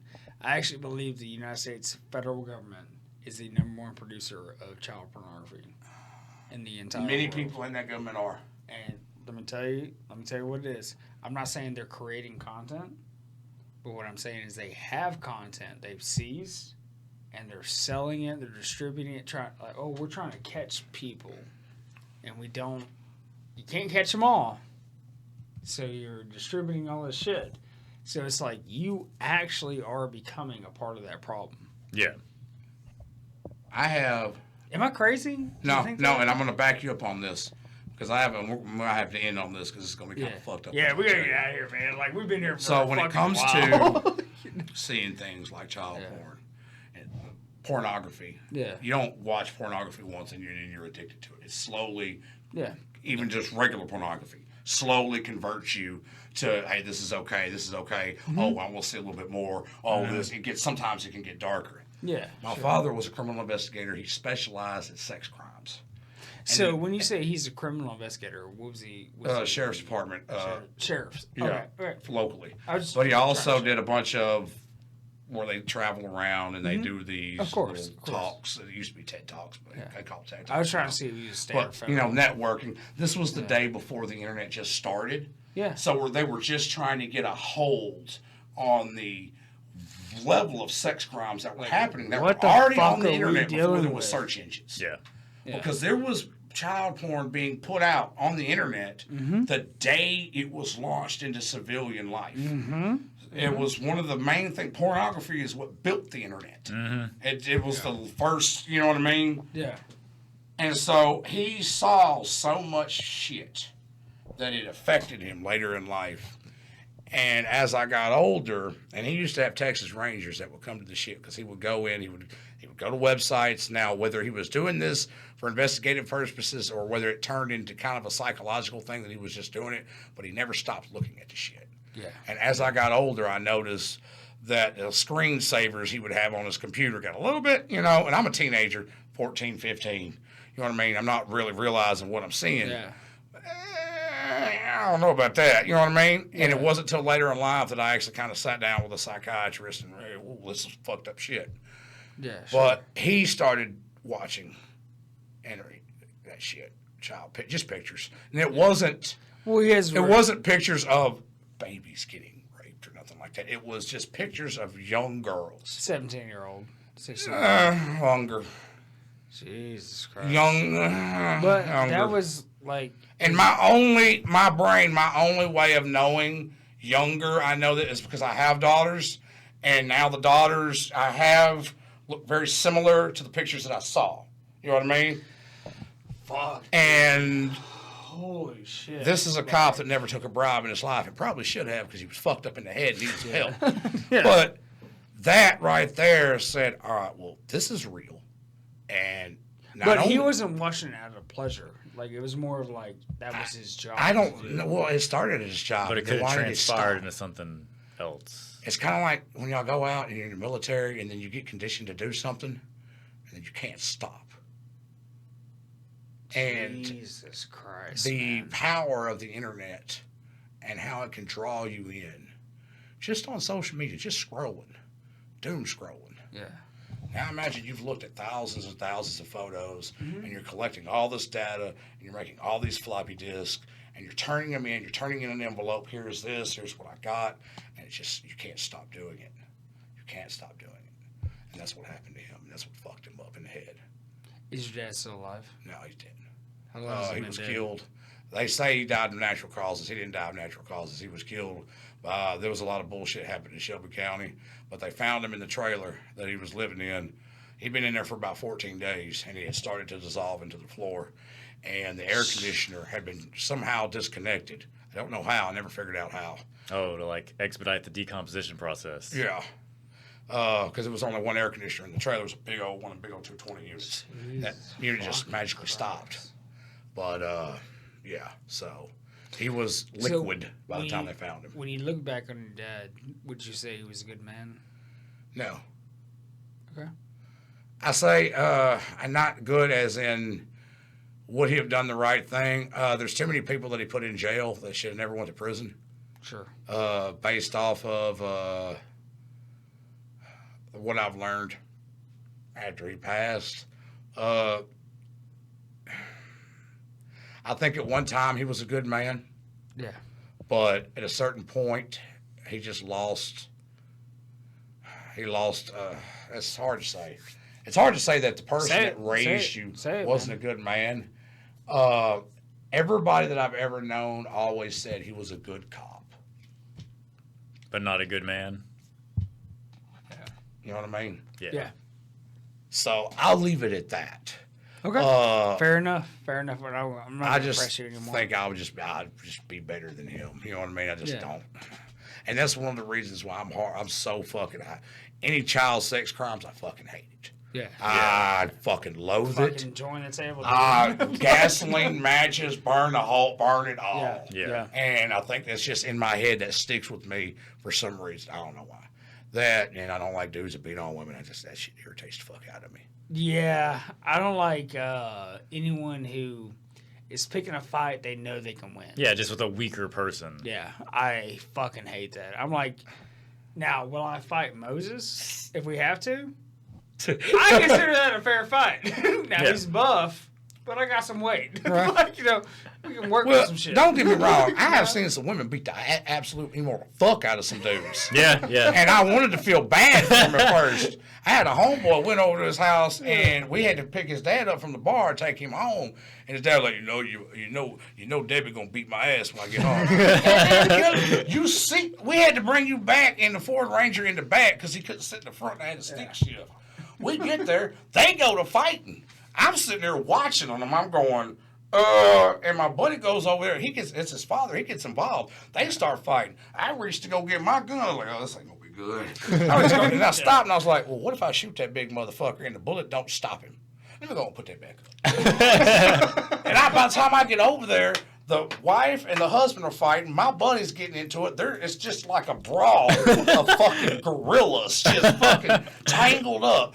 And the daughter of that woman gets involved, and all I see is her feet sticking out. She's about 20 years old.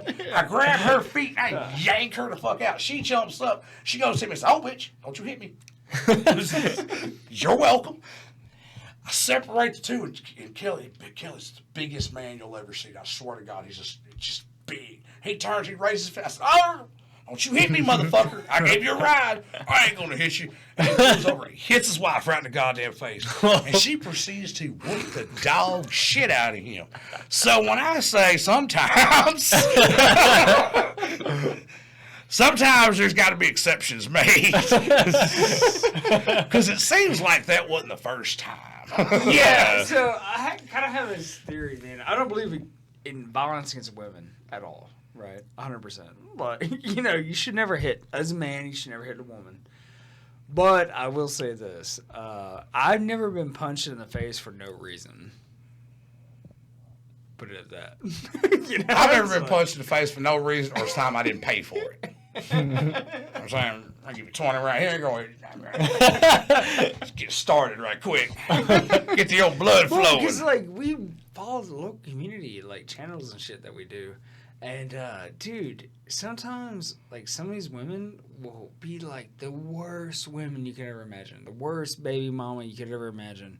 And there'll be some domestic violence. And at some point, I'm like, yo, that dude said fuck off.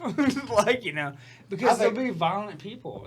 Because women can truly be violent people in themselves. I think that right there, because my mother was a very verbally abusive woman.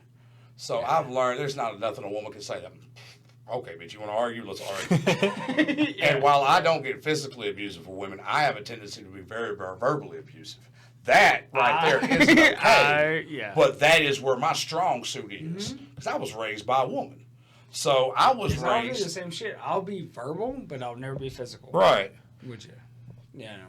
Now, granted, if you're slapping on me and punching on me and shit, I'll grab your fucking wrist. Yeah, I'm not gonna stand there and get fucked up. Usually I can make them cry before that ever gets to that. Or she even goes to fight. Usually I can have her. What did you say? What did you say? Bitch, I tried to tell you.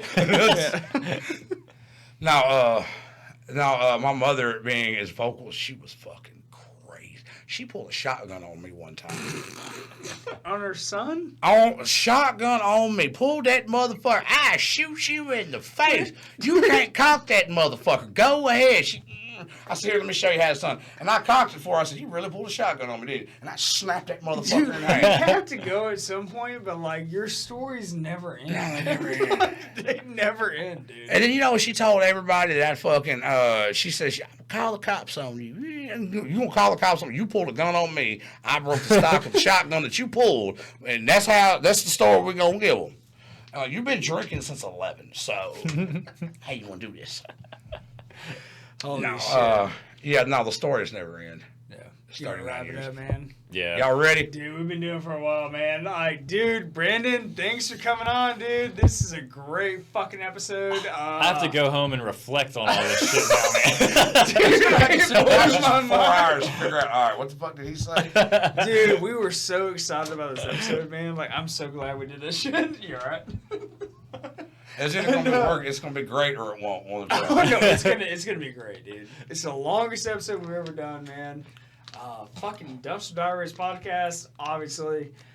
Small Price Productions, check it out. Link in the description. Another fucking card game. Link in the description. Again. You know, I've done this whole fucking podcast looking at the TV and not looking at that fucking camera that's face level. Yeah, so it looks like it's you're gonna be having a all seizure fucked up every time. Yeah. Yeah. That's my fault. We got to figure that shit out. Rerun it back. We got to do 4 more hours. Run it back. You remember everything we said? All right, good. Dude, we're going to have a part 2, man. Conspiracy Theory part 2. Part 2. Yeah. All right. Yeah, let's do it.